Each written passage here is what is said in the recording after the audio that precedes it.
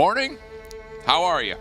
It's a little bit early for some Call of Duty, but hey, we are absolutely here for it. We're live with Championship Sunday at the Toronto Ultra Major, powered by Bell. I'm Michael Schiff, with me, Visions, to kick things off. We had a little bit of a rescheduling. We did. You know, we want to make sure everyone's fully functional, ready to go. It's winners finals, big deal. That's what we're starting off with today. That's right. That's what we're starting off. And, I mean, you have to give a really big shout-out to the Shady Kings for rescheduling this, allowing them to, come through, actually play this out.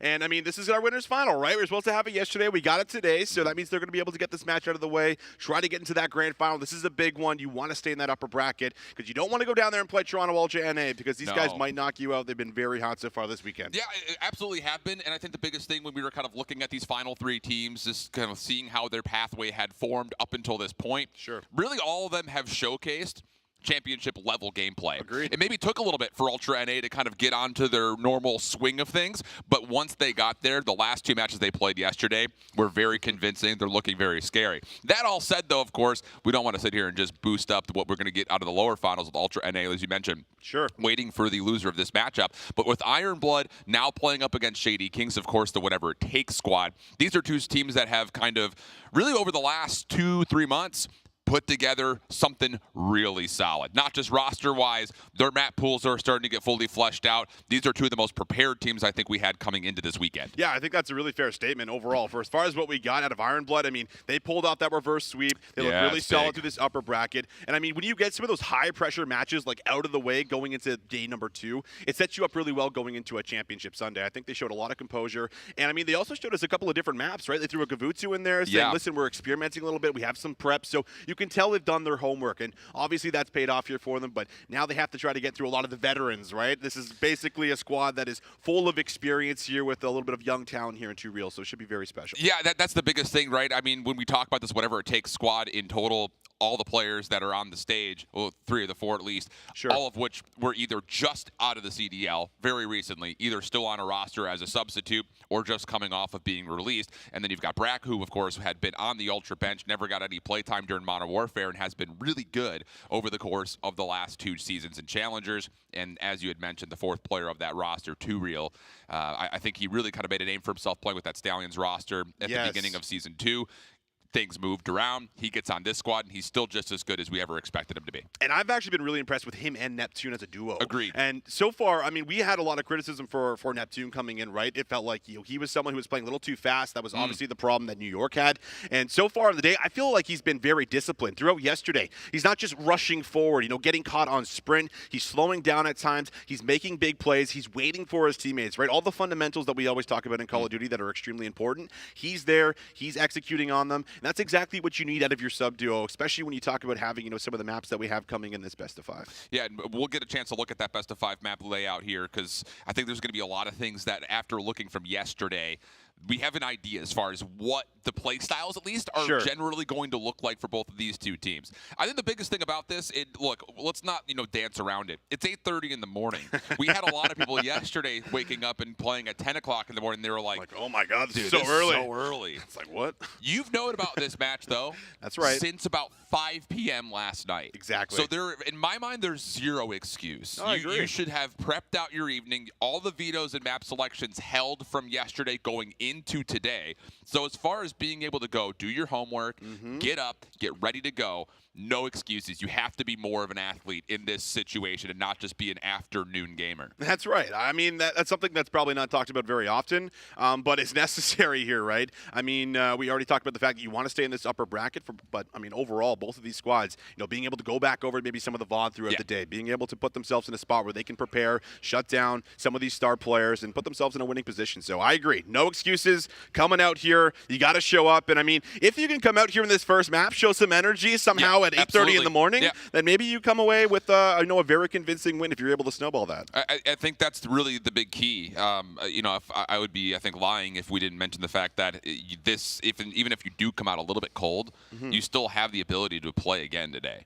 So, for a 10 o'clock a.m. slated match for Toronto Ultra NA, they also need to be coming out ready to go. Yes. Because these two teams are going to have, I would say, a very tight matchup coming together here. And that's going to get you not just physically ready to go, but I think more importantly, mentally, verbally. You're going to be ready to get things going chemistry-wise and get prepared for that second matchup, whether you find yourself in the grand finals waiting the winner of that lower final, or if you lose this matchup and have to immediately play right again against Ultra NA. So taking a look maybe at the maps and modes here as we are continuing to watch the players kind of get through the bot warm-ups and things of that nature.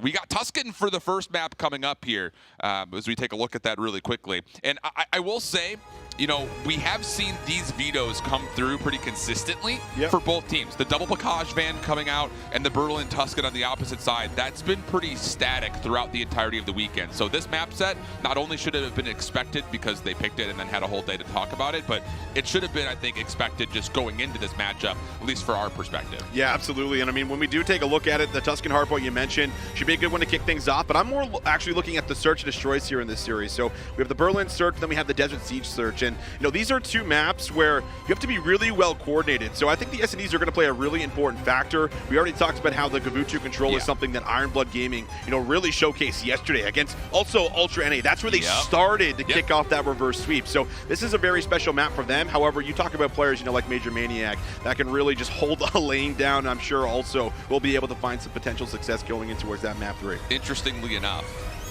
for Ironblood Gaming, these back 3 maps were the same back 3 maps that they played versus Ultra NA. That's perfect. So, yeah.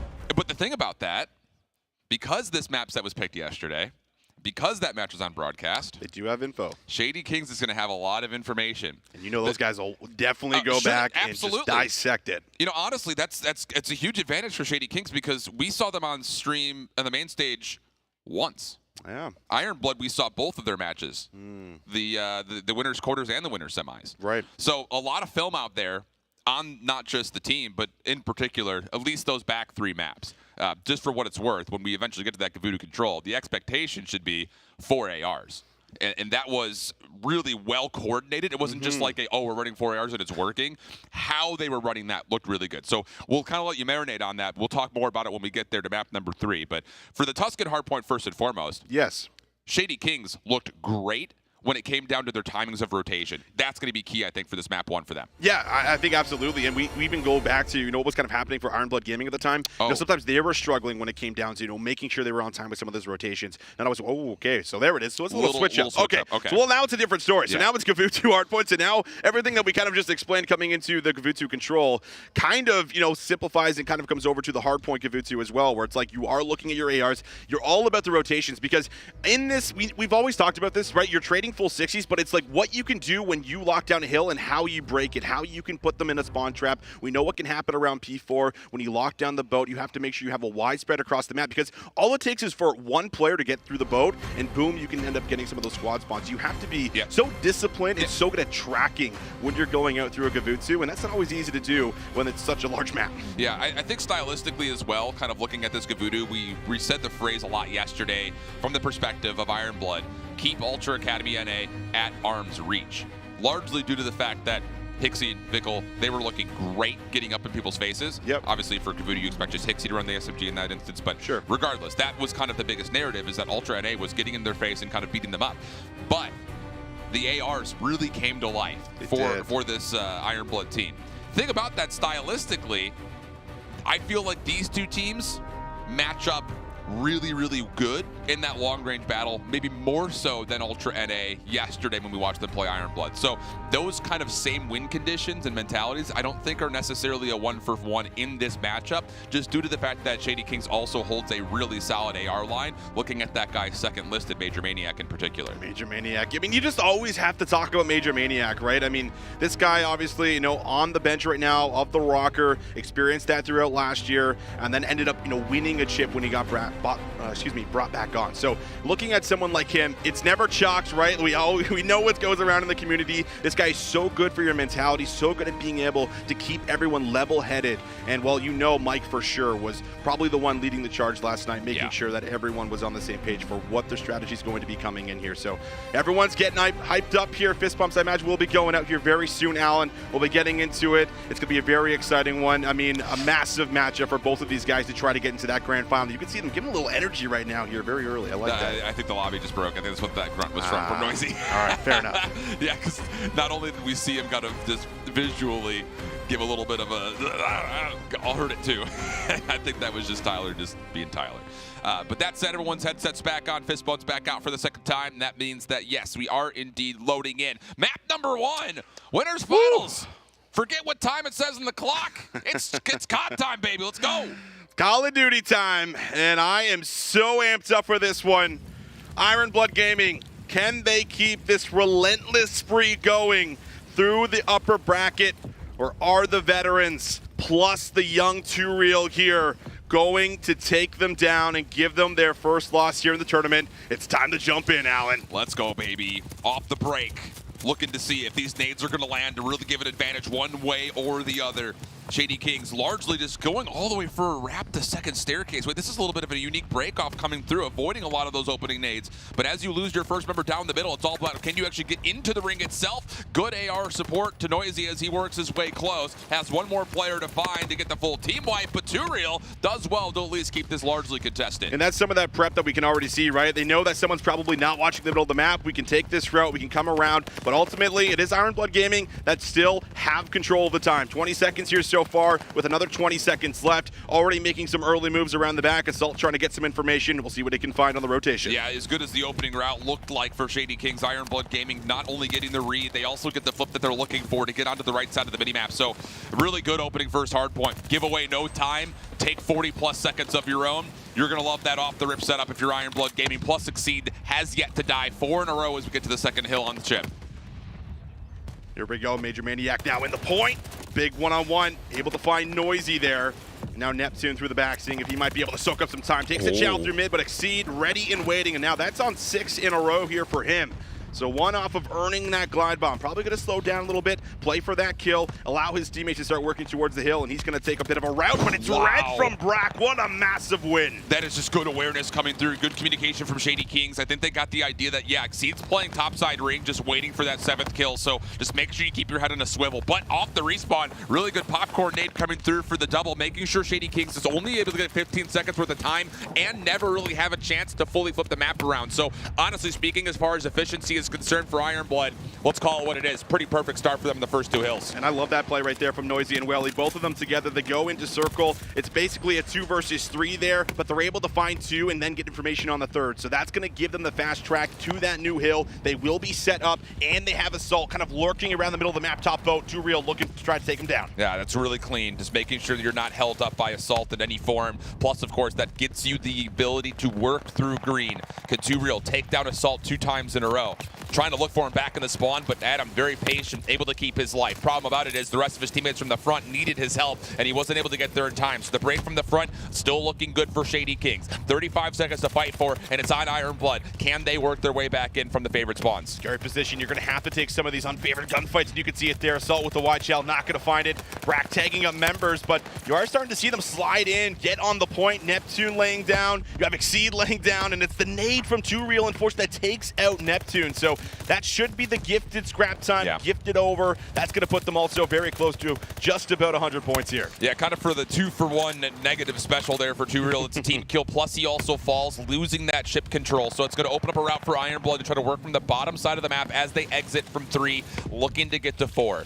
But all that said, it's Assault who's the first one forward, which is not exactly, I think, what you necessarily want. You want to get a sub somewhere involved. Noisy around the back, able to at least pick up 1, turns for the second. Not going to have him, but the spawns do still flip with that pressure. That's right. They do get into the back, but it's the gunfights here for Major Maniac and 2Real that are still going to be able to defend it. And those are some deep spawns there across the map. You don't want to see that because there's still 40 seconds left on this point. Shady Kings now with an opportunity not only to get back into this game, but just about tie this one up. Major Maniac already thinking about an early flip here. But now through the back, we have Welly to see if he can break. This timing is actually perfect. You just saw Shady Kings. They were looking for the favorite spawns for the side of Ironblood. They weren't able to get them anywhere, so Welly maybe can surprise. And oh my goodness, the spawns are just all over the place. Does Shady Kings have the ability to still read this in the scrap time? The answer looks like no, as they're focused largely on rotation, which will work out okay for them. You dug back into this lead pretty convincingly. Even though you give up the scrap, you can really get back into the game with just one good hold here at P5.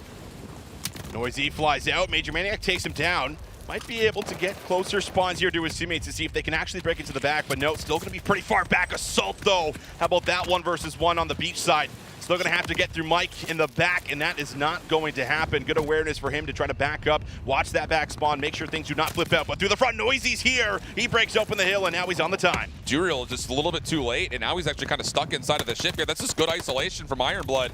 You kind of get a read that they're weak onto the hard point, flood it, and you also get the read that there's a player lurking behind. So well taken care of with Ironblood on this break attempt. Still 25 seconds to fight for it, though, and on the re-attempt for Shady Kings, they get a couple of convincing kills. One more to find. It's Welly, who's had a little bit of a slower start. Good's the last light that he just put together, but you really need his AR to really light things up here in this second rotation. Yeah, you definitely need him to start to step up. I mean, he was the big player yesterday that dropped, I believe it was like 50 kills, one of the maps with 40 untraded kills. So if Welly can start to find that form here on Championship Sunday, that very well could lead to their success yet again. But now we look at the second rotation of hills, 109 to 102. Ironblood Gaming just holding on by a thread, but in the back, Exceed with the read. Says, come through mid-map this time.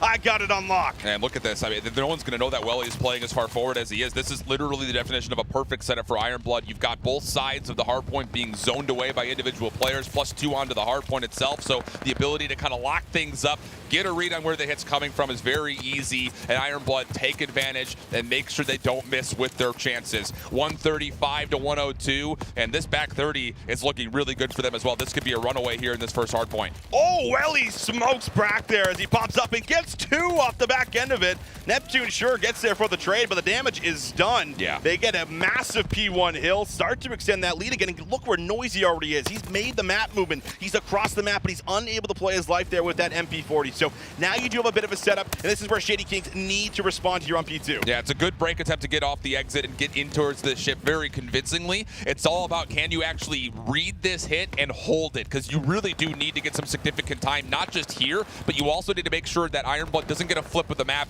going towards 3. This is where you can make this deficit up in the blink of an eye. But can you find the kills? Brack for the double. That'll do well. Just Noisy left to find, but he's able to at least take down 2. So that'll soften up this hold just a touch for Shady Kings, even though they're successful for the first 25 seconds. First 25 is good.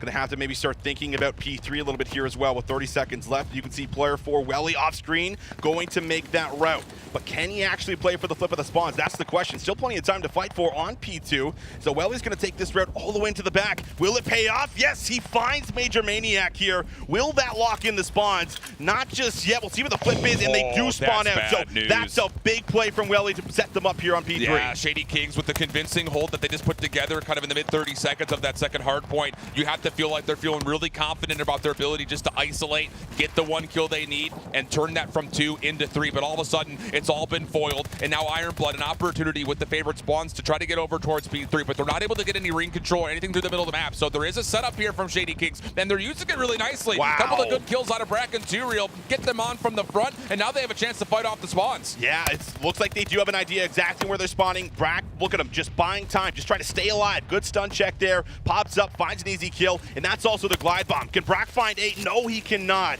but that's fine. He gets the streak. Now with 30 seconds left, wow. Shady Kings might actually take control of this game right now. They get him off the time, the hill goes neutral, but they have brought it right back. You have to be okay at that, I think, if you're Shady Kings. Don't get too greedy in this last 20 seconds. Try to just keep it neutral at this point in time. You've already got a really good line of scrimmage set up as we look back over towards the minimap to get over towards P4. But if you get too greedy through the middle of the map here, it'll allow Ironblood to kind of collect themselves and be able to recover the situation, which is currently starting to unfold, by the way. Welly's already made his way kind of through the beachfront. A lot of the focus for Shady Kings is actually towards this hit from the bottom side of the map, and he may get around and actually put some nuisance under the spawns. I've been so impressed with Exceed so far in this map, with the way he's been able to play his life, get into the back, and now Welly has also been able to do the same thing. Neptune, though, wins the gunfight and smokes him. That's a massive win to make sure spawns do not flip out. So now they're going to have to try to flood through the cliff path, see if they can win these gunfights here through the front, and they also want to make sure they have mid-map control because they have a player inside of circle already threatening the new rotation. This is what Shady Kings needed. The read on Welly may have just given them an opportunity to steal this map away. Good nades over the top. Ironblood now from the front, looking to at least contest as much as possible time, but it's just not enough. The kills just aren't there as soon as they try to jump up onto the ledge. So now Welly kind of has to try to finesse his life, see if he can maybe do a little bit of contest. Gets the first, has a read on where the second is. He wants to go for pistol in hand, but he gets cut down from behind, and that will lead to the last bit of scrap time going to Shady Kings. Where's Welly going to spawn? Luckily with his teammates. So now it's really on Noisy to try to make something happen, but he's got the MP40, so he can't really hold the back here. So this is a very terrifying moment because the glide is going to come through. Brack is going to give them the information they need. Going to pick up a freebie onto Noisy yet again, cutting through the middle of the map. And now, here they come on the collapse, looking to break. Assault's got to do something miraculous. Has to happen. Gets the opener. Assault! How about that? Huge double over the 200-point threshold and off the respawn. Ironblood keep the middle of the map safe. Yeah, you can take it off, but Assault May has done enough. It's just down to you. You get these kills through green. So far, so good. Hardpoint still neutral. Shady Kings trying to get in from the back, but they need to reclaim the middle of the map. 20 seconds left here. Big time for both of these squads. Major Maniacs not ready for the close challenge. Assault exceed Noisy. Everyone winning gunfights here across the map. And Assault has already made his way over to Circle. It could all come down to P1. Scrap time is secured, but Too Real gets help from Major Maniac. One more 1v1 and Assault takes it and plays his life. 220, 216. Hardpoint about to open up. And how about the side of the map that Ironblood is able to take here? They're going to get the right side. If this gets to a P2, they may have a really good look at this, but the problem about it is you have to make sure you can still contest. The couple of individuals that were still here for Ironblood having a problem with Brack. 2 in a row. The nade's now starting to come out. Brack, he had 4 HP. He didn't get the regen off. It didn't make a difference. He's still alive. 220 to 231. The next break coming through, and it's Assault again with a double. Oh my goodness. Ironblood Gaming, they force their way into the hill. Bully out the Shady Kings. Assault through the outside will end up dropping, but the setup still intact. 24 seconds left. You can still look at trying to put it away, but Shady Kings break down the door, get inside of Circle, and they clear out the point. And they've even got the ability, if this goes sideways for Too Real to hold down into ship, they could absolutely do that. So now it's just down to, does anyone touch in time? The nades come through, but Brack's able to hold down to the hard point. Oh, no one touch. Well, he's got to do something here. He's got to get out and get a foot onto the zone. And he's going to be able to just be able to do it. It's just down to, do you win the gunfights as we go over? There's only 1 second remaining, and that's going to be contested for long. No, not long enough. Holy. It looked good for a second. There was one more member there for Ironblood that could have possibly gotten on, but it looked like Major Maniac did enough kind of at the end, playing from inside the ship to get the final double. Wow, what a way to kick off this winner's final. Just so many closely contested rotations. You could just see how far ahead they were. I mean, Assault was always rotating 25 seconds early, so he always had these battles versus Major Maniac. Feels like they really did have like those anchor battles from the past when you go back to previous Call of Duties. But overall, coming down to just what was playing that time on P1, finding that big break at the end, guaranteeing themselves a chance to win, forces Welly to come through, and he's able to get there to stall a couple seconds, but they had already made the move because they have that leader's advantage over to P2. So heads up play here from a lot of the veterans, and they're able to strike first here in the best of 5. Man, there's so many small moments in that map. I'm just in my mind right now, I'm thinking back to Welly off the backside of P4, not once, but twice, sneaks around, cannot capitalize on more than just an individual kill. The reads coming through from Brack were so key so many times on those cheeky routes. And man, if this is the way this series is going to go, I mean, give us more of that. I was going to say, like, the margin between these two teams is thinner than a sheet of paper at the moment with how that map just fared. Wow, unreal stuff.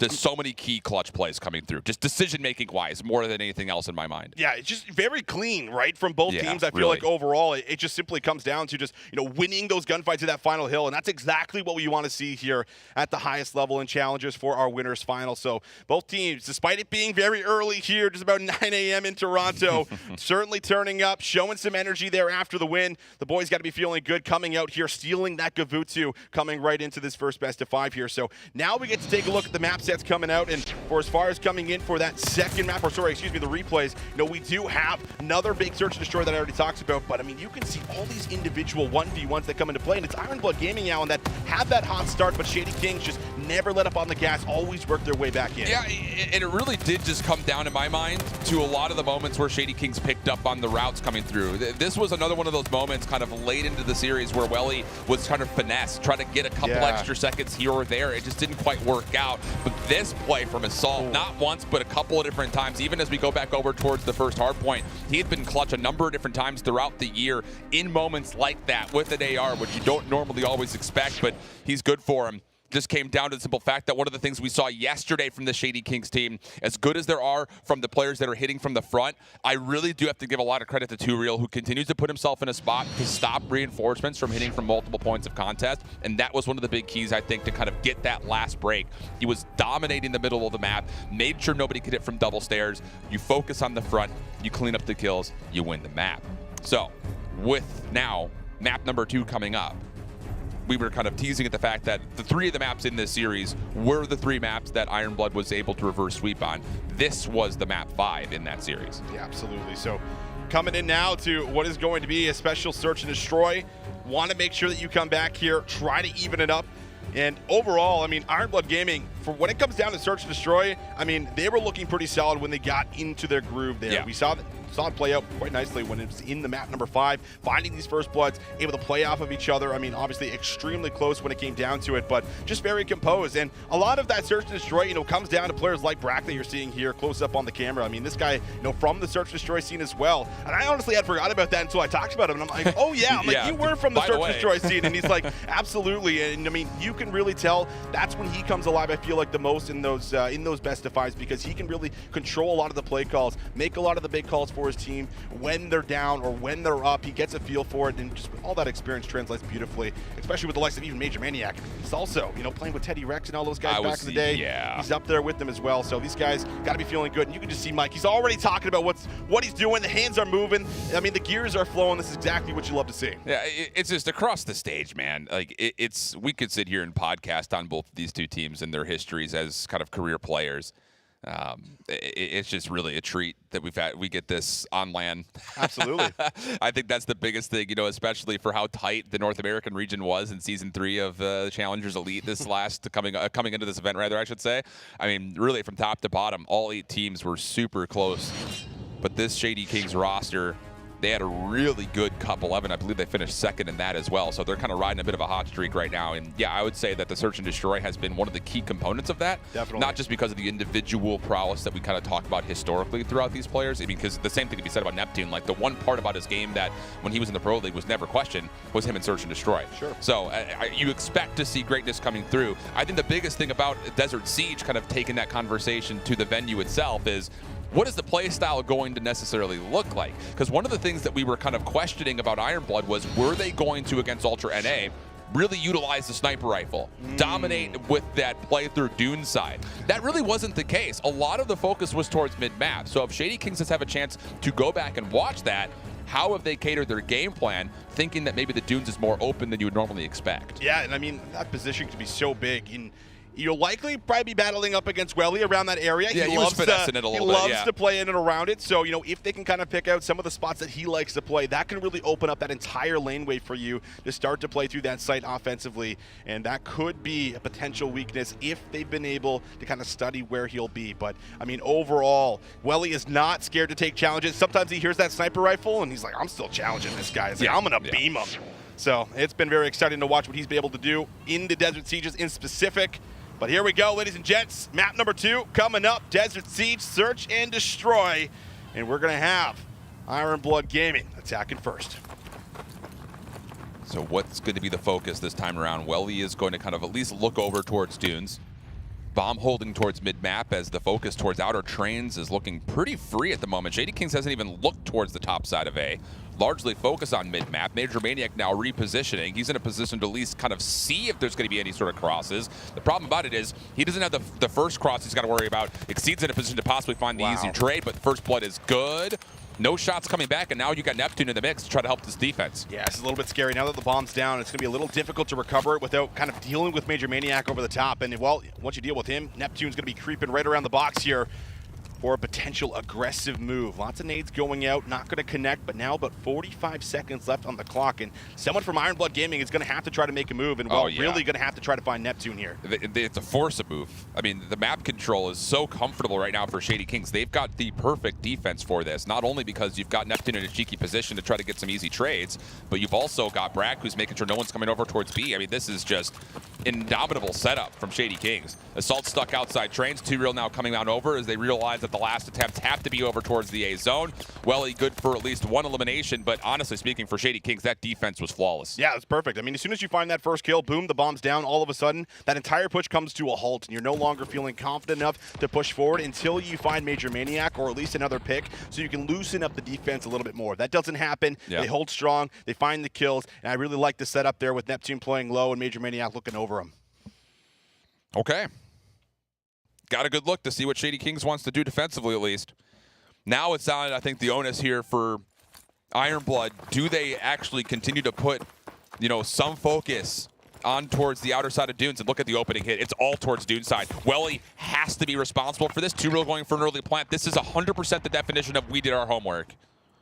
2Real, does he exit? He doesn't, but the bomb goes down. Neptune's also got eyes on bomb, so he can play this finesse spot. He gets Looks done. like he's got a couple of them, but now they know exactly where he is. So 4v3 playing retake, and Neptune's got to get out. Oh, and the nades that were being set up, they do connect. That leaves Noisy a much easier elimination. Retake looking pretty solid, but you still have to worry about the outside of the dunes. Nade over the top does land onto Brack. They know exactly where he's positioned. As far as the retake is concerned, it's been 100% perfect. No one will drop Ironblood a flawless round here in the second as they retake. And it's because of Noisy right there. Picks up 3 in that round, and you always have to consider, you know, where Noisy's going to be, and that player that's kind of watching the other site. Is he going to push through? Is he going to pick up and watch that mid cut? They read it perfectly. They tag up Neptune. They make sure that he is forced out of that position that he finds himself in behind the boxes. He goes up the mid stairs, and guess what? Noisy is right there, finds the trade, and is able to then push through the back and slowly collapse. So just very well coordinated, and it all starts with that first blood on 2Real, making sure he does not exit safely. Yeah, it starts there, and I think the bigger thing, too, is the fact that they do get to read that Neptune was holding kind of that second line, right? Like, that stun landing on him, you know for a fact, okay, if we're going to connect with a stun, we're just going to double team nade it. Yeah, it was a really good dissection there defensively to get the retake underway. This time, how about it? A little bit of extra focus as Exceed is also now helping out towards Dune side, and it sounds like he's got a scope in hand. So that's an already early focus from Ironblood, saying we're not playing the same way we did yesterday. Brack's going to be tested, and he's got to be really careful just because of the threat of the scope. Widespread across the map right now offensively. They're not committing to any bomb site right now. Just because you see Noisy over there by A does not mean they're committing to it. But if Assault can find a kill, that could open up the lane for them to get aggressive and look for it. And now Noisy starting to think about it. He's on 3. Exceed off screen has just picked off Brack. And that's going to now draw player 6 over here as well. So they have a stack over on B. Exceed gets a second, and now it's a 4 versus 2. The thing about it is, look at Major Maniac. He's making a proactive play. As far as the 2v4 is concerned, you have to make risky calls like this. And he's going to say, wait, nobody's over at A. And honestly speaking, 2Real's in a spot where he could possibly stop this plan from happening. Oh, it's absolutely perfect. Now down to a 2v2. 18 seconds on the clock. Bomb collected, and it will be planted. And Exceed has moved over towards the left. 2Real doesn't see it, wants to play for the exit. Oh boy, it's looking good. And now as Exceed's position gets revealed, it's just down to does Major Maniac hold the angle, or does he want to try to push him off of it? Mike has been in this situation plenty of times before, but Exceed, he is looking to lock in that ace. Looks like he does see him there potentially. Oh, he peeks a little too wide, and Mike waits up high, wins the 1 versus 1. That is the definition of a must play for Major Maniac. I cannot explain enough how good he has been this year. Talking about the controversy around the team that he's repping right now in his chest, people were like, oh, Major Maniac, he's the easy scapegoat. But, dude, that is an unbelievable play in a 2v4 to get proactive. Make sure A is not the bomb site of contest. Give 2Real a chance. And then to come out and both of them find the kills that they do, that is perfection in search and destroy form for Major Maniac. Shady Kings now up by a round, and they're back on the attack. Mike feeling himself after that one, and well, why wouldn't you? Long range challenge come through. Welly in the back as we typically know it. Turiel with that bomb. Trying to see if he can just scout a little information here. Maybe working up top. Doesn't see anything. Last time they went for the fast plant, remember. So now they have player 2 Exceed here for Ironblood Gaming, playing close, seeing if he can move into that site in case they decide to plant the bomb again. Those nades not actually able to land on Welly. He's backed up deep enough. So now do you kind of change the focus of your Shady Kings? You're looking to isolate Welly, but with nothing connecting, I don't really know if you can commit to B here. The thing about it is you've got a double stack already deep towards Dune, so getting back to A is difficult with only 45 seconds on the clock. This may be one of those square pegs in the round hole situations, and Welly's already watching this cross. They're both kind of just looking at each other. Turiel's like, I know you're there. Welly's like, well, I know you just moved in. But this bomb actually might go down. Exceed going to go for the wall bang, but he can't get there in time. So that's the bomb planted, and now everyone's still very much alive. You have to play retake in the back here if you're Ironblood Gaming. Oh, and Brack's scoping. He's able to take down Welly deep, so now this post plant becomes very formidable, to say the least. Nade over the top. It needs to land for Exceed. Caught on the reload. That's too real for the double. Really well played. Good patience from him. And it all falls onto Noisy, and he's not really in a position to do too much with the setup currently in front of him. Not a lot you can do. Maybe a kill here, but nope, not even going to happen. Flawless round coming in there, and I really love this strategy, right? Turiel's been so good around these bomb sites, and it's not only him doing it, it's his team making sure he's safe to at least get the plant off. And once that plant goes down, Brack is set up with the sniper in the back. He has that first pick that comes in, and all of a sudden it loosens up that retake that's going to follow here from Ironblood Gaming. So everything extremely well coordinated, taking their time, searching for information, and finding those timings to pounce and plant that bomb down safely. The question will be, are both teams going to want to continue to take this fight towards Dunes, or are we going to see a change? If there's going to be a change, it's going to be in this round right here if they're going to try to play towards Palace and University. At least in my mind, it would have to be. And look at the defensive change coming out from Shady Kings. Not one, but two players now stacked towards Dunes. They think that this fight's going to be out in the open, and Ironblood's not going to give him that look this time. Welly's going to at least make sure no one's pushing aggressively, but this is a look that is saying to me it's going to be A without question. Couple bunny hops here from Turiel up top. 3 in a row for him. Switching it up now. Has that automaton in hand and is watching that mid-cut. But that bomb's going down. Yeah, they don't know they crossed. And they're going to be able to get it. So this is now another 4 versus 4. Bomb is planted. This is a round that you really need here for your Ironblood. They have to hold defensively. And the thing is, I think Brack is sniping. So on this flank, he's only going to have maybe a pistol to work with. Yeah, that's the case. These trades are decent from the front, and Neptune wins a long-range 1v1. So now it's just down to Assault. He's going to be tested by Brack, who is able to get a hit marker. Pistol in hand. Finish him off, why don't you? That is an impressive display of quick scope to pistol swap. And with that, Shady Kings take a huge advantage up 4-1. Wow. I mean, it's just everyone's winning a lot of individual gunfights. As soon as that bomb goes down, you think that you would have, the initial setup and have the advantage here with the pre-aim once you get that plan off. But everyone's really close together. There isn't exactly, a wide spread. So once you, find that first couple kills, it's so easy to collapse, get there. And then, of course, in the back, Assault, who I believe still looking for his first kill, unable to get anything going here. I mean, this has been some flawless search and destroy so far, and they are starting to take over, getting closer to that second map win. It's got to be a University hit this round in my mind. It's just Welly's just not doing enough on the outside. You have to put some focus towards the middle of the map here, I think, if you're Ironblood. And actually, it's going to be Shady Kings who kind of take that quickly with a 3-man stack in towards mid-map. Brack has Exceed kind of at least labeled out, by the look of it at least. I can't confirm that he's seen him, but it sure looks that way. Focus towards the middle of the map, coming through. Major Maniac able to find first blood onto Welly. That opens up the A site 100% and completely, but Exceed does get on the board. A big elimination for him. And with that in mind, 3v3, you can kind of just contain this play from Shady Kings. They're kind of stuck at the moment. Turiel with this bomb again. Has been so good at getting the plants off. Already has 2. A could be the target. You have now Brack, who's kind of watching through the back of A long. Not sure if he has that scope in hand or not, and yes, he does. So he can kind of watch over the top peak, but Noisy takes out Turiel. So now that bomb goes down, and you're really looking at Neptune to get there to see if he can try and retrieve it. You want to be patient, but you don't have the time to be. Oh, do they get a read on okay, there's the read on to solve. Nice shot from Brack. Takes the head right off. Now Neptune is here, and he's able to take down Noisy. So it's going to be an immediate plant. Exceed quickly crossing. He has been sighted. He did not see Brack on the flip. Looks for the exit. Not able to get the kill. Now 1v1 with Brack. Damage in, but there it is. The help comes through. Good patience out of Shady Kings. Make sure you confirm the 2v1. and a 5-1 tally. These 6 rounds have been really tight, and the fact that Shady Kings keeps clutching up is just immaculate from their perspective. It is. I mean, like, these are rounds that you just want to win. You can even see them play so much more patiently defensively, right? They're sitting at the back. They're playing very safe, and they're okay to play for the retake, it looks like, in that situation. They give up University a little bit, but they create the advantages. Noisy finds that kill to put them in the 3v2, and then with 25 seconds left, Brack hits that snipe at the top of tower, and it opens up everything. 5-1 now the tally here for the Shady Kings. They are locked in, they are loaded, and they are ready to go. We'll see if they can put it away. Oh my goodness, the quick pace. No way. They're not going to expect this. Well, he's completely caught off. This is such a nice move. You've got so many rounds to play with. It's over. Why not do something weird? Exceed. Opposite side of the map. Lots of time to play with for this 1v4 technicality, but problem about this is he's going to have zero information on where anybody is, and Turiel puts it away.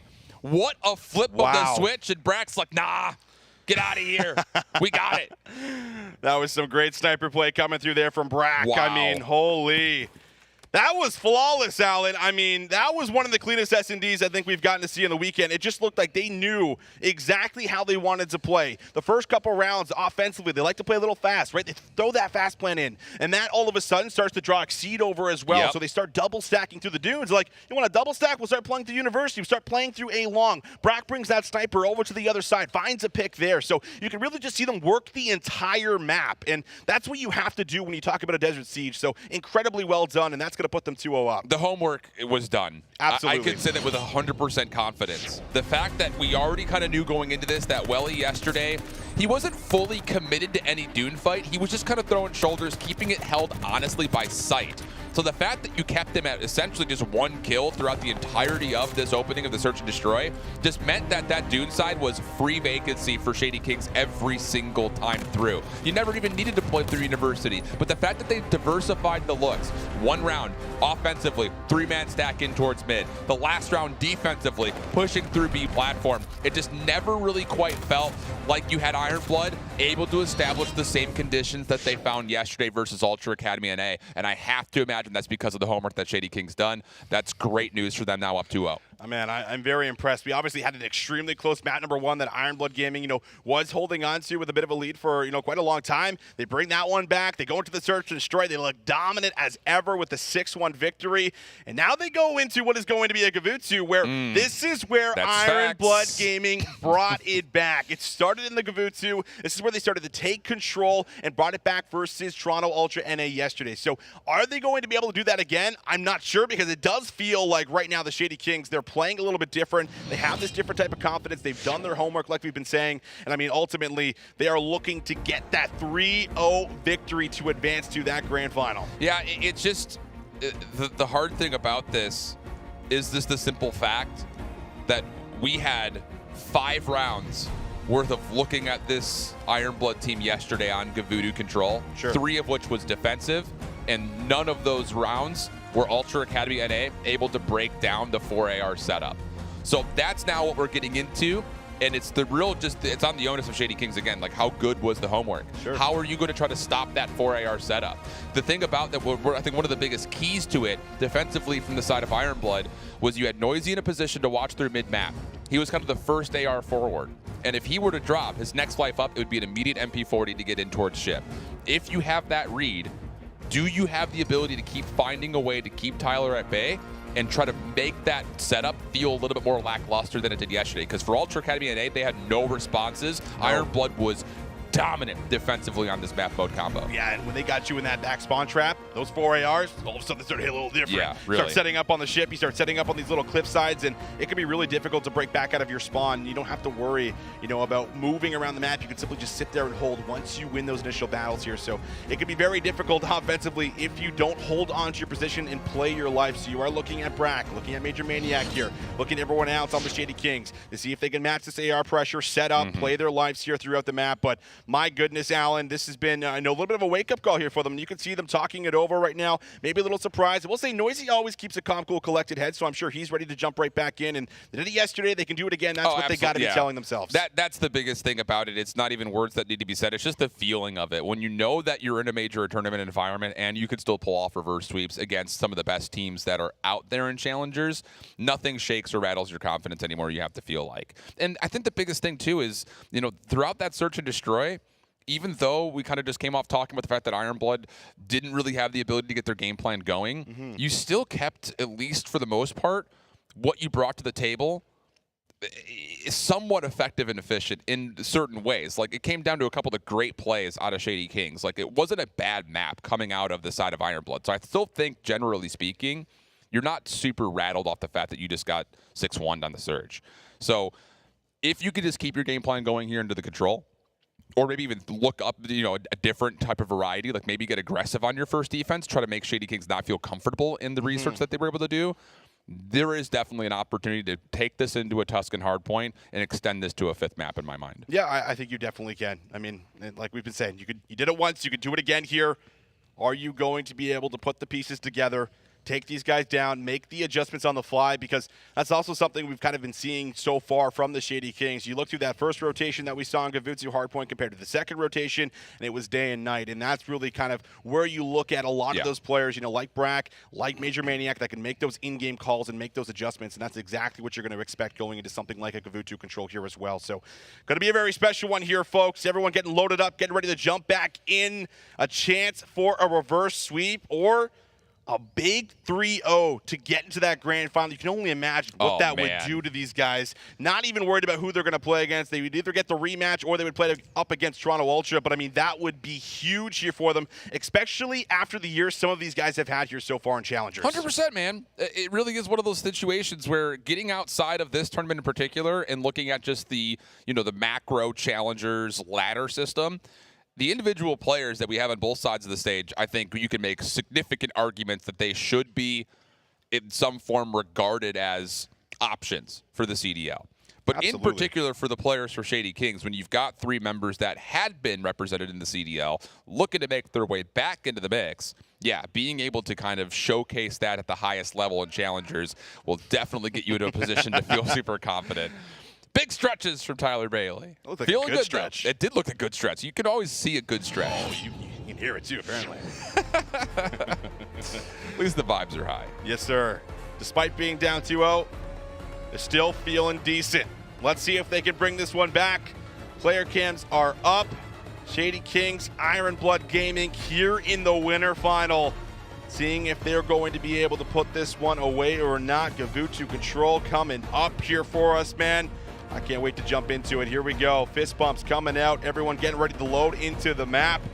This one's going to be a special one, Alan. We'll see if they can start to do it here. They got to come out. They got to come out with some fire here in that first round. And I'm just curious, are our reads correct? Is there going to be something different this time? Because one of the biggest things when we were watching over this match yesterday was not just the things we talked about the 4 ARs, but like hearing from the players are like, look, we didn't play this map at all. That was a selective choice for us throughout really season 3. We just vetoed it out, but we have stuff up our sleeve. So is it just the one trick special of just the 4 ARs, or do you have something on maybe a different variety of fronts to really keep this Shady Kings team guessing? We'll find out, as it's going to be Shady Kings starting off on the defense here, jumping on through. Ironblood, this is the same setup that they had from before. Noisy watching over the middle map, everyone else going towards ship side. And it's on the onus of Shady Kings to Phil. How are you going to try to get on towards ship and maybe repossess it? Oh, Xi doesn't see Brack down low, but he's at least able to stay alive here for now. Noisy finds one. Welly gets the second. And, well, with that, that's a great opening break. 4 players all dropping down for Shady Kings, and they're on the A zone. Yeah, this is not just good because you're on the A zone, but you've also got pressure from Welly over towards and through ring. The defense has to make sure for Shady Kings that you don't let Welly just run around and go rampant, and he gets a double. Oh, absolutely perfect start here from Ironblood on the offense. Welly will drop, but this is going to be significant control over the A zone. That's the Welly we wanted to see. He was on fire yesterday. And here it starts off with that force spray. Neptune trying to clear out the front of green. He will be denied. Noisy finds the big one-on-one. This has been a great opening offense, only losing 3 lives here so far, and that should be the A zone. And this was a problem for Ironblood yesterday. They really didn't look particularly great on their offense on this map versus Ultra NA. It was just all defense dominance. So now all of a sudden, you've already kind of taken over the tempo of this map. Ironblood, without any control over towards B at the moment, though, do have a lot of work to do here. You're through green, which is decent, but look at the positioning out of Shady Kings in the red defense here. You've got Major Maniac deep over towards Beachfront. You've got ring control, and you've got a 2-reel watching the cross to make sure no one gets into the back. This is a really good defensive setup. Widespread here throughout the beach side. Everyone waiting to see where that hit's about to come through. And now 2-reel in the back. Oh, he loses that battle. Assault's able to find that first one, and that's what you need to ignite this push. Now the spawn's going to come through back there, and that's an easy spawn kill for Welly as soon as 2-reel's there. So now, can they work into the back? Can they bully out Brack? Yes, they will. They'll find a second, and now they're inching closer to the zone. Yeah, this is looking really good as far as how do you put together a hit from the back. But this play from Shady Kings defensively through ring can still hold Neptune. on. That is a massive double out of Neptune. It's just down to isolating now. First tick of progress on the way. They want to fight for it. Assault in trouble, and he does drop just before the first tick gets locked in. Shady Kings a chance to still set up this defense, even though they're down 7 lives. Yeah, Welly in the back here, a chance to do some damage. Oh, that's 3 down. This is terrifying now for the Shady Kings. They're going to have to respond. Welly can't get another, but that's fine. The work has been done. Exceed is on the point. Nades galore are being thrown out, and now Noisy's also getting involved in the play. That first tick just about in. Yeah, he should be able to confirm this. Oh, he doesn't get behind the landing ship in time. Oh, boy. So the first tick doesn't get locked in.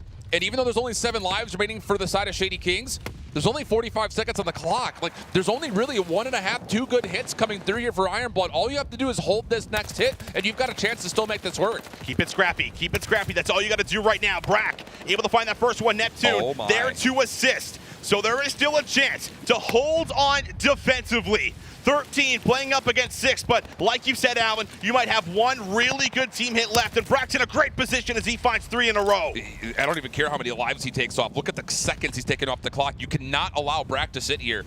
And for Ironblood, it's going to have to be this hit from Noisy and Exceed number 1 and 2 in blue. It has to come around the back. It's going to get red. Oh my goodness, the defense is going to hold against these numbers. If all they need is just 1 good set of kills, Noisy's the last one that could contest. He's going to drop. The next hit coming from the front is going to be stopped before it can get there.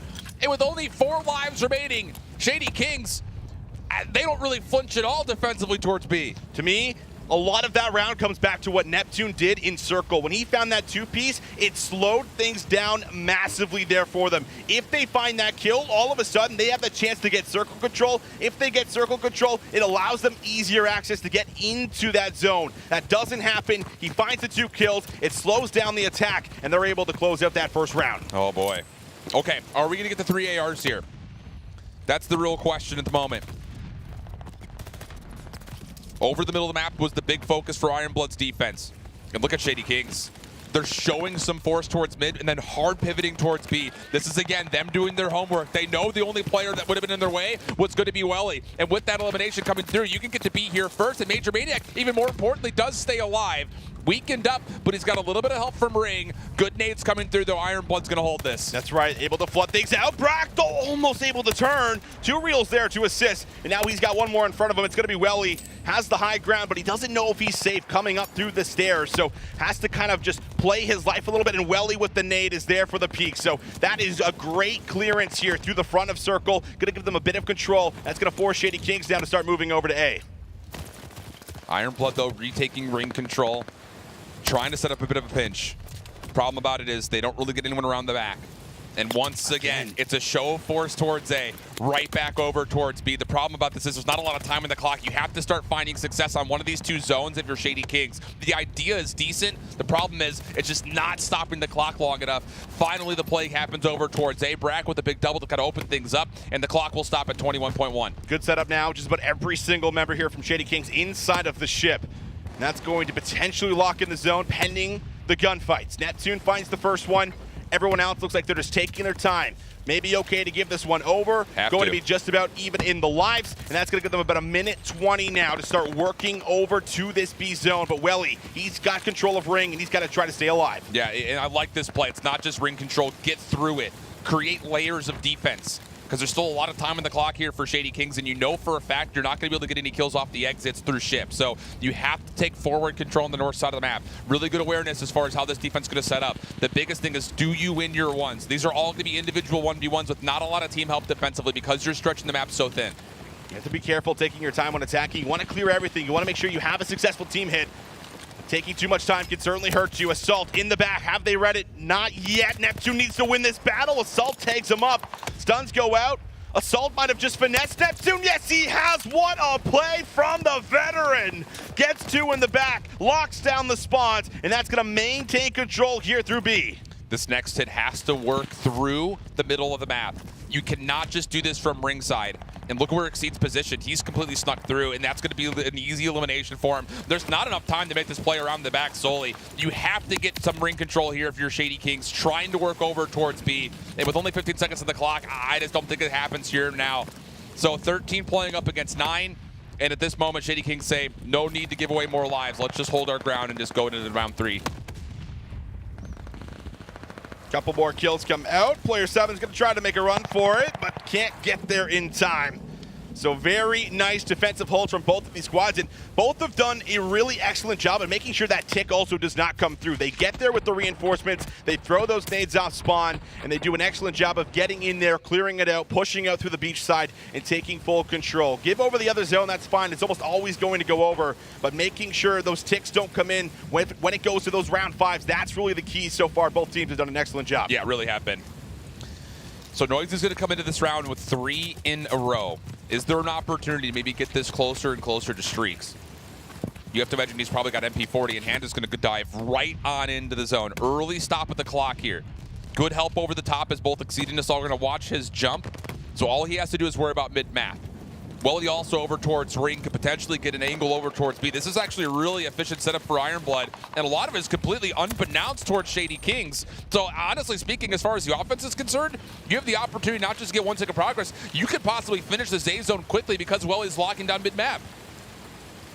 Welly sees one cross, got another battle inside of the red tower. Major Maniac's gonna hold that. Well, that should potentially be the zone. You still have a chance to come through the back here. This is Neptune, wants to come and say hello. His teammates are with them. Huge. Big one-on-one. And, well, 2 ticks come in, but it's not the full zone. But look at the spawns. This is where it can get terrifying. Absolutely. Brax is going to make sure that there is no cheeky rotation over through the top side of Ring. You've got a 3-man stack towards jungle. This is the first step to try to put together a spawn trap.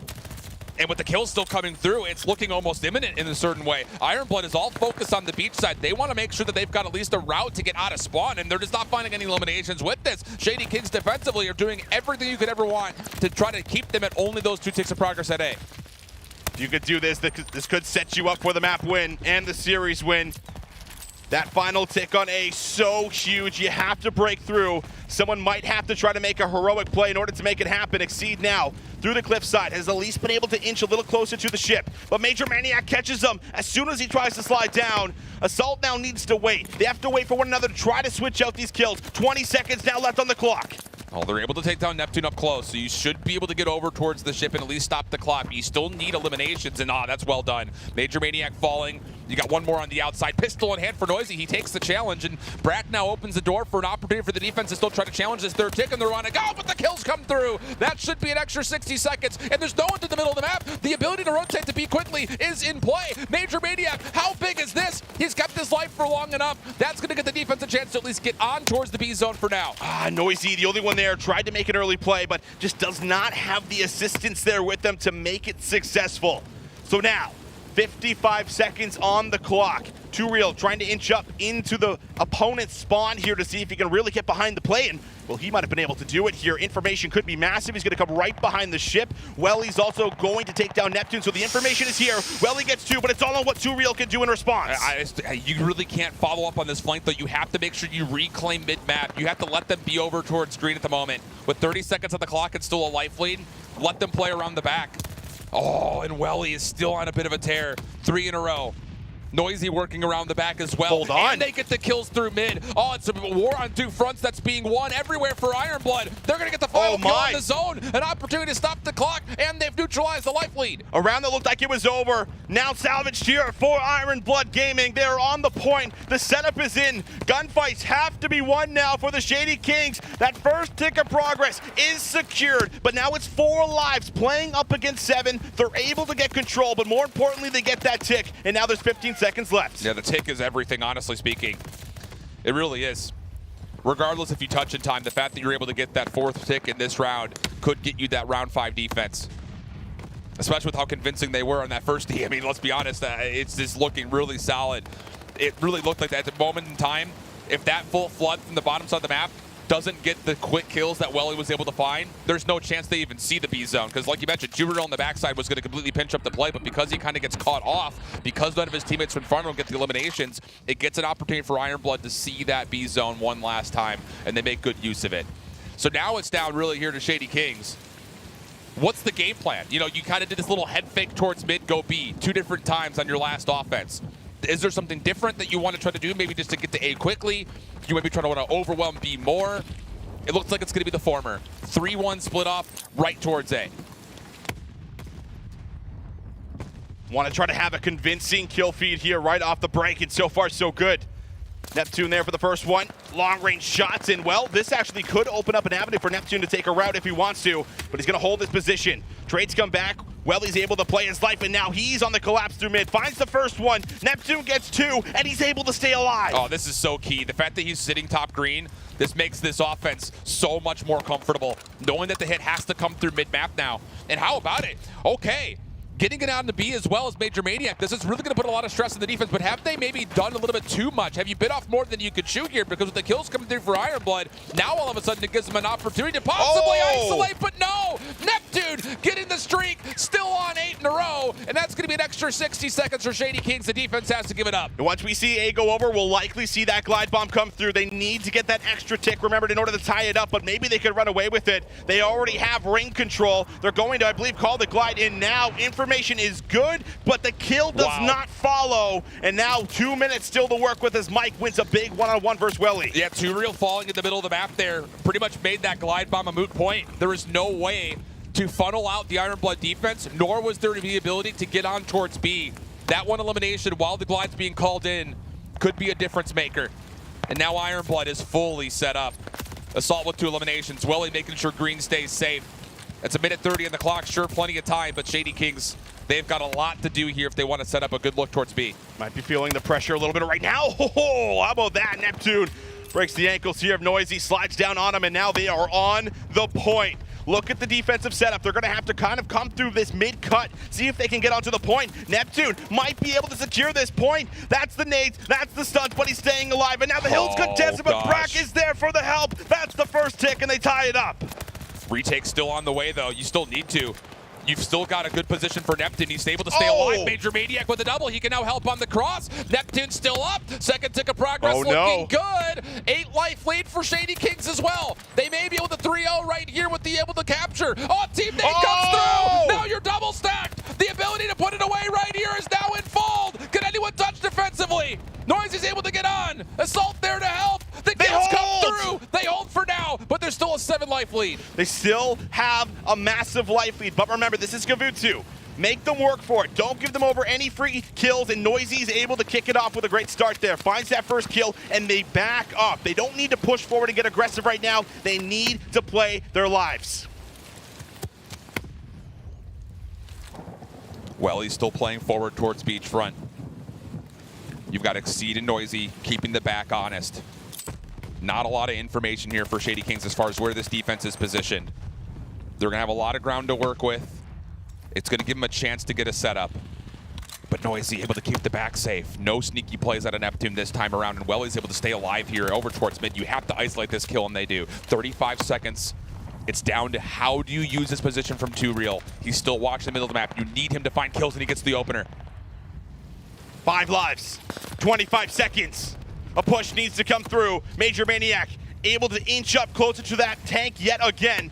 It's Assault, though, that's on the point. Little peek over the top. They know Mike's here. He's exposed and has to push forward. That's the first kill. Assault gets the second, and that's going to solidify the defensive round here. Everyone drops, but Shady Kings, they clutch up, they get that second tick of progress, and they guarantee round 5 defense. Oh my goodness, though. That last second defense between Noisy and Assault, it's going to feel like a footnote in the story of this entire series, but if they find a way to pull this map out and send it to a fourth, they will for sure remember what that double team looked like. But it all comes down first and foremost to this, a round 5. What's the play call? How do you get through the offensive struggles that we've seen for both of these two teams on this map? And it's going to be the same 3-1 split off. Does Noisy get into ship cleanly? That's the big question. Well, here we go. 4 in a row for Assault. You think how important that spree could be if he could earn a glide. Noisy, though, almost translates right to 2 off the back end of it, but he can't keep the spree going. Brack able to hold strong in his position. Finds him and takes him out. Welly here, wrapping around through the ringside, seeing if he can win this battle, maybe cause some stress by this B zone. Defensively here for Shady Kings, and he wins it. Now 4 in a row for Welly, 4 in a row for Salt, but both end up dropping. No streaks now in play. Yeah, Shady Kings does enough. They isolate Welly, you get the top side of the map. And now you've got Major Maniac trying to pick off crosses on these reinforcements. Stunned up, still finds the first blood, not able to escape from Welly. And on the opposite side, look at Noisy. He's all the way through over towards Green with it. C trying to assist. Trades coming through, leaves Welly now by himself inside the zone. Nades off the respawn will allow Shady Kings to get right up in towards the side of the ironclad ship.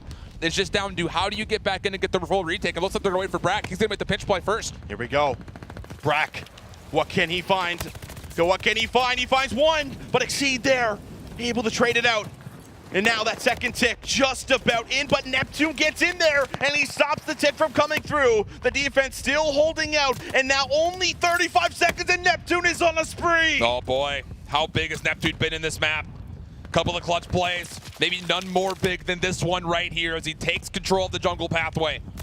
Couple of weapons to pick. What's the best medicine here for the problems? So far, so good. 18 v 15. So the biggest component right now for Ironblood. How do you get this clock extended? 13 seconds on the clock. Mid-map being dominated. This is where it could possibly come to an end. The Shady Kings get to the grand finals in 3-0 form. They're looking good for it. Noisy not able to do anything. The last attempt from Welly shut down, and Shady Kings will get it done in round 5. 3-0 in the winners finals. They'll be watching as they have the ability to get 2 best of 5s in the grand final.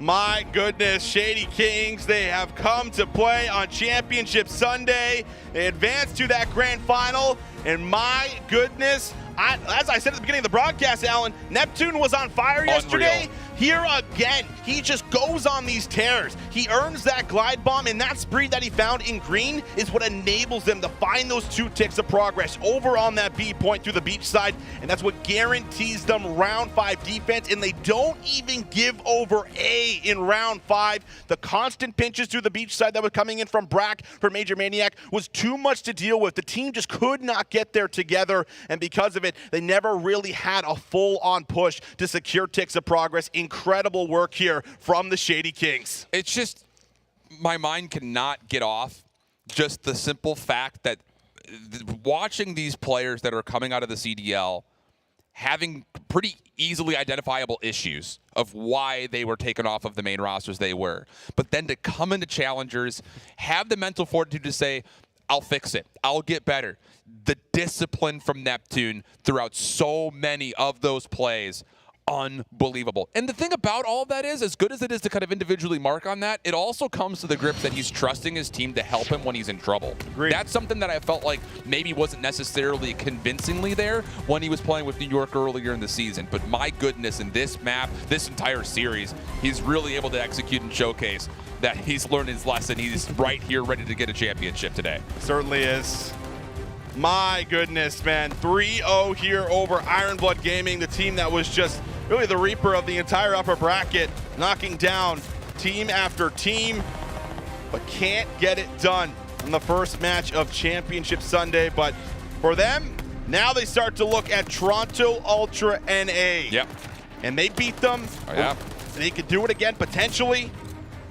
My goodness, this is going to be a special one here, Alan. It's been so special to watch these guys come back put themselves in a spot where they look like they can win, but they have to come out here in those first couple maps and really put up a little bit more of a fight, make sure they're not going down 0-2, especially against a hot Ultra squad. I could not say enough with enough ferocity and passion how big that's going to be. Because if Shady Kings is able to learn just by watching VOD, what do you think Ultra NA is going to be able to do after being reverse swept by this team? So I think if you move forward here for Iron Blood, you have to bring a different look than yesterday if you're going to try to find a way to beat this Toronto Ultra NA team, because you cannot, as you mentioned, go down 0-2 against them, not once but twice. You have to bring something a little bit different. But I will say all three of these teams have been uber competitive throughout the entirety of the weekend. It's hard to kind of pick a favorite, although now it's a little bit easier because Shady Kings has the luxury of a second best of 5. Again, we don't do best of 9 here in Challengers. It would be a bracket reset if Shady Kings were to fall to either of our two teams in the lower finals in the first best of 5. That's just, kind of a tease of things to come.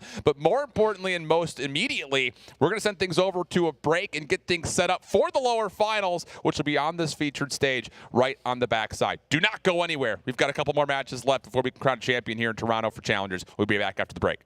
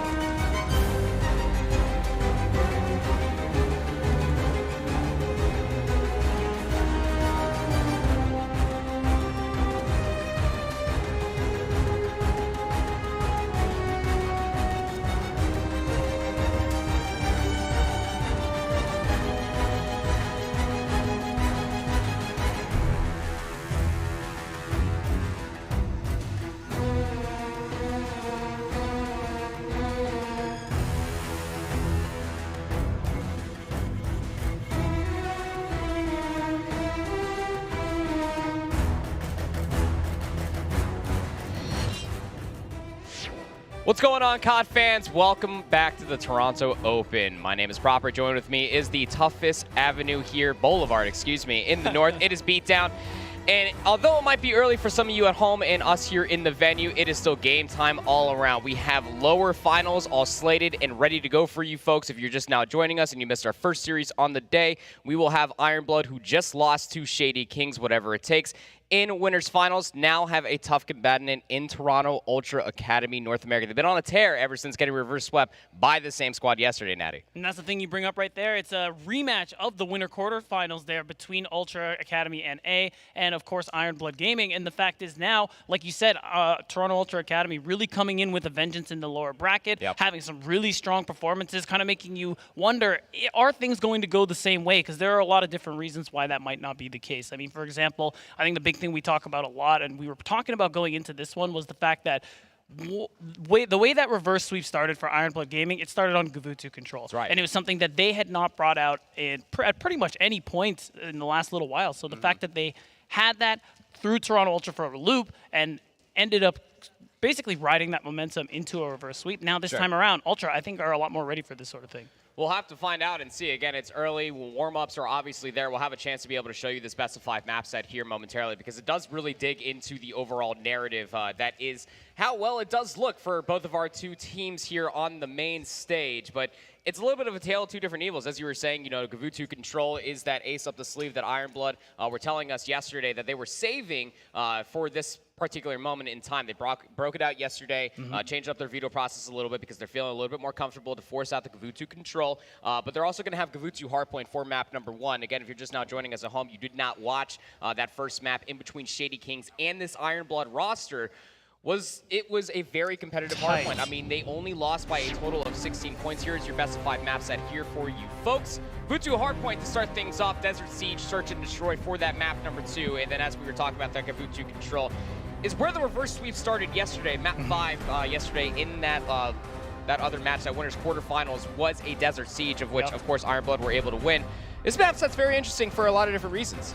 Right, because even though we question the fact that are Toronto Ultra going to end up losing the way they did last time, the first couple of maps actually end up favoring Ironblood a little bit there, and it's probably going to be their best chances to actually get the dub here early on because, like you said, Gavutu, a map they're very comfortable on, especially on the control game mode. Desert Siege, that was the game 5, and they won in round 10 yesterday earlier on in the day. So this time around, you do want to take Toronto Ultra early, and a narrative that me and Alan were talking about yesterday with Ultra is that more often than not for Ultra Academy at A, you don't want to see them in Game 5 because that is when they really start to turn it up. And I think that's going to be especially true today with this matchup, with the fact that the ace in the hole that Ironblood had in Gavutu control may not be as effective as it was yesterday. We'll have to see, because, I mean, especially walking away from that winners finals match, Gavutu control was also played, of which Ironblood did end up losing in round number 5. The Desert Siege kind of got blown out of the water as well. They lost it by a total of 5 rounds. 6-1 was the final score line there, but it's going to be interesting to say the least. Obviously, if you're talking about how warm-up might actually feel, this Ironblood roster is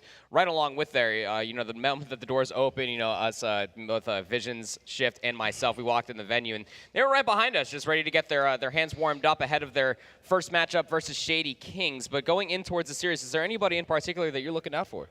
So on the side of Ironblood Gaming, I think the one that's actually kind of standing out to me more and more is Welly, because I think especially yesterday, I mean, I'm pretty sure it was you and I casting over the game. He dropped 50 kills at the end to help secure a win, and I think this dude has been honestly really starting to fry. But you look at the whole roster, people like Exceed, things like that. Everybody really is stepping up here in this tournament. So I'm excited to see that even though they did take an unfortunate 3-0 loss just moments ago, now are they going to be able to bring it back and take us to that grand final so that they can go for the top spot? Yeah, I mean, look, I've been saying this ever since Season 1 of the Elite, or really even halfway through the Cold War season, as that Sam Welly is just, I mean, just feels like he's a jack of all trades. He's a Swiss Army knife of a player. He can get aggressive, he can anchor out, he can clutch up a lot of different situations. Exceed has also been able to showcase that talent and ability throughout the entirety of the day. I'm mostly going to be looking out for Noisy. You saw their camera pop up first and foremost. It feels like that if Noisy is just popping off for this roster and is just playing overly aggressive, is just walking away with highway robbery, this team typically does end up doing quite well. It does not go unnoticed again yesterday in that map number 5 for this Ironblood roster in that round number 10.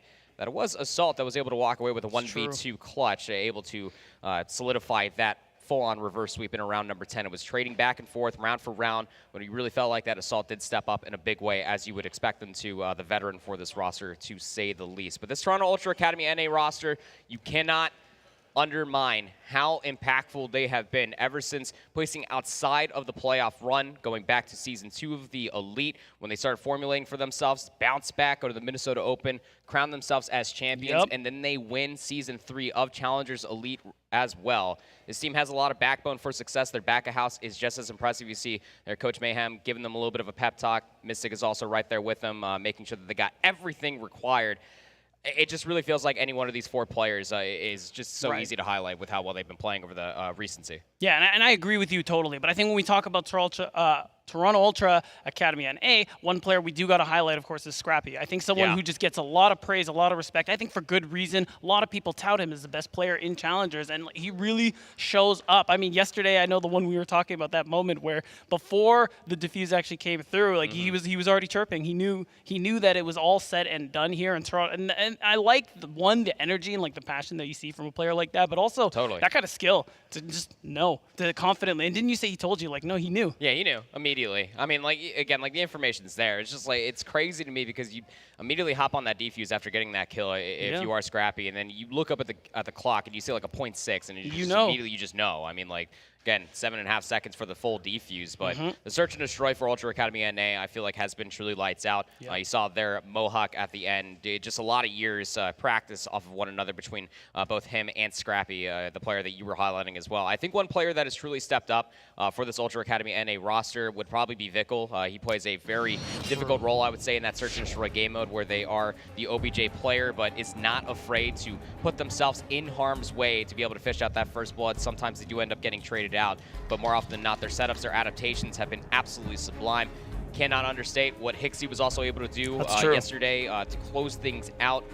Even when we watched them playing into the breach and also in their final matchup on the main stage as well, Hixie dropped somewhere near like 46 kills in the hardpoint. So this team has definitely found their strides, and let's be completely candid, this team's popping off. The vibes are good. We've seen what it can do for their victories, especially in recency, both on LAN and online. Yeah, and I think the thing to highlight now is that now we're at the lower finals. This is basically top 3 guaranteed for these teams. This is the best of the best here at this tournament. And I think that's the thing worth noting too. Yeah, now we're at a point where even though we want to highlight specific players due to history, due to pop-off performances, we could really talk about pretty much every single player here. The fact that you could look at everyone on Ultra Academy NA, and like you pointed out rightly, Vickle, I think, had a great day yesterday, despite, even though he's not someone we are necessarily highlighting just right away narratively, but he played well. Mohawk, Hixie, everyone is doing well, and the same thing on Ironblood Gaming. You see at any point in time, these guys are all pulling their weight, putting in work, having these pop-off performances where I'm sure at some point we yelled at each and every one of these players' names yesterday because they did something crazy. Oh, it's so easy to highlight any one of these 4 players. I could literally start an entire podcast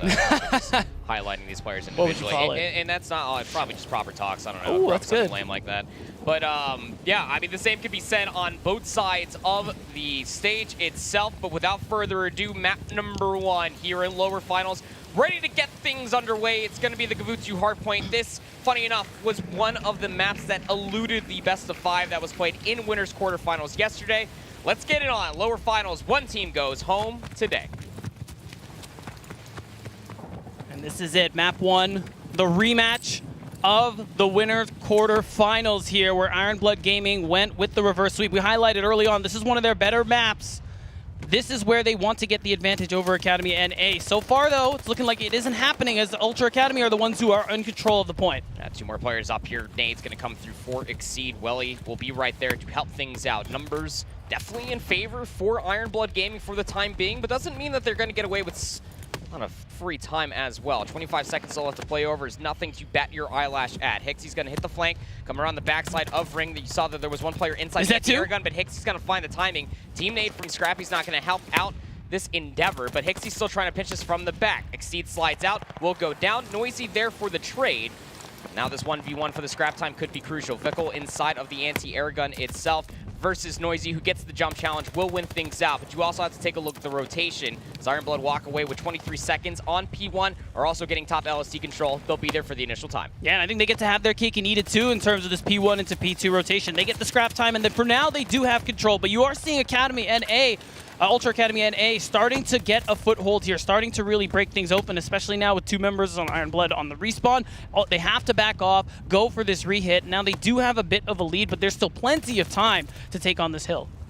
Playing with a certain amount of gusto and speed, at least to start things off. Noisy double positive 6 and 3. They will get pushed back, as you were saying there, from the break potential that came through from Ultra across the cliff path.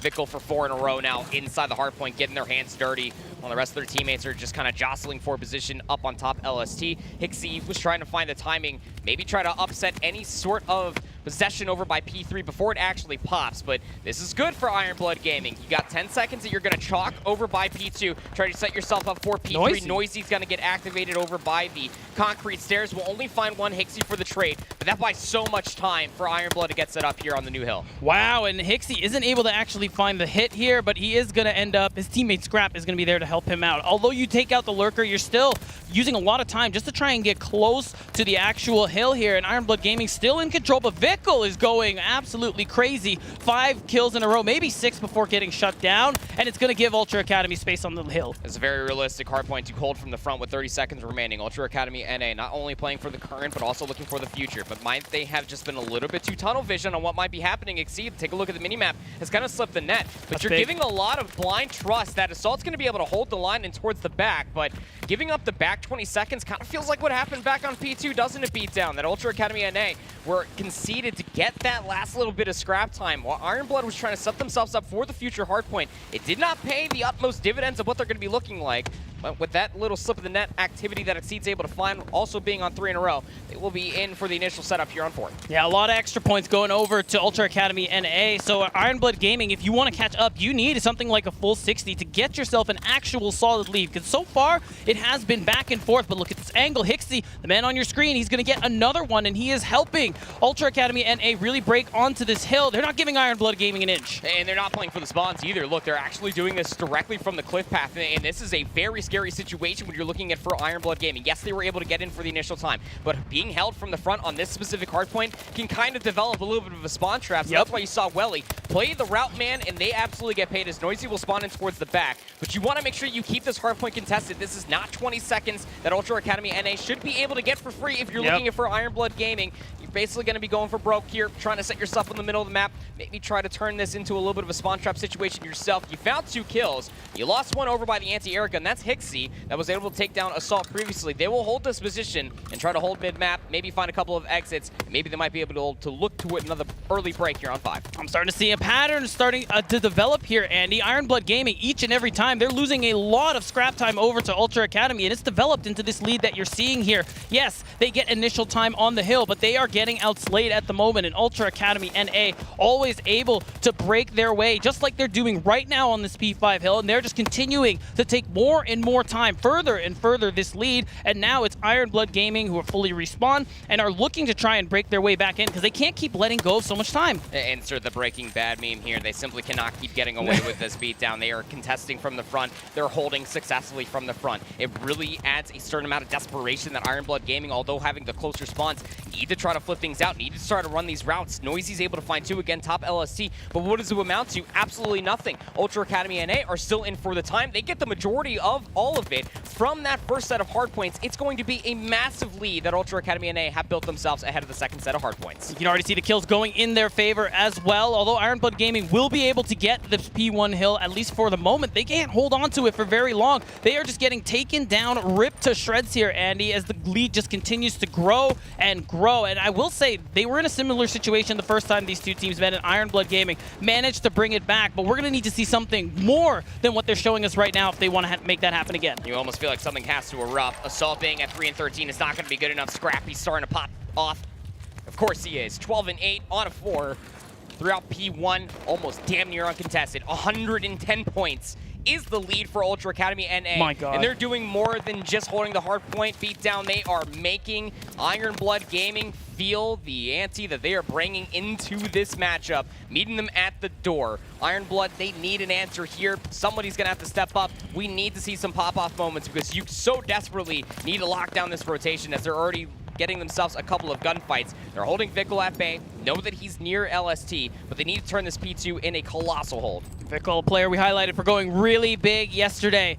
is hanging out, waiting for his team to show up before he actually reveals himself here, but there's angles being watched. Assault is going to catch him out, so that is 2 much-needed kills here, but you have Scrap in the background on a 5 spree, looking for 6, and he's going to end up getting it. That's another wipe in favor of Ultra Academy NA, and they just can't be stopped. They're just 1 kill away from getting themselves the Glide Bomb as well. Is Scrappy. They're just going to be holding this mid lane. They're going to be able to take him down. Assault will be that 7th kill in a row on this life for Scrappy. 15 and 8. Looking for number 8. Is able to go up to the double positive marker. Now just going to hold this line, just knowing that Ironblood need the challenge in the middle of the map. And Scrappy is still piecing. Assault will finally find the trade, but not after that 9 streak comes through. Has the Glide Bomb in their back pocket. Do you even need it? You just need 15 more seconds. You're guaranteed the back 10 on this hard point, and you're going to be looking at a map 1 win for Ultra Academy NA. And night and day compared to what we saw the last time these two teams met. This is an unreal lead coming through here, and even though Ironblood Gaming do have the first move on this hill, and they do have the favorable spawns, you're seeing the Glide Bomb come through. As you said, Andy, it's going to get 1 alongside the nade, so you instantly lose control at this point. Ultra Academy, 5 seconds. Who can stop them? Yeah, you got to be able to contest now. First player is going to be Noisy. Hixie was just going to go ahead and keep their head tucked over inside of this lander. Scrappy's still popping off. Hixie there for the second. Exceed, Assault need to make an argument for it here. They do well to actually find themselves 3 kills, but they can only allow 2 more seconds. 3 seconds are all that are required for Ultra Academy NA to win. And that's Leader's advantage within its own self. Look at how they're setting up on the mini map as well. Trying to find these picks. Scrappy finds 2. Vickle for the 3rd. Can Noisy make the final argument? They simply cannot. The nade also buying the space. They are meeting Ultra Academy NA before they can actually get on towards this hard point. Mohawk might make an argument for it there. Is able to take down Welly. They just need 3 seconds. That's how much is left alive inside of P3. They meet them at the door, Natty, but they hold the rotation over towards New. Ironblood won't be able to get here in time. And Ultra Academy NA, with a statement, come out and win map 1. And what a difference we're seeing from this Ultra Academy roster, Andy. The fact that it was so hotly contested the first time these two teams met in winners quarters, much like the game we saw previously in losers semis, and the fact that, or winners finals, excuse me, and the fact that it's just nothing like that now. 100 and what, I think 50 points for Ultra Academy NA. It just got to a point where you didn't even imagine there was a way for Ironblood Gaming to come back, and they're popping off right now after map 1, rightfully so. It's early here, but you would almost feel like it's mid-afternoon with the vibes that are currently being erupted from that main stage. I tell you this much, especially walking away from that Kavutu hardpoint. It started off close. It was definitely going trading off. I mean, even though it was a slight lead, it was still being at least argued that Ironblood were at least being able to meet Ultra Academy NA. Then something had snapped through.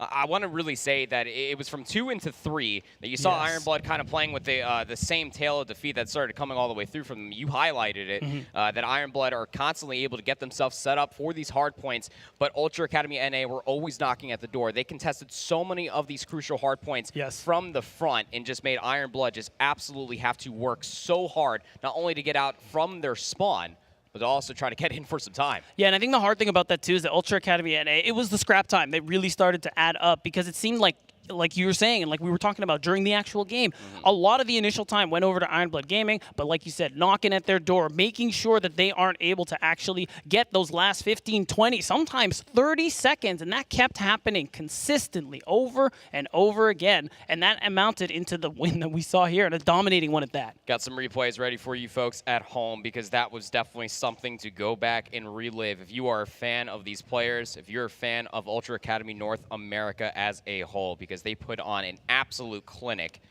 on that Kavutu hardpoint. Damn near almost 100-point club them if Ironblood weren't arguing during that entirety of a P3 to close things out for the rotation going in over towards 4. And again, you look at the scoreline here, as far as going in towards P3 is concerned, still close. I mean, just about 6-7 points in between the two. But then you immediately jump all the way towards the tail end of that rotation. It's just these entry kills. We talked about how Vickle has been a crucial member of this team as of late, has been stepping up for these possible break potentials, the entry frag staying alive for as long as they possibly have been doing. Both Vickle and Hixie laying down the groundwork for Scrappy's success. They went on a colossal 9 spree in this map. Yeah, it was just unreal gameplay coming through from the Ultra Academy NA squad. And of course, as you said, Vickle in particular really showed up yesterday, showing up even more today. I think towards the end had more than 20 kills. You're seeing the crowd get excited. You saw the players get excited, because what a great way to start off this losers finals for Ultra Academy NA, who are just looking to go to Grands. They're looking to punch their ticket into grand finals after getting knocked down from the team that's quite literally across the stage from them in this Iron Blood Gaming squad. They did it in a reverse sweep, which also brings it up to the next conversation point. Map number 2 is going to be what was map number 5 yesterday in the Winners Quarterfinals. It was a Desert Siege Search and Destroy. They were trading round for round, blow for blow, until this Iron Blood Gaming squad won 2 in a row after the 1v2 Assault Clutch. It's going to be interesting, to say the least, how you bounce back if you are Iron Blood, because they allowed this map mode combination to come through. Clearly, they're definitely feeling comfortable against this Ultra Academy NA squad. But you also have to remember, from recency, they did just lose to Shady Kings 6-1 not too long ago on this map mode combo. Yeah, it was a little surprising, I think, when we were watching it earlier on this morning, that because it was how they beat Ultra Academy NA in that round 10 victory in the clutch that ended up coming through from, I think it was Assault. And now, seeing them lose like that, especially going into this series, does seem a little bit concerning, especially now how Ultra Academy NA are just so prepared for everything Iron Blood Gaming actually wants to be doing. And I think if you're a fan of Iron Blood Gaming, we won't get too ahead of ourselves and say this was it's done and dusted, even though that was a really convincing map 1. But I think the thing to note is that you called it. They bounced back after that second map. The reverse sweep is how Iron Blood Gaming sent Ultra Academy NA to the lower brackets to get to this point where they are in losers finals. So we can't count out Iron Blood Gaming just yet. Their ability to bounce back has certainly been shown to us yesterday throughout the day, and now we'll have to see on a game mode where they beat Ultra Academy NA, on a map where they beat them before too yesterday on one of their first matches, can they actually bounce back? It's just also interesting that Desert Siege continues to get played for this Ultra Academy NA squad when you're looking at the I guess the history throughout the entirety of Season 3 of the Elite. I mean, this team does enjoy a good search and destroy. We've seen them play it a handful of times. They lost it to around 11, actually, to that Shady Kings, whatever it takes roster in grand finals of Challengers Elite Season 3. Always able to keep it very, very close. 2 different styles of search and destroy, I would say. This Ultra Academy NA squad just so adept, trying to fish out these first bloods, mostly through that university building. Really plagued Iron Blood Gaming in that winners finals match. So that Major Maniac was just the deck collector when it came down to Nave. He wasn't walking away with first bloods. He was walking away with so much early damage to be able to kind of force this Iron Blood Gaming squad into very comfortable positions where they were getting blooded continuously. Just a little bit of a lobby crash, folks. We're going to be loading in towards this map number 2 very soon. Again, if you're just now joining us, this is your lower finals here at the Toronto Ultra Major 3. This is the Challengers Open. We are just down to our 3 remaining teams. Shady Kings, whatever it takes. They are currently waiting in grand finals for whoever walks away with this one here. But it's not just one best of 5 that one of these 2 teams have to beat Shady Kings for. It's going to have to be a whole-on bracket reset, back-to-back best of 5s. Lobby starting ready and go. That's how you know there's everybody's starting to lean a little bit closer to the monitors there. Desert Siege Search and Destroy is underway. Beatdown, it's going to be interesting to say the least. How do you bounce back if you're Iron Blood? You would love to take this Search and Destroy here and try to get a little bit more momentum on your side. Yeah, and we talk about Desert Siege being that map where we could see the sniper play come through. And I think both Exceed and Assault have shown some prowess with that rifle. So maybe that's going to be part of what they do here. Playing out by the dunes, trying to use those long open sight lines to be able to get some of those first bloods that you talk about Ultra Academy NA being so proficient in grabbing. Well, let's see. It is currently Iron Blood on offense first, and how about it? Aggressively getting inside University, trying to catch Ultra Academy NA in some of these corners. We'll break the window. You see just through the X-ray. Scrappy is just waiting patiently on the opposite side. Do you try to push out of that if you are Exceed? They're kind of fishing around with it. Heard it fully break. Damage came through. Scrappy also tried to chase it a little bit. Noisy is in here. Bomb in hand. But you could almost just hear all the way. The COD timing. Scrappy will find first blood. While that was all happening, great capture by our observers. Vickle is immediately pushing through the middle of the map. Exceed, of course, will find the trade. But Vickle, with that one within their own self, is going to keep numbers in the favor of Iron Blood, or of Ultra Academy NA, excuse me, 3v2. Now you have bomb down. Now you're chilling. If you are the side of Ultra Academy NA, they're taking their time with this one. As it is a 3 versus 1. Mohawk getting another kill there on Taweli. Oh, wow, it's just like that. It's just like that.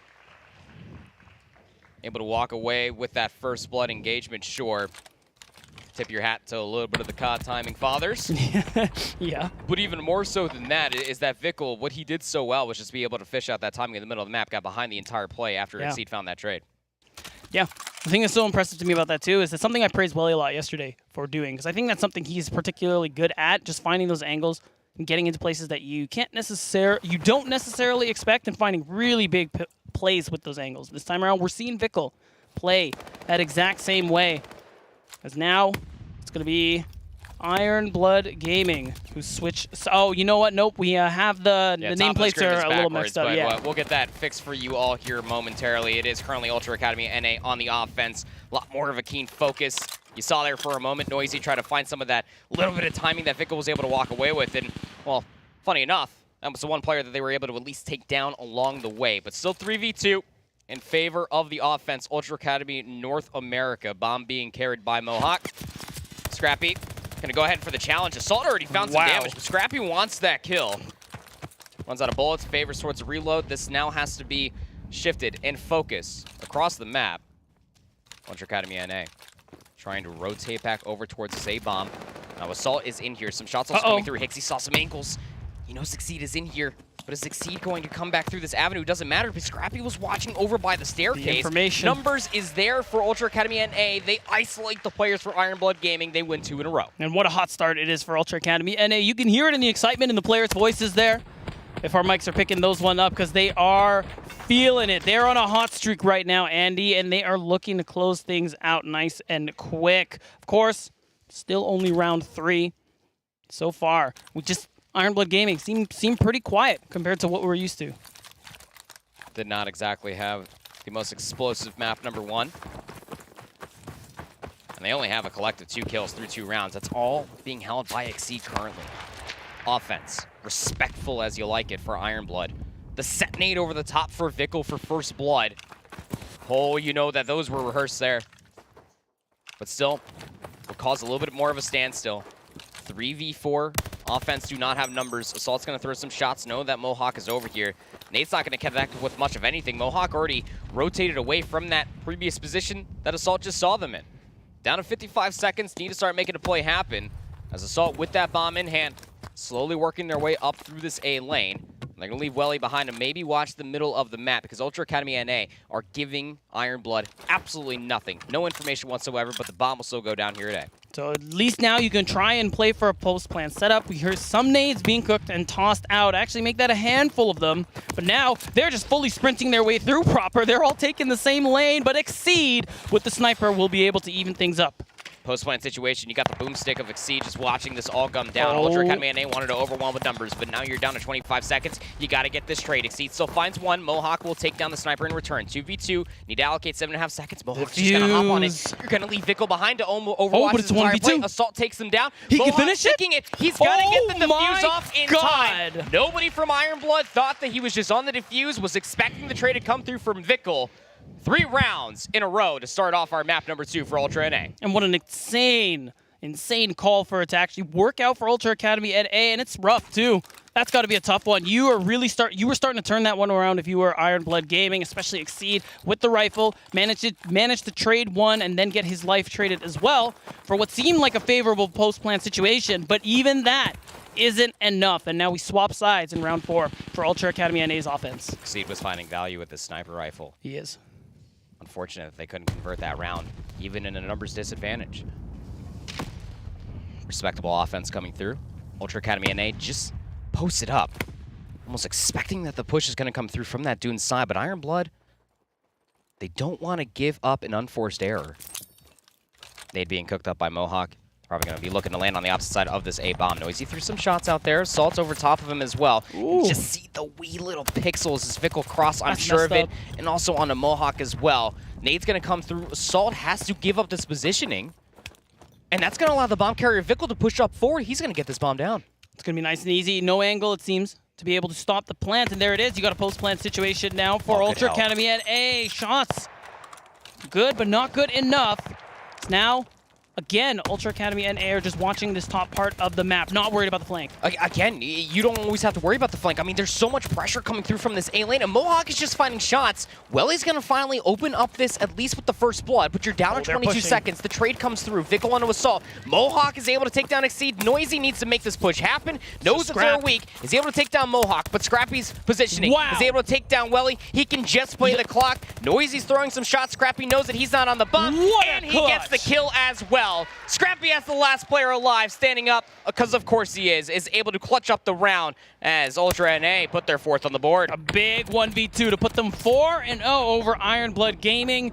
A final kill being especially nice there for Scrappy. Big plays coming through, again, from everybody from Toronto Ultra Academy NA. And now we're going into this 5th round. You're really feeling the heat if you're Iron Blood Gaming. This is a tough one. We know they're usually good at adapting. We know they can usually bounce back from situations like this, but with tensions being so high, with the excitement coming through from the players of Ultra Academy NA, what do they got to do?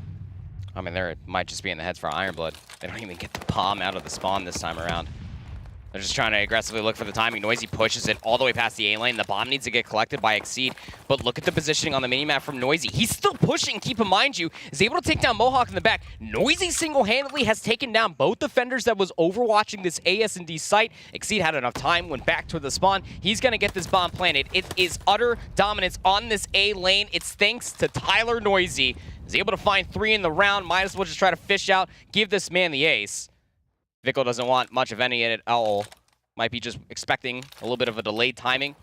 Noisy just kind of bounces all the way back up. But if you're Vickle at this point, you got rounds to play with. You might as well just not feed streaks. He is sending himself to the outskirts. Finally, Iron Blood get an answer and a round on the board. Yeah, much needed one there off a really good start to the round here. So now, at least you got something going on here. You kind of slowed down the momentum Ultra Academy and A are playing with at the moment here. So as we go into round 6, they got to keep this one up. We're switching sides yet again.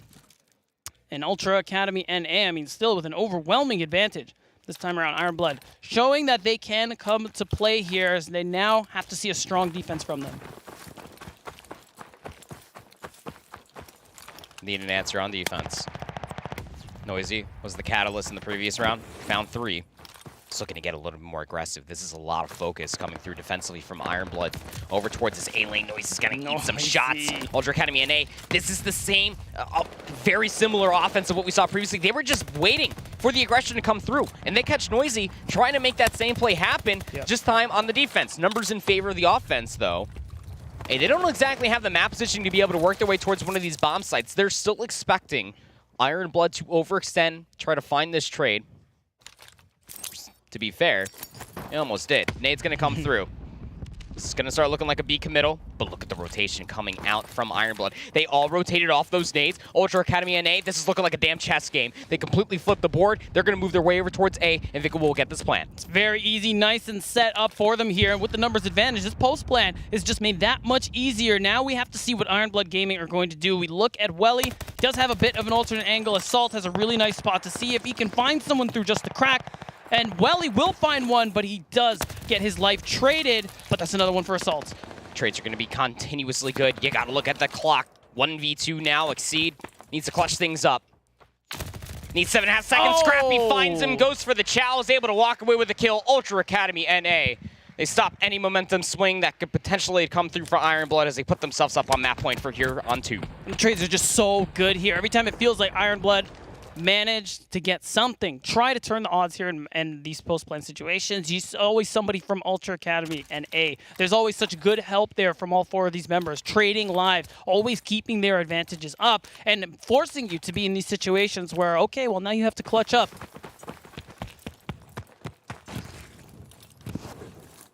Round number 7. Could this be where Ultra NA go up 2-0 in the series? Iron Blood Gaming, they're trying to continue on with the aggression. Noisy's not all the way through the A lane this time. And look at Ultra Academy NA. They saw no resilience over towards B, so they all 4-player stack on their side of A. But Welly also pushes up, and Vickle just went underneath him. He didn't even see him. Vickle's going to find the timing. He stops the plan from coming through. But nobody still knows that Welly is up here. Unbeknownst to them, Scrappy, from that long line of sight, is able to take down one more. Welly there at least for a trade. But the problem still arises. You got to be able to get yourself the kills, plus gotta plant that bomb. Although Assault is able to at least mitigate some damage, find yet another kill, it still will leave Welly in a 1v2. Needs to clutch this. He sees him. He saw Hixie cross, threw out some shots, but again, needs to work their way, has to recover that bomb. We're down to 27 seconds. Takes 4.5 for the plant. Beautiful. Gets the timing, finds Hixie. Has no idea where Vickle was at. Last known positioning was inside of the BS&D. Welly, understanding that, has to clear so much, but still needs to commit towards this bomb plant. He will get it, expecting the Chow to come through.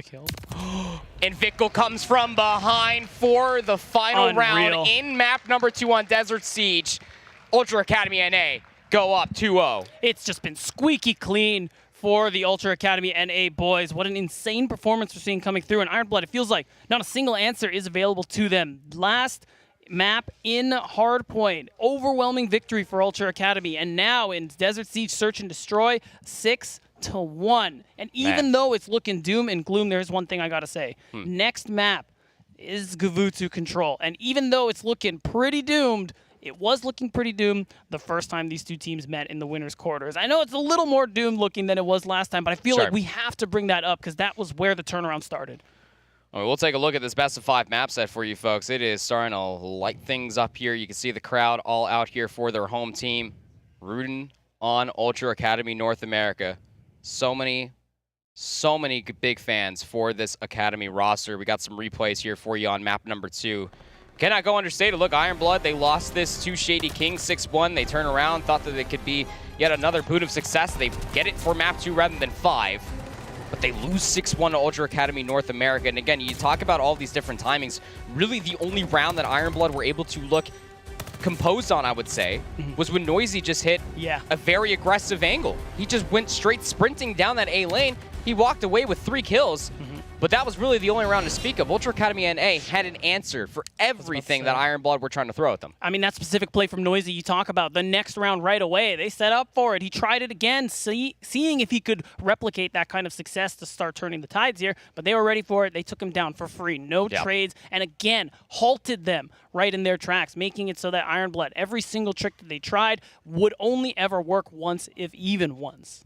So this Veto Control coming up for map number 3 is just an interesting conversation point that we were bringing to you all yesterday during our Saturday matches as we were catching up with Iron Blood. We were asking any hints, tricks that it could be coming around as far as map pick and veto process was concerned. The Veto Control was a main focus for them. They wanted to make sure that this was going to be their ace, if you will, to make sure that they could either try to take swing map mode conversation in play, but to also start what they did yesterday versus Ultra Academy NA squad, being able to start the reverse sweep on this map mode combination. But keep in mind, this is again is another map set that we've seen continuously from this Iron Blood gaming squad when they have been playing on stream, just not even a few moments ago as well in that winners finals match versus Shady Kings. There's a lot of VOD, and you have to know in the back of house for Ultra Academy NA, they got these boys prepped. They know exactly what they could do to almost rectify some of the issues that we saw yesterday for them to inevitably lose that map number 3. And that's the big thing, too, where it was a surprise because it's something we haven't seen Iron Blood play in the last little while in any capacity. It was always vetoed. They recognized they weren't good at it, but then they improved. Then they worked on it. They brought it out against Ultra Academy yesterday in winners quarters, and they had a good showing. They ended up taking them down, and it was a really convincing performance. But like you said, now there's film.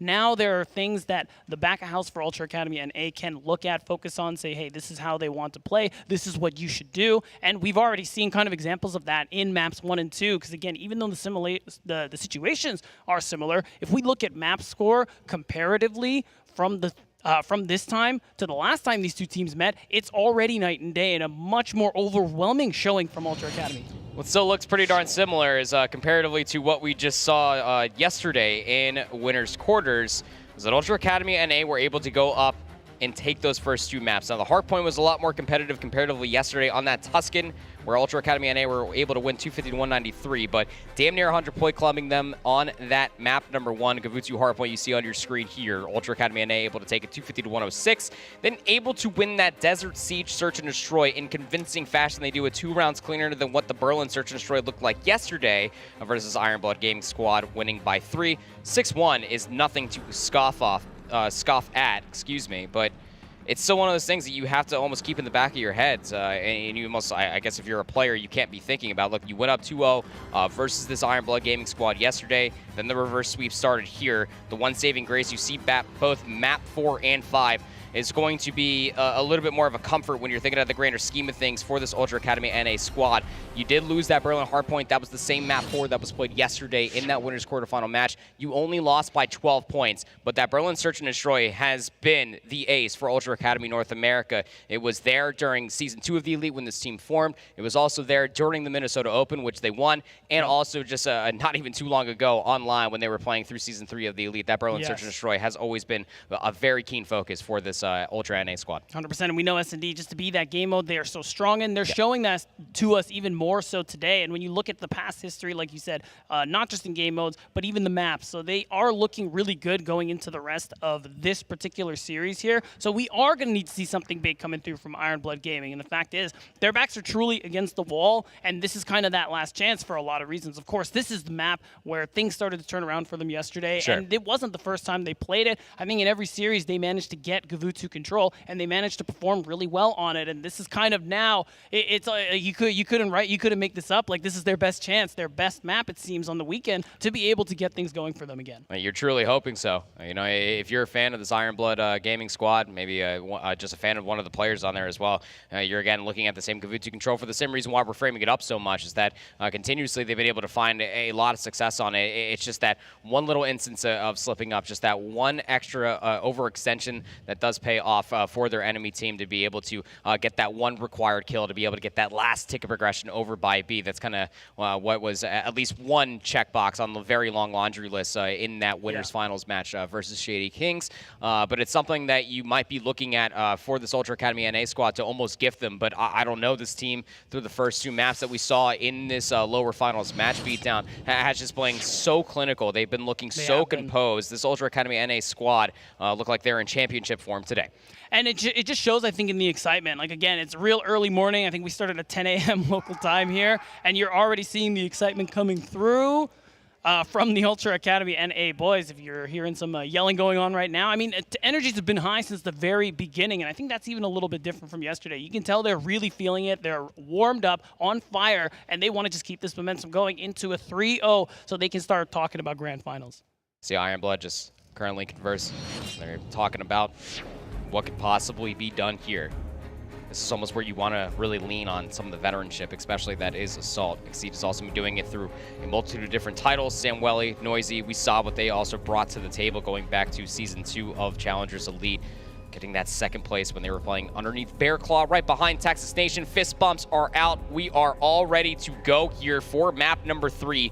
Lower finals. Winner of this match has a date with Destiny, but I don't know if it's a date that you want too much, not with how that Shady King squad has been playing. They are waiting in grand finals. Ultra Academy NA looking to put this demon to rest. The team that sent them down to the lower bracket in reverse sweep fashion was this Iron Blood Gaming squad. Looking for the turnaround here. Map number 3 is about to be underway. It's Gavu to control. Can Ultra NA do it in 3, or will Iron Blood start yet another reverse sweep on this map mode? Last chance for Iron Blood Gaming. Lose and you go home. Of course, it will be a top 3 finish, but you're always looking to aim higher. So that aiming starts here, as already Exceed is going to be able to get the first blood, even though kills are being traded back and forth here. They are trying to get onto this first site. Assault with ring control. Can't convert that into too much. Just trying to make sure that they're causing a little bit much more of a distress for Ultra Academy NA to almost assume maybe they're coming to the middle of the map. And hey, it's paying off. Yeah, trades will be there. But Iron Blood have already done a bang-up job at least getting themselves ship control. Now Exceed will push up on bottom side of Cage, try to help things out in the middle of the map after Scrappy took down Noisy. The trade needs to be there, but the coverage is insane. Ultra Academy NA worked their way back in. They even stopped that first tick of progress from coming through, and map positioning is theirs for the time being. Well, a double from Assault is going to help open things up a little bit here, but Vickle, again, always with the angles, always ready to go for some assistance here, and that's going to be a double for him as well, and everyone from Ultra Academy NA are just picking things up, as now you got to imagine Iron Blood Gaming might be looking to secure a tick on B, but Exceed is going to get the kill, even though he's found out. Going to shoot the body a little bit for some BM, but so far, nothing really gained. First stick of progress looking to be secured here on A. Noisy is on it. Top LSD control is there. But the nade's on point. Hixie able to take down Noisy. The first stick of progress was confirmed. Well, he can't stay alive for much longer. Up top, after they found at least one pick, the coverage coming back through for Ultra Academy and A. Last player up is going to be Exceed. He takes down one of Vickle. But they need some help. They need to work their way forward. And just as soon as you think assistance will be there, Hixie's been just trying to exist on this beachfront. Kills, trades, it may not matter. 2 seconds remaining within the round. Ironblood cannot get over towards this zone. It's just a single segment worth of progression that they will walk away with on their opening offense. And it's just the first round, and the trash talk has already begun. Ultra Academy NA, they can smell the end. They can smell grand finals, and that's what they're hunting for right now. They are dialed in. Got to be on championship form here for Championship Sunday. Ultra Academy NA looking to defend their land title from Minnesota. Be as loud as you like. They are definitely bringing on the pressure. 1-6 start in that round for Welly. Not exactly what you want to see. They have themselves a lot of good opportunities, but Ultra Academy NA just too fundamentally sound. Now for an offense, set nade will be first blood for Exceed. To start things off, you would assume the trades would be there, and hey, you would be right, but still, trades are going to be beneficial for this defensive team of Ironblood. They're able to hold on to the numbers, which means that they're able to work their way for some middle of the map control. Noisy pushes up over by the cliff path. They won't be able to exist there for too long. So Ultra Academy NA are finding themselves a certain avenue of success to finally get out from their spawn, past this cliff path, and maybe work one of these zones. Still plenty of time on the clock here in Ultra Academy. Actually taking their time a little bit with this one. Hixie is going to get a trade for his teammate's life, and that might give him the opening to be able to just move and rush over to that B site, pull away some defending members of Ironblood Gaming to look at the mini-map. That's already easy access to A for Ultra Academy NA. They're working their way towards tick number 1. Yeah, but Hixie pushes up. Did not see that Noisy was over by the beach. Scrappy will be there for at least the trade. Mohawk there for a second. But can you turn this into positional advantage if you are Ultra NA? Vickle does well, is able to take down Exceed top ship. But now you got to start working up some of these segments. First one over by A, already comes through. Clock will be stalled out at 34 seconds. Mohawk gets in towards the back, finds 3 in a row, but cannot escape that position. As the second tick of progress, surely going to be locked in. Assault hits it over by the concrete stairs. Hixie will be there for the trade. The kills are starting to look pretty darn good. If you are a fan of this Ironblood Gaming squad, they do at least look at that second tick. It does come through. Noisy. 24 seconds remaining. Noisy starting to heat things up for themselves. Now 8 and 8, looking for more. Of course, the trade will be there inevitably, but if you're looking at this for Ultra Academy NA, you got to get on towards one of these zones. Adding 60 seconds on and on towards the board would mean everything for this round. Stalled out at 16 seconds. Hixie gets the help, wants to clear away the top side of ship, but they've completely eluded them. That was Noisy, but the kill will still come through. The third segment gets confirmed as well. It's all but a 1-life lead, but 60 seconds added on towards the board. Yeah, much needed boost of time there for Ultra Academy NA, and now means that Ironblood Gaming, they have to focus their defenses, but Ixie, he turned away a little too soon, it looks like, and he's going to be able to get taken down. Now, you still have about a minute on the clock. Vickle is popping. That's 2 in a row, but before he gets taken down, but this is where the openings start up. The help just a little bit too late. Mohawk was trying to sit there, get a little bit more foundation behind the play. That Vickle was starting to manifest for themselves. Found 2, but the trade was not immediate. The rest of Ultra Academy NA were still, quite frankly, a little bit too far away. So they're going to turn that into top ring control. Welly looking to threaten it. Sees Mohawk down low. Pistol shots missed just a bit on the outside. Now Noisy looking to get activated in towards the back. Found in Avenue. They are aware. I like it. Mohawk's down low. Assault able to take down Scrappy, trying to get themselves inside that B zone. You still have 2 players that are pushed up over on the backside of this jungle path. It's Vickle looking for more pressure in towards the backside of the spawn of Ironblood, but can't find much more than that 1 kill onto Welly. 10 seconds remaining within this round, and doesn't seem like Ultra Academy NA can get here in time. Not when Exceed just lines things up on top ring, finds 2 more, puts this round to rest. Ironblood, they might be able to even up defensive round 4-1 for 1, but it's still 3 ticks that went through for Ultra Academy NA. So at least Ironblood Gaming are able to answer back. They are able to get a point on the board here off a really nice force spree coming through from Exceed. But as you say, tick advantage in Ultra Academy NA's favor, and that will matter later on if we go to that tiebreaker, of course. But for now, sides have swapped. Ultra Academy NA now back on the defense, looking to try and get their lead again. Scrappy for the first. We'll take down one very, very far away. Wow, clean start. I mean, you couldn't ask for a cleaner start. Haven't lost a single life for Ultra Academy NA. Hixie's going to now take this as an opportunity to try to get themselves up through the jungle path. They know one's here. Welly was weak. Exceed will answer first with at least a nade. But you got to get these players out from that cliff path, of which they do quite well. Noisy able to take down Hixie, but Mohawk holds the angle. Scrappy says, get off of my A zone. Oh, clock stalling will be going through, not on Scrap's notice. Currently on 4 in a row, and they are just laying in the pressure, trying to keep Ironblood trapped in their spawn. Yeah, and I love that angle from Mohawk, making sure that it's going to cost them lives on the side of Ironblood Gaming to even path towards that B point. They are starting to make their way through, but still, time is being wasted. Scrap with the 5 spree and is looking for a little bit more here, as Vickle is the one holding onto that B site for the moment here, wasting time, and now we're at 25 seconds. Oh, so it's going to catch Vickle out, was trying to cook up a nade. So an avenue has fully opened up. Yeah, team kill does get forced, but you still have to worry about one thing in particular, these close spawns, but you still have the clock, 23.4 seconds. You can't necessarily stack that. Nades will come through, and then you're desperately going to push over towards the A zone, so you just have to hold these line of sights, try to get these kills, but Scrappy finds one, good damage, and Vickle will clean up that kill onto Exceed. Now numbers on the favor of this side of the map, over by the B zone. The first take does get secured, but 12 seconds remaining in the round, and now you just got to start flooding and flying if you're Ironblood Gaming. Got to get on this A zone. Vickle on 3 in a row will make at least Welly pay for their position. Oh, Snaps and turns onto Exceed. Sees one more down low to the pistol, cannot take down Assault, but teammate Scrappy is there for at least the trade. Can Welly saw the clock out over by B. The moment that they had the idea, that angle was already being covered. Ultra Academy NA deny yet another offensive attempt. An insane defense twice in a row now for Ultra Academy NA. And correct me if I'm wrong, Andy, but that's cumulatively 2 ticks only between these 2 offensive rounds for the side of Ironblood Gaming, where already Ultra have gotten 3 for themselves here. So they're already favored in this tiebreaker. That's right.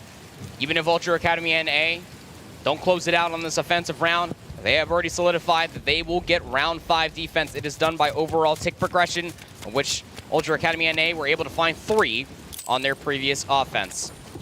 Would need a very strong hold here if you are Ironblood to at least get yourself feeling good.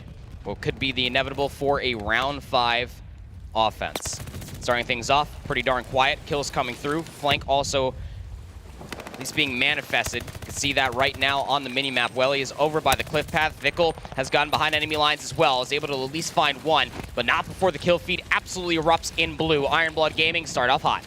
Ultra Academy NA, all 4 spawn towards this top side of the map, so they're going to use that opportunity to just basically flood all but Vickle towards that B site. Vickle, of course, watching for the flank, might spot out Nosy, but instead going to get spotted out himself, and is going to make this a lot harder as Exceed goes for 5 in a row. Ultra Academy NA stalled yet again.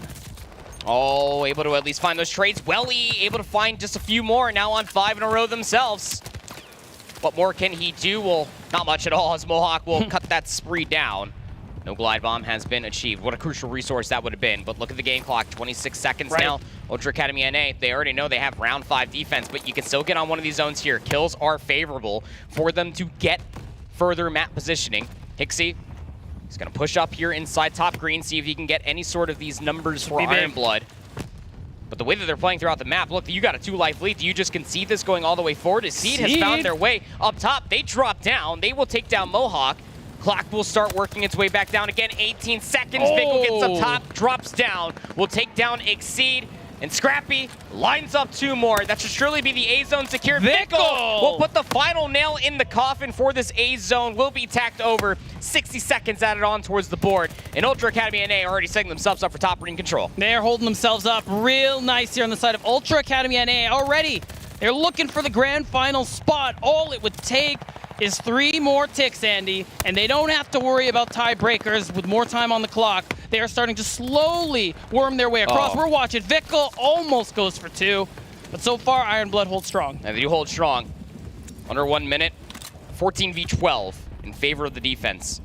Certainly not going to be enough time on a map like Veto, but you really just need one good resurgence, one good kill feed for Ultra Academy NA, and they can get themselves on that B zone, install out that clock. A lot more numbers being focused down over by the LST ship. Exceed finds the island player of Scrappy inside of the anti-air gun. Welly does well to be able to find a second, and now they should be aware. I mean, Vickle keeps on looking for these flanks time and time again. Assault is able to deal with it this time around. It's only Hixie. He walks away with at least a consolation kill.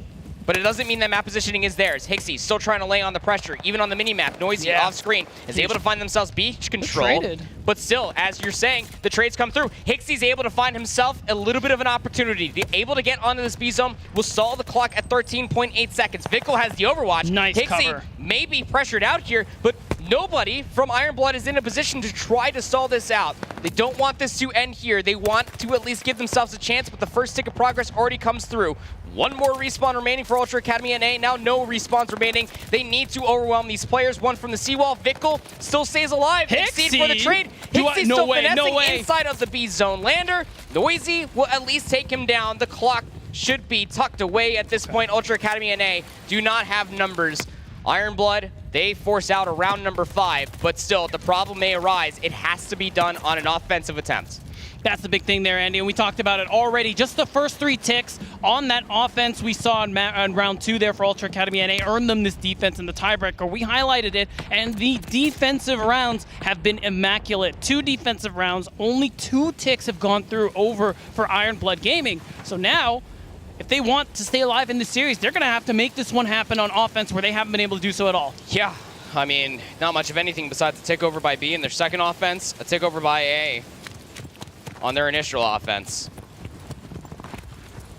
Can Ultra Academy NA close it out here on defense? They've already won the war of attrition. Can they do it in a 3-0? Iron Blood looking to win an offense. Vickle will find first blood. And that should stall out the offense considerably. Assault at least there to find a trade. Look, LSD ship control is absolutely here for Iron Blood. You got Exceed up top. You just got to be able to work your way to stop that clock, and they will do well to do so. Noisy gets onto the zone. 1 minute and 10 seconds is where it stalls out at. Ultra Academy NA playing this methodically, making sure that they get themselves middle of the map control, maybe look for a certain angle that is already manifesting itself. Mohawk has a very long line of sight, but Exceed Assault through the middle of the map, cut down 2 players from Ultra Academy NA, trying to get themselves inside a position to maybe try to deny the second tick from coming through, but Iron Blood Gaming simply cannot be stopped. They are being threatened, sure, but that second tick of progress already came through. And it's looking like they're really taking their time on the defense for Ultra Academy here, but now it's really starting to come through. Assault, though, big kill, gonna allow this third tick to potentially come through, but Scrap has something to say about it, Andy, but unfortunately the help is there for Iron Blood Gaming, and that should be 3 ticks. Already more in this offensive round than they've been able to do all map long. Let's go unnoticed. Initial push, saw some trades, but 60 seconds added onto the board regardless. Exit kills are going to be good. Vickle able to take down Noisy, trying to get in the backside of green. That'll reset the map completely. And Mohawk is still in that position over by the jungle path. Will finally be dealt with by Exceed. So now you can comfortably work your way out from the spawn, but you would assume that Iron Blood Gaming need to get top ring control. While also doing that, they need to get into the backside of green. Scrappy, top ring, will take down Exceed, trying to go for that challenge. The players, though, both Assault and Welly, are on the backside of green, trying to get themselves in towards behind enemy lines. But now it's just up to Assault. He's going to get stunned up. Should get challenged here as well. You don't want Assault just existing in this position. Vickle will find the timing for that kill. More kills to erupt in favor of Ultra Academy NA over by the ring. They hold the line. They shave what feels like about 50 seconds straight off the clock. And they hold the life lead as well. 4 lives in their favor. Make it 5 with that kill onto Noisy by Vickle, and Ultra Academy NA still holding strong. Iron Blood Gaming can't even get past the middle of the map. They get stopped at every turn. Scrap is going crazy now. Actually, both Scrap and Vickle above 30 kills for this Academy NA squad. 63 combined kills in between both Vickle and Scrappy. Absolutely frying right now. Salt trying to sprout some wings, trying to fly towards Hixie. He will find that kill. So looking for beach control. It's taking a lot of numbers to look at Hixie, and that could buy some more time. Deal with the player in towards the back, which was Welly trying to find yet another route. Trades will be there. But are the numbers going to be substantial enough for Iron Blood to push up forward as Mohawk finds 2 in a row? That'll shut down yet another push. 18 seconds remaining. 1 set of respawns here for Iron Blood. You really do feel like this is their last possible attempt to try to get over towards this B zone and stay alive, not only in the series, but also in the tournament. Hixie, watching players cross, sees one more. Welly with a bunny hop is at least able to find the trade, but she's got to get on the zone. You have to stall the clock. Only Welly's there. Tries to do it. Welly up next, and he cannot stay alive for too much longer. Toronto Ultra Academy North America. They do it cleanly in 3. They punch their ticket to Grand Finals. It might have been a tight map 3, but overall, a dominant performance from Ultra Academy NA. Proper 3 0. Very much unlike when these teams first met yesterday in the first match of the day. Yeah, Ultra Academy NA, they close it out this time. They don't let any sort of reverse sweep start manifesting itself there on the Kavutu control. Again, it went to round 5 yesterday, but Ultra Academy NA did a bang-up job at just denying tick after tick. That guy standing up right there, Vickel,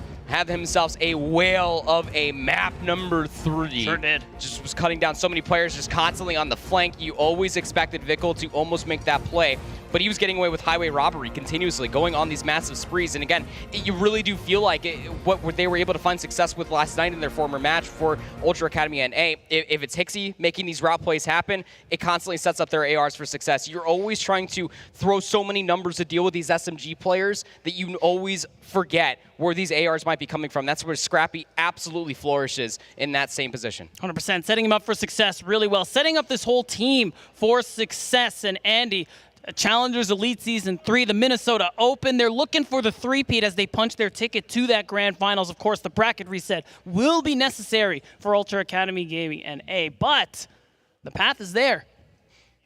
It is there. Look, I will be completely candid. I have no idea what this is going to look like, considering that we are on land. All I can tell you is recency aside, going back to Challengers Elite Season 3, Ultra Academy North America, they have 2 reps versus the Shady Kings, whatever it takes roster. They beat them both times. 1 in map 5, 1 in map number 4. Everything is completely out the window. This Ultra Academy NA squad is playing so fundamentally strong. The trust is there. The slays are there. Although I guess you could copy and paste the same thing that I was talking about with Ultra Academy NA and whatever it takes Shady Kings did look like in that previous series. I believe that we actually have some replays available for you all here to look over throughout this Kavutu control. It was absolutely electric. You really felt like Iron Blood Gaming were fishing out chance after chance. Another opportunity might present itself for them to be able to get further segment progression on one of these zones. They simply could not get it done. Ultra Academy NA, they had that lead built on pretty darn early. And it seems like they had that momentum going for them in that 3rd round there on Kavutu. They seemed like, especially once they got 2 minutes to capture that B point, that they may have had an opportunity, but not a single tick went through. Ultra Academy NA slowed it down and then got to a point where they were borderline spawn trapped the entire time. It was so hard for Iron Blood Gaming to even get past the middle of the map, and you highlighted it because of people like Hixie making so much space for Scrap, for Vickel, who both dropped 30 bombs in this final to finish off Kavutu. Yeah. Vickel's that flex player you're going to be looking at continuously. There's the pop-off moment. There's the crowd in support of Ultra Academy North America, looking to defend their title here in Toronto for Major 3. This is the Challengers Open. Competition has been absolutely stiff down to the wire here for the top 3 teams, but now only 2 remain. Toronto Ultra Academy NA, they finally are able to deal with at least the one demon that reverse swept them yesterday, knocked them down to the lower bracket, now have to win it not just once in a best of 5, but 2 best of 5s versus Shady Kings. They've been looking final all weekend. We're going to hop over to a very short break, let the teams get through their veto process, and on the other side, we will be ready for grand finals here at the Toronto Ultra Challengers Open.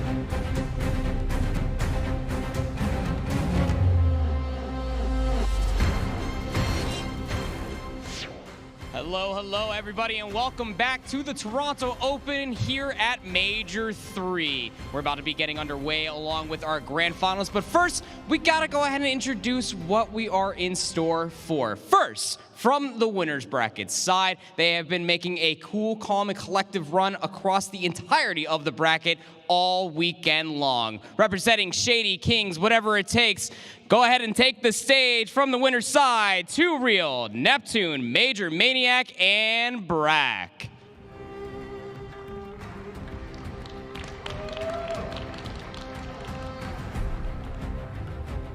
They have the luxury of only having to do it through one best of 5, but Shady Kings have been damn near tearing through everybody in their warpath from the winner's side of things all weekend long. It'll be interesting to say the least. The Demons on the opposite side of the stage from them is the one team in recency from Season 3 of Challengers Elite that they have not beaten. Taking them to map 5, lost in 4 for grand finals. It is your home team, Toronto Ultra Academy North America.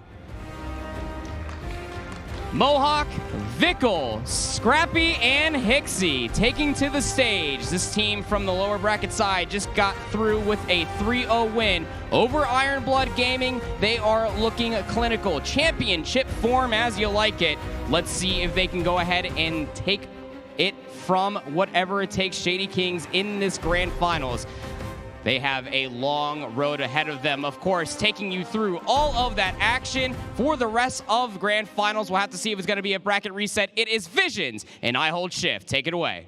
Proper, thanks so much. Oh, yes. 2 3-0s to start off the day. It was an early morning, but it was quick to get into it and quick to show a lot of convincing factors from both sides. So now, a rematch from Season 3, as Proper mentioned, from both the winners finals and grand finals. Grudge match, but can Shady Kings do what was not able to be done back during the online phase in Stage 3 and get a championship this time around, Austin? That's the question, right? They have a lot of history versus these guys very recently, and a lot of those high pressure moments. So can they overcome it? They have the luxury of coming through that upper bracket. Just need to win one best of 5. But Toronto Ultra NA, they are on a warpath right now through this lower bracket. They have been fantastic. We'll take a look at that bracket as we say it, and you can see it. They got knocked down originally there from Ironblood Gaming 3-1, but they've been able to make the run. And now we'll see if they can continue to keep the warpath going into this grand finals. Yeah, it's just the run has not just been long, it's been pretty arduous as well. Like, going through, first and foremost, you lost to Ironblood in 5, got reverse swept, talked about that a lot in their last series, but then you follow them down to the lower bracket. It was also a map 5 affair versus 705, who looked really good this weekend, took down Censor's team into the breach 3-1, and then from there on out, Hixie started to feel better, more confident, and he has been indomitable. 6 straight maps coming out of Toronto Ultra NA, both in the lower semis and in the lower finals. On the opposite front, though, the same kind of monikers of success, comfortability, can be attributed to what Shady Kings has done. And it started beating the other Ultra team out of the Academy EU side of things. And, I mean, from there, it feels like they've just been refining everything throughout this weekend. And, well, you could see the prep today, right? They came into that first match, and they handled business. I mean, very convincing. Able to find themselves, a very nice 3-0 over at Ironblood Gaming that was very hot this weekend, very right? Like, so. That is not an easy team to beat, but they were able to shut them down early, carry out that momentum that they've been bringing throughout this entire upper bracket, and now, of course, have that chance to try to do the same, get some revenge against Toronto Ultra NA. So, going to be a very special one here for us, a chance to even go back-to-back on land, win it here in your home city. This is massive here for everyone on the roster. Yeah, it's just been it's really the whole bracket from the first day. We were seeing maps being played kind of around station by station that were super, super tight, super close. The weekend has been hard fought all the way throughout. North America, though, really stepping up in this total tournament comparatively to what we saw in Minnesota, which was dominated by EU squads, and no more so than these two teams. The biggest thing about it is simply that Shady Kings has been missing a championship to really kind of cement this team as a mainstay challengers threat. So let's take a look to see how this first best of 5 at least will fare. It's going to be a Berlin hardpoint hardpoint to start us off. We've seen a lot of Desert Seed search and destroy from both of these two teams, including also on top of that, another Gavudu control, which both teams just played versus Ironblood. That's right. So I kind of like the fact that they did end up getting the Gavudu HP out of there overall. I mean, they almost put them in the 100-point club, right, when they just played Ironblood. So just get them off something that they just played back-to-back in that last best of 5 in the lower bracket. But it is a Berlin hardpoint, which means that it is still good news for a lot of you Ultra fans out there that like this NA squad, because they have so many reps when it comes down to that map mode combination. They love playing it. They're very comfortable, and they'll be right in their comfort zone to kick this best of 5 off. Yeah, and this is all about tempo and pacing for me when it comes for Shady Kings first and foremost. If you want to really use this advantage you built for yourself out of the winner's bracket, coming out and really setting the tone in map number 1 is, I think, the biggest key to victory when it comes to trying to stop this Ultra NA squad. Because the thing about it, and although a lot of people, we said this actually a lot yesterday, a lot of people are focused on Scrappy. He kind of draws the spotlight because of obviously how boisterous he could be at times when he starts to really feel himself. But the thing about this Ultra NA team is that all 4 have been unbelievable, and a lot of it starts with Hixie and Vikal. They have been great as an SMG duo, and if they continue to find space to work with on this Berlin hardpoint, they are very difficult to find and get really kind of off the map in the first place. They play off each other perfectly, but other side, Neptune. Yes. This has been the best really weekend I think we've seen from Neptune this entire year, Alan. He's been fantastic. I hit on it going into that winner's final. He's been way more disciplined. He's been way more structured when it comes down to working with the team, something that we saw massive struggles with when it came down to that NYSL roster in the CDL. But now, finding that comfort zone, working with a lot of vets like Brack, like Major Maniac, and then of course you have to bring up his sub duo. We have Too Real. And he is one of the young guns on this squad that has also brought tons of passion. You've seen his performances throughout this weekend, and he's also played a massive part in getting this team here to this winner, to this grand final. The thing about the part that he plays, it's such a selfless role, which is not normally something that we see from a relatively newer player in towards competitive Call of Duty. Last year, he was obviously just a kind of upstart because of his individual skill, but this tournament, he has been running a role that has allowed his teammates to continue to get success. And that is really, really important, and often not the sexiest overall role when it comes down to it. We don't often see him getting into the mix and finessing his life for 4 or 5, but him locking down rotations and cutting off crosses has been huge for Shady Kings and their respawns particularly. It absolutely has been. You can see the Ultra boys now on screen, dabbing each other up, getting ready to jump into this one. A team that has been together now for quite a long time, built in trust, have themselves multiple victories over the last season, over the Minnesota Rocker Open, where they were able to then qualify for that Pro-Am, make some noise, take down professional teams, one of the best challenger teams that we do have. But up against the vets, up against one of the best composed players in Call of Duty history, you have to make sure you take it map by map. You can't get ahead of yourself here up against this squad that's Shady Kings. And I think the thing about it too, just as we are really getting close to the precipice of getting into map number 1, is not even taking it just necessarily map by map, but moment by moment. We've seen great decision making on both sides, really from all 8 players, staying calm in tight moments, being able to put together comebacks or at least adjustments when it comes to getting themselves back into the map. But the players are ready. Toronto, are you ready?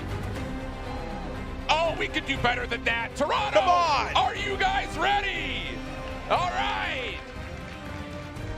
It's a small crowd, but a mighty crowd. All right, here we go. Grand Finals, baby. Berlin hardpoint. And it's up to Toronto Ultra Academy NA to take 2 best-of-5s, or can Shady Kings wear their first earned crown of the year? That's the question. Coming out here, shutting down a team like Toronto Ultra, making sure they don't pick up steam to this first best-of-5. You want to get it done in this first best-of-5. We'll see if they can do it. It's time to kick it off. Here we go. From the favorite side, it is Ultra Academy NA looking to get themselves set up very early. And watch this quick route from Vikal. He's done this so often through Secret. He's already around the back. But the first 2 kills from the front are actually really solid from the side of Shady Kings. They deal with the flank no problem. And that is just about as perfect as you could imagine breaking from the front. Big play now for Too Real to see if he can start cutting off the spawners. Scary position to be in. We'll see if he can find 3. No! Vikal takes him down inside of fire. And now that's going to open up a bit of a laneway down through Secret. Mohawk going to take advantage of that. Big one-on-one now on Major Maniac. We'll see if he can now turn this into now some P1 time. Here we go. at least able to break up some of the early time here from Shady Kings, but largely speaking, things have been mostly salvaged. Not just on the hardpoint itself, by the way. This is what we're talking about when we talk about a player like Hixie. He's already opened up space and an avenue for his teammates to join him over towards P2. Good bait out of Mohawk, good finish by Hixie, and as the second hardpoint opens up, there are numbers here for Ultra Academy NA, even more so as Major Maniac drops. This is where Hixie started to find his pop-off moments yesterday, where he dropped 40 kills on the Berlin hardpoint. Off to a nice start, 3 in a row. Up top, though, Brack trying to see if he can break in, and he rips Hixie off of the staircase. 2 for him. Brack makes it 3, tries to go for 4, but Mohawk's able to hold his ground. Now it's a fight for the point. And Too Real just kind of valuing his life at the moment. The problem is Neptune cannot get here to join him. Nice little finesse, though. Keeps his life a little while longer and tears that into an opportunity to get numbers over towards this Scrap time. But Scrap, oh, how about it? He sneaks through, and all of a sudden, Major Maniac has to try to chase him down. Well done, as Micah's able to get the capitalization and even more on top of that. So as the cleanup comes through, the Scrap time looking solid, and that means Shady Kings get back into the lead. That's right. You take a look at the minimap right now. If they can keep them spawned back here, it's going to really delay this rotation. So now everyone from Ultra Academy NA going to have to start to work through this dock side. But you can see the setup. Brack is here. He's ready, but he doesn't have the gun up in time. So Veto takes him down. Hixie finds the second. This is big now for Ultra Academy. They don't even get the spawns with how convincing these kills have been from Ultra NA. They're already around the back. Neptune has to do some miracle work on the backside of this to try to keep these spawns into their way, but it's not going to work out. Ultra Academy NA with an anchor coming through will have all the team squads they could possibly want, and now it's just down to, can you actually break this back from the front? Because Shady Kings have reinforced through fire, and they've got good numbers. Oh, Mohawk, he's feeling the wrath right now of the Shady Kings, but he's able to take down Too Real. Trapped in the back here again, struggling to really get to the time has been the problem so far for Ultra Academy NA. But maybe this is their chance to break. Hixie's only able to find one. Mohawk needs to go big, but Major Maniac shuts him down, and Shady Kings, they hold it beautifully from the front. That is so good from the front, honestly speaking. You get a little aggressive trying to play through dockside. You're looking to set up a buffer zone in front of this third hard point to get a full 60. It doesn't work out, but you still pull about 40 seconds. Yeah, absolutely incredible for their efforts. But now it's down to, how do you get to the backside of these warehouses? Ultra Academy NA already controlling all of train station, and you've got Mohawk in the back watching for this play that Shady Kings is setting up from the warehouse side. Mohawk's going to have to do some work back here. A couple players to deal with, but Veto also helping him hold that angle. Veto loves to swap on the fly here with the ARs, especially with these open hills. But now some work needs to be done. Everyone patiently waiting in the back to set up this hit. Major Maniac takes up Scrap, but he's able to find one. There goes Brack. He gets in for a second, and Too Real follows him up. Hill goes neutral, but it's still a decent lead for Shady Kings. Mohawk, though, just in such a great spot playing topside tower. It's so hard to get this elimination, and that means, of course, for Ultra Academy NA, off the respawn safely, reinforce the front of the hard point, and possibly turn this into the better part of what is going to be about 40 seconds or so. This has been a great hill from Ultra NA, right back into the mix, and the opportunity to actually retake the lead. On top of that, again, just the focus on the timing for rotation. About 15 seconds left in the hill. They're already setting up for high ground control around P5, and with these eliminations, they could string 4 to 5, no problem. Veto going to try to play his life up top here. Gets eyes on Too Real, who's going to have to play his life for a second, waits for it, and Veto takes the challenge head on. Controlling P2 now is going to be Ultra Academy NA, which is now going to make it easier to start collecting time on this P5 hill. But it is 84 to 83, just about a dead even game with 40 seconds left to play for. And Ultra Academy NA are waiting for Shady Kings to make the first move. The alarm system is going to be who steps onto this hard point first and foremost, because the high ground control from Ultra NA is actually pretty solid. Veekel's still on 3 in a row. AR's lighting things up for Ultra. Oh, but a big gunfight win for Too Real kind of keeps the door open to at least contest. And more importantly, I would say for Shady Kings, as much as they've kind of neglected the hard point, they've had really good focus on making sure they control the left side of the map. But that's starting to be influenced by Mohawk as he's hitting a route around through dubs. That's the first lead change now for Ultra Academy NA. But Mohawk almost turns and burns. Neptune takes him down. One more for Neptune to deal with, but Brack is there for the help. And now the setup looking good around P1 right here for the Shady Kings. We'll see how they're going to be able to potentially hold this. But Hixie and Mohawk already threatening the train station, coming hot off of that P5. Oh, it's interesting though. Ultra Academy NA are not looking to hit a route through fire. They're trying to overwhelm with the numbers that they have off the exit to try to get into P1 early. Has that decision maybe cost them a touch, because Major Maniac's hitting a bit of a pinch. Scrap reads that 3 straight down. It's just down to Too Real. Last one left, playing from the side of the broken window, and he's just going to try to value his life. Wait for a little bit of help. So for Ultra Academy NA, you get into the hard point. Now it's down to, can you hold from the front? Hixie now a chance to be able to really do some damage to this next team hit. Waiting for the information to come through, but in the back, the spawn's now going to flip out here. A chance to be able to break on through. Neptune in the time for now. 20 seconds to try to gather. Spawns will flip. One last attempt maybe for Hixie to try to make something happen for the scrap time, but now everyone focused around P2 and Mail. Yeah, this is where Hixie's IGLing comes into play. He's already telling his teammates to rotate. Let me just finesse. Scrap's going to come to assist just to make sure the scrap time is in some form contested, and that works out really nicely because Veto has kept his life over towards P2. Really good look as far as the mentality is concerned around what Ultra NA are trying to establish tempo-wise. But that said, response from Shady Kings is near perfect. You deal with the strays that are kind of on the new rotation, and you've held off the exit from P1. This has worked out well for it. Now it's just down to can you get numbers off the respawn to reinforce this hard point to get some time. They're going to lose one. Hixie comes through the side. Might have a chance to break this open. Vehicle as well. Already in the time here. Ultra Academy NA trying to hold on, and Hixie gets there. 3 players dropping down. Trapped in the back of the spawn is going to be the Shady Kings as they set up their next hit. Yeah, this is just so good. Mohawk now watching the cross. He's going to give information on where this hit is coming from. So it's just down to Ultra Academy NA winning these gunfights from the front, and Vehicle's able to just absolutely feast. You're going to give him free information. He'll take good use of it. A double for him. One more just around the corner of the office, but wants to make sure the objective is continue to stay red. Neptune on the break attempt, though, walks through, able to use that position for a double, and the break for scrap time is okay. But it's all about how do you get over towards P3. A full setup for Ultra NA as we look over towards Fire.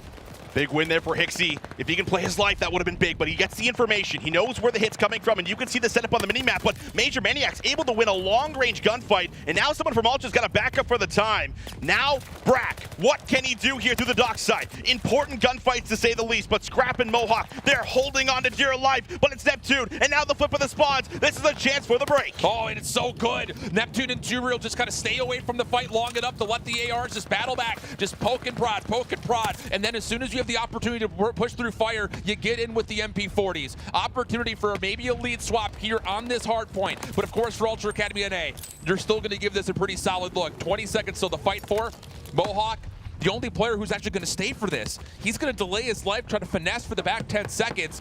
But honestly, for Shady Kings, they've got an idea that he's still here, and they get the elimination. So now it's almost a full hold coming out of Shady Kings, and they've got the ability to influence the rotation. How about Brack? He rotated so early to put himself in a position where he can influence the spawns heading into this new hill. It is a 5-point differential. Last time, Ultra just about perfect. 40 seconds on it, but Brack here first on the forest spree. Here with Turiel as well. That's going to be control in the point. Vehicle in the back, though, could look to do a little bit of damage, and now we'll see if he can try to push out, find some kills. No, he is denied, but Mohawk and Scrap also there to assist. Major Maniac wanted to get involved, and he just didn't have any area to work with, so Ultra Academy NA, 3 straight eliminations. Push back Shady Kings into what's going to feel like Egypt trying to get back over to Berlin at the moment. They're spawning so far away, but Turiel does quickly get around the back, and he gets a 2 somehow off screen. That's going to neutralize the hard point and keep us at a dead even game. 20 seconds still to fight for, and it looks like Shady Kings is largely going to give this up as they're realizing they're spawning in the wrong position, and you need to work them to the middle of the map, if not possibly get early over to Fire. And who's on that route? It's Hixie again. He wants to get this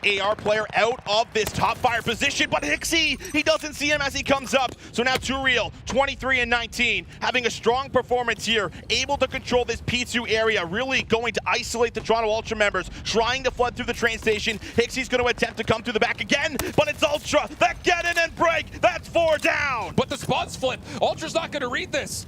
Hold on a second. This is a good moment for Ultra, sure, but Shady Kings get blessed with a little bit of a spawn to the left just because the kills were so convincing through the hard point itself. Now the read comes out, and Ultra, they're finding the kills just as quickly as they're getting the reads on them. 3 straight again. You've got full sprees almost starting to come through across the board for Ultra NA, and they're soaking up so much time on P5. Oh, still 20 seconds left to fight for, but Vehicle, he's trying to battle out the entire team of Shady Kings right now inside of P1.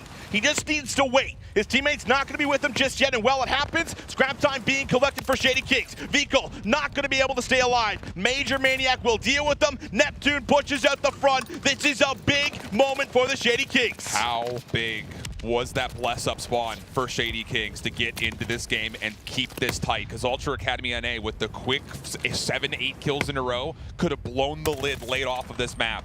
But now all of a sudden, Ultra find themselves needing to break. And look at Neptune's position. He's zoning forward. You've got Major Maniac watching his cross. The only player that could really foil this setup is Vehicle. And he may just have the timing. No one's to his right. Everyone's in front of him.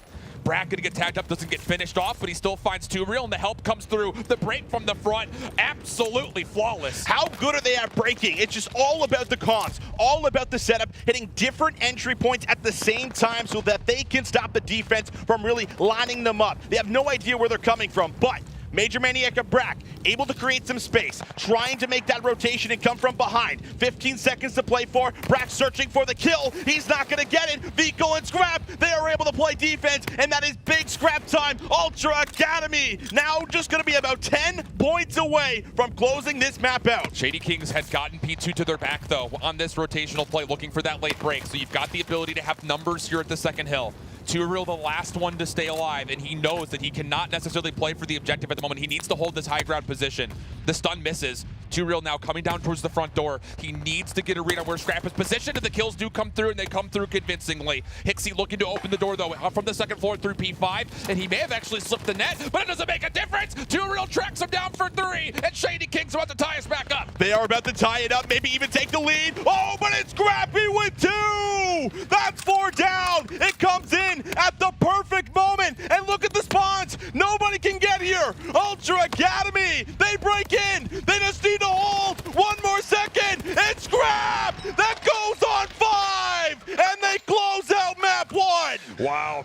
It's just it's the same stuff we saw earlier today, and more importantly, all through yesterday. The timing of the rotations always favored how Ultra NA wanted to play the map. Sure, a couple of great moments for Shady Kings, obviously, to try to contest, establish some tempo and pace of their own, but largely speaking, it was always players like Hixie and Vcol taking an early route, opening up the map in ways that give them a variety of looks. Do we want to play for scrap time? Do we want to try to finesse? Do we want to give it up and just play for rotation? They have the luxury of being the ones to make the first decision, and in the end, that is what pays off. Not to mention the fact that their break attempts through P1, not once, not twice, but all 3 times, unbelievable for Toronto Ultra NA. That is insane. I mean, they did it on multiple attempts, and you know, how many times have we seen just that P1 hill be completely held, good 30, 40 points, you could run away with it there, maybe even close it out there if you're able to lock it in, but it's just about taking your time, being coordinated, finding the breaks, as you mentioned, Alan.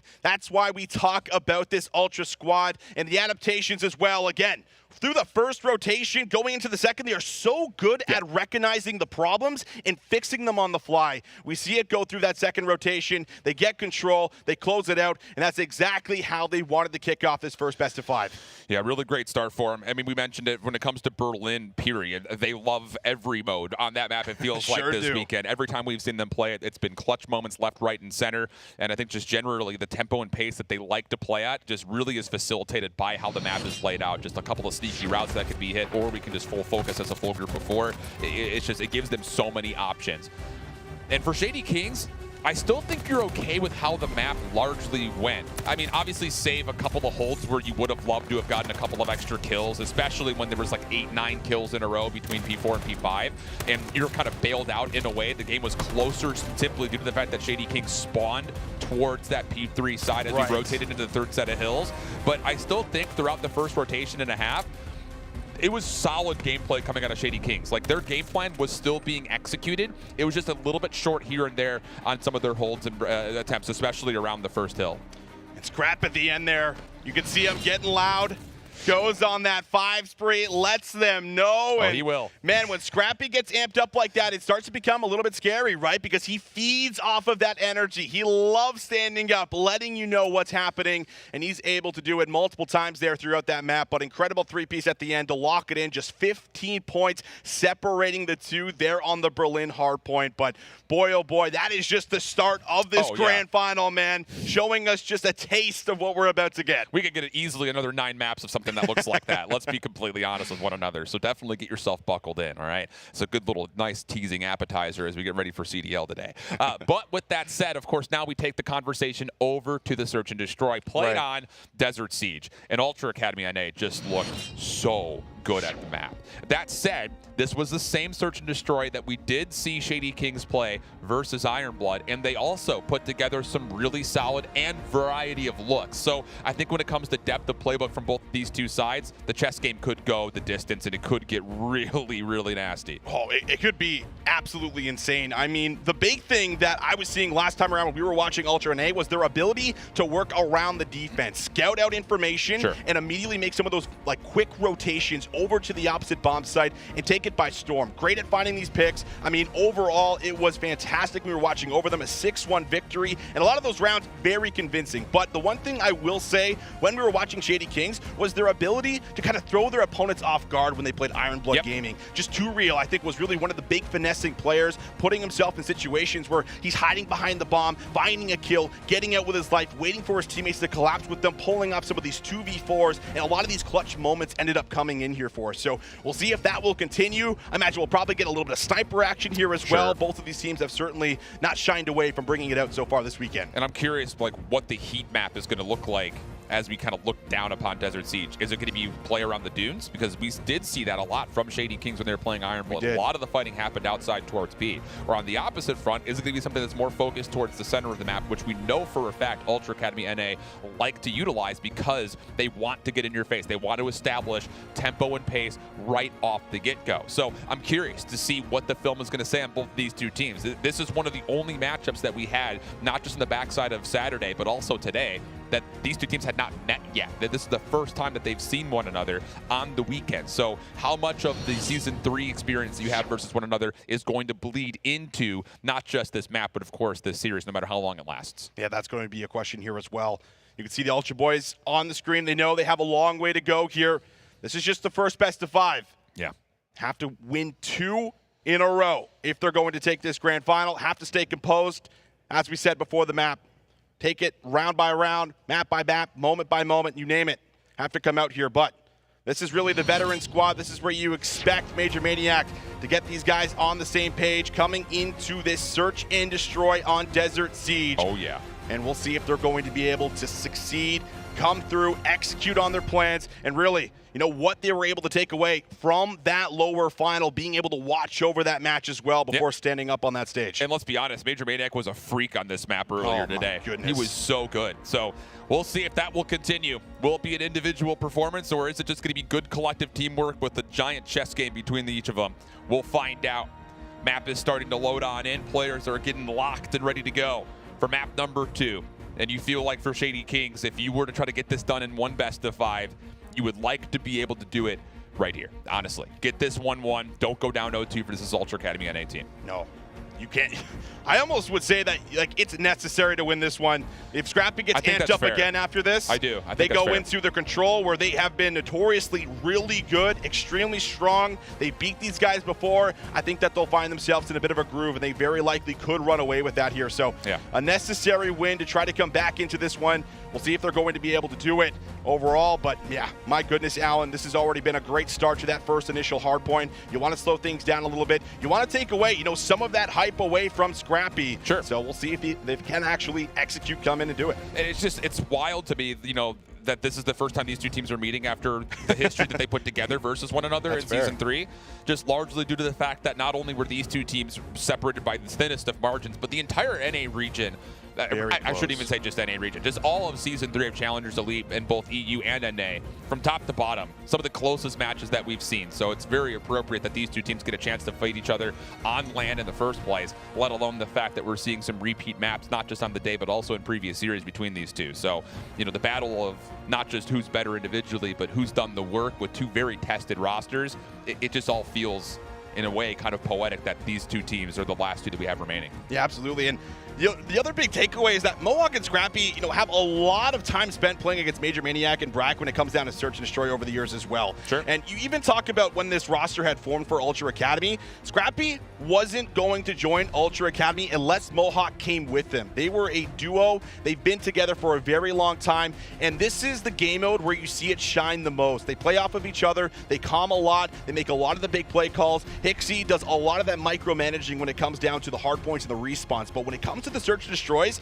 this is where you start to actually hear the big voice of Scrappy and Mohawk. Oh, yeah. So overall, these two playing together a very long time, know what it's like to go up against the likes of Major Maniac and Brack, two very strong search and destroy players coming from that S&D scene that was popping years ago, now facing up against one another here yet again. So definitely going to make for a banger matchup. And you play with each other over the years, you definitely want to come out here, beat one another, show each other what's up, get loud, and well, we know Scrappy will certainly do that. Well, and the thing too, just, for Scrappy, you got to remember, like, his start to Cold War was just as electric as this year was, but the thing about it was the rotational kind of revolving door of teams that he went through in the middle of the year really kind of held him back from being able to establish this type of a year last year. Exactly. So if you're going to go to a squad and say, look, this guy has to come with me, it kind of guarantees your own future to be a little bit more stable than what we got from the Cold War year. So, yeah, really smart, I think, just as far as how he's handling this Vanguard season as well, just for what it's worth. Obviously, the excitement about his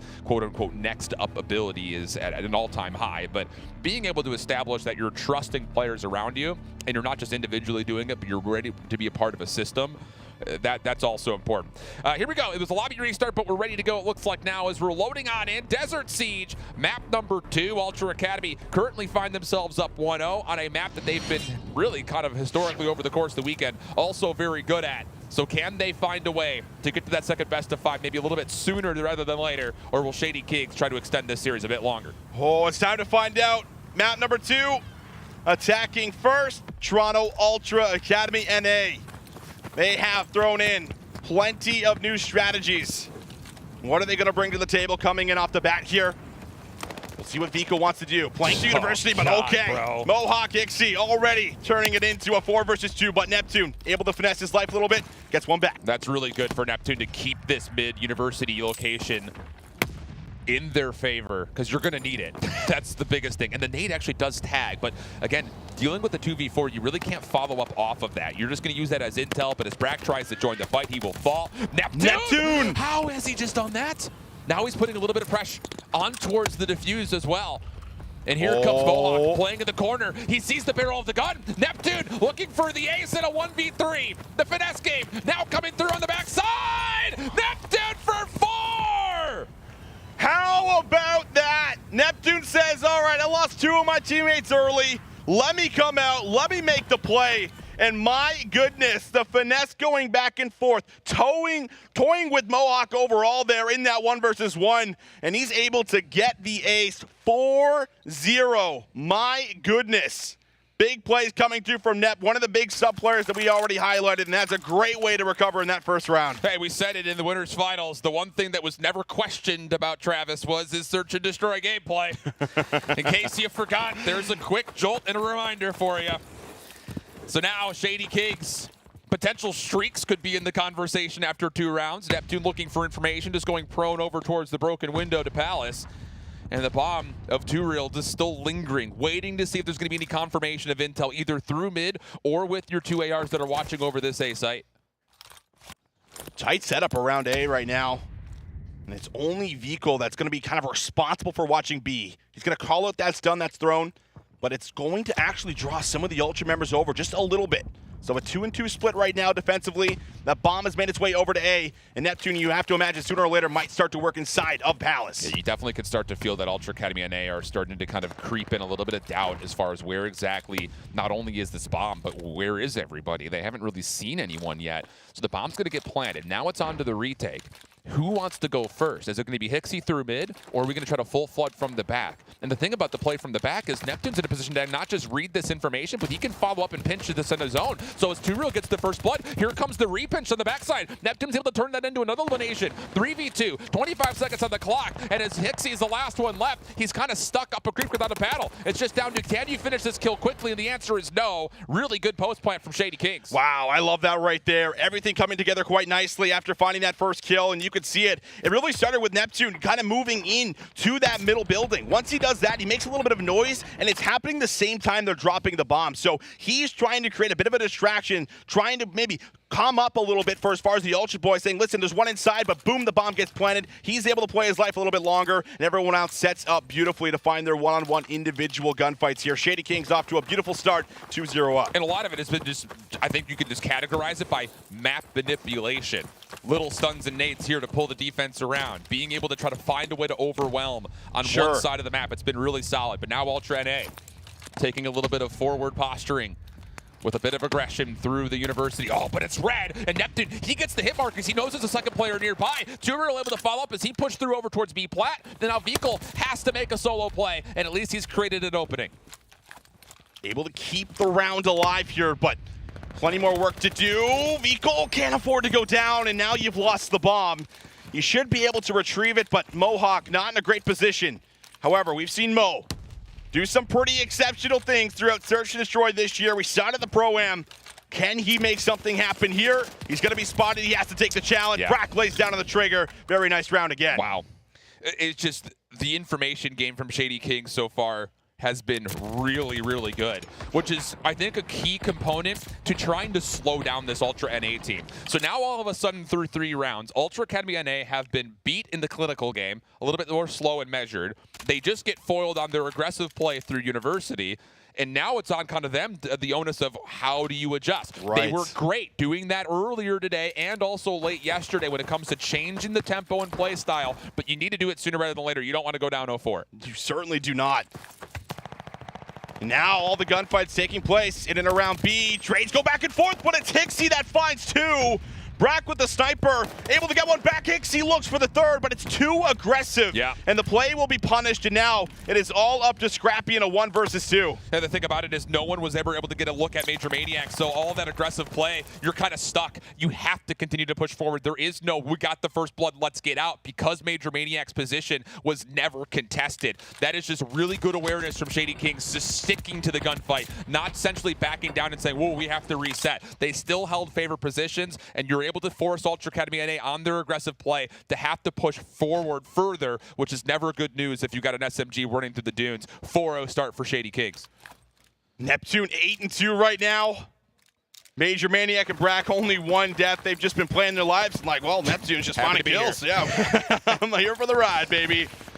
But here we go, aggressive play. Oh, it's gonna be punished here. Scrap reads 1. But Major Maniac able to at least get that trade back as they try to push all the way through B. And now the offensive push going to come to a bit of a halt here for Ultra. Yeah, both teams are just going to kind of go back to their respective corners with that gunfight being traded on the long side of dunes. Ultra really can't convert over towards B, losing that member, but Shady Kings also don't really want to force their way through the middle of the map. So everything resets with 60 seconds to play. Hixie and Mohawk taking a look over towards A. Vehicle will join them. But Neptune keeping a key position topside University has a way to watch this cross, and that's all the information you need. I don't think he sees Vehicle, but I don't think it matters. Look at this long flank coming out of Shady Kings. They're looking to retake the offensive side of the map. All the way around the back, Brack now with a great position, and if they decide to rotate this back, Brack could stop this entire play. Vehicle's gonna come deep, but he's gonna have a sub in hand here. And on the cross, Brack finds him, that's the bomb down. And this is so smart for Brack. Back up. See if you can get a second. Oh, what a read from Brack. Now all of a sudden, Neptune can go forward and try to keep Mohawk at bay. Only 18 seconds on the clock. Mohawk has to be the proactive player. He needs to play for a plant. Dead silence at the ready, but Major Maniac stops him from re-wrapping back over towards A.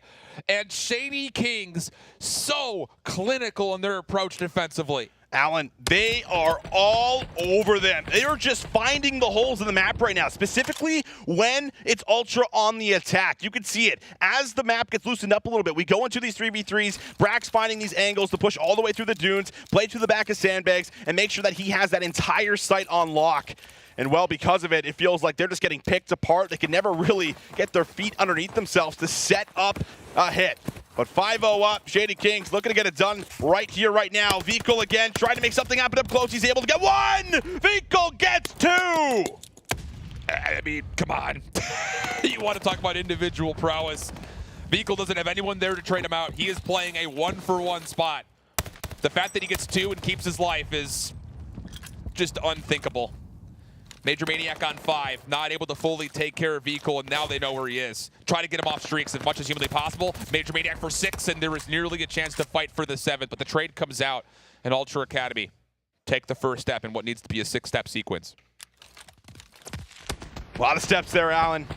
A lot of steps indeed, but We'll see if they can build off of it. The big problem so far has been offense. It feels like they've also been trying to shake it up a little bit, right? They've played slow. They've seen if they can spread the map a little bit, work for these picks, but they're not winning these engagements. And then we saw going into their second offense, aggressive hit right through the palace, seeing if they could work through the back, but it was red again there from the Shady Kings. So what is your game plan? Do you try to get a bomb down? That's what I have to imagine here. We'll see nade stunts all going out, aggressively moving into B. Oh, you know Veto with that nade information wants to try to get this plant off, but the problem about it is Scrap has not had a chance to even shoot at Brack yet, so he's still in a good position to contest Dunes. And further in front of that, Tureal is holding close. No one has any idea that he's here.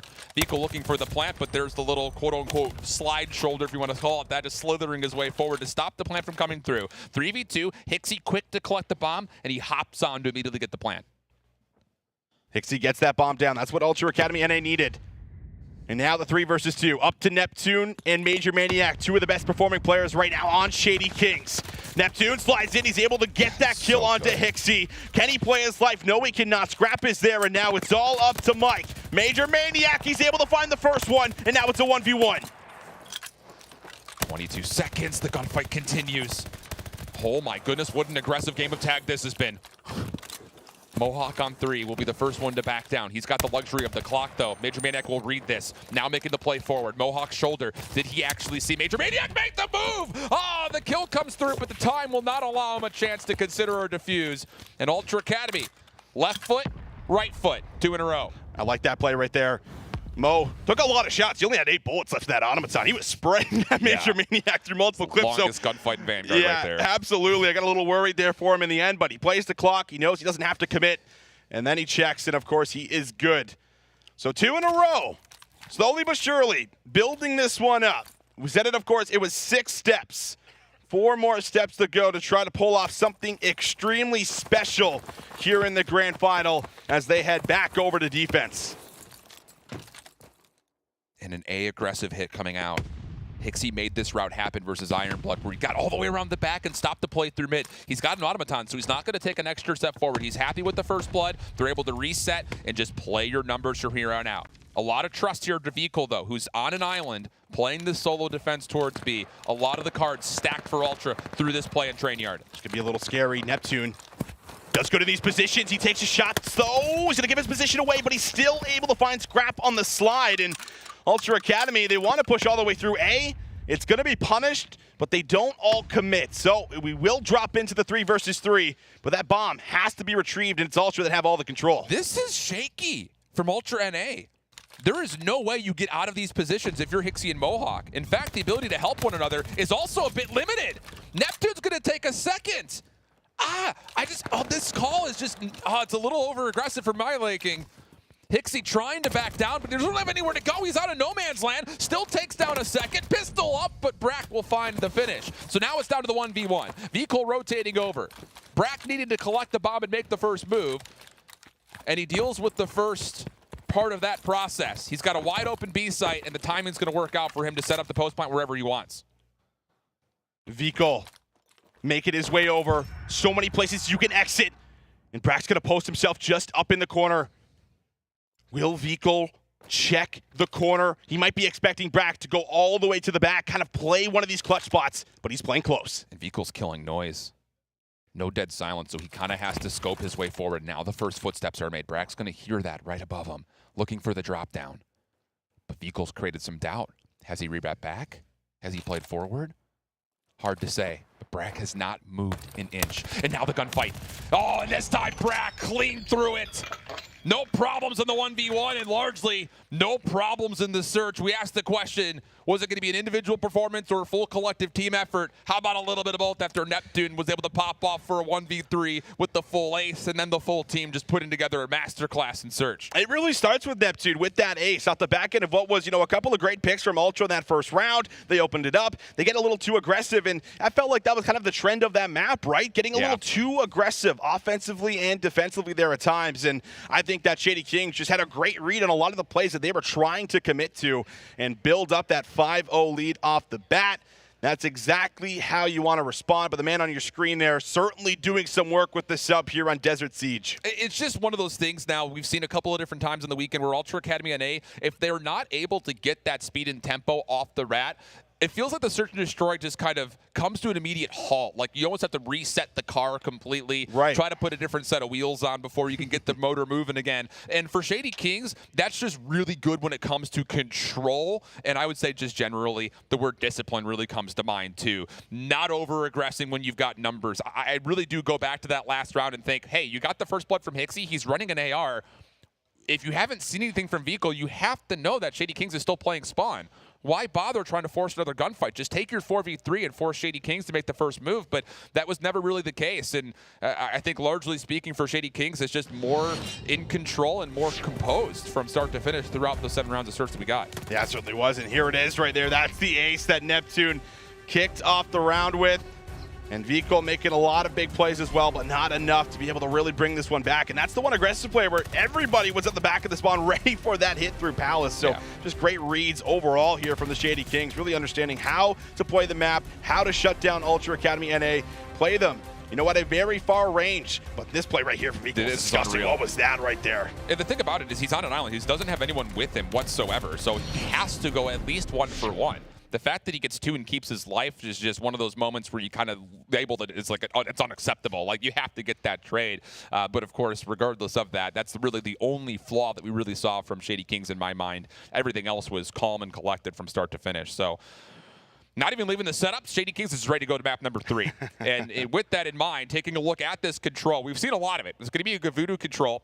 And I think the biggest thing about this is both teams have struggled offensively on this map mode combo. For me, that's the X factor if you're going to win this swing map on either side. Yeah, absolutely. And I mean, the one thing we were seeing, at least last time Shady Kings did play this, was the ability for Brack and Major Maniac to push through that beach side and constantly disrupt the attacking push going into the ship. It was really well done over and over and over again. So we'll see if Ultra can kind of keep an eye on that, try to get some of that ring control so that they can stop Major Maniac and Brack from having that kind of an influence into the back of the spawn there, really disrupting them over and over and over again. But overall, you're right. It was not very clean offenses. Getting into B was very difficult. The control in the back of the spawns, last time we saw it was decently well, making sure that no one's coming around, cleaning up 2 or 3 at a time, and then getting onto that point here. So we'll see what comes in here for us going into a Gavutu. You never know what's going to end up happening, but if you can come out, try to put yourself in a position where you at least get a tick or so on B. That's really what you're playing for, seeing if you can maybe make that aggressive push off the start. I'm really curious to see what the breaks look like. And I think for the biggest factor, looking at the offensive perspective from both teams, is you're not playing up against that kind of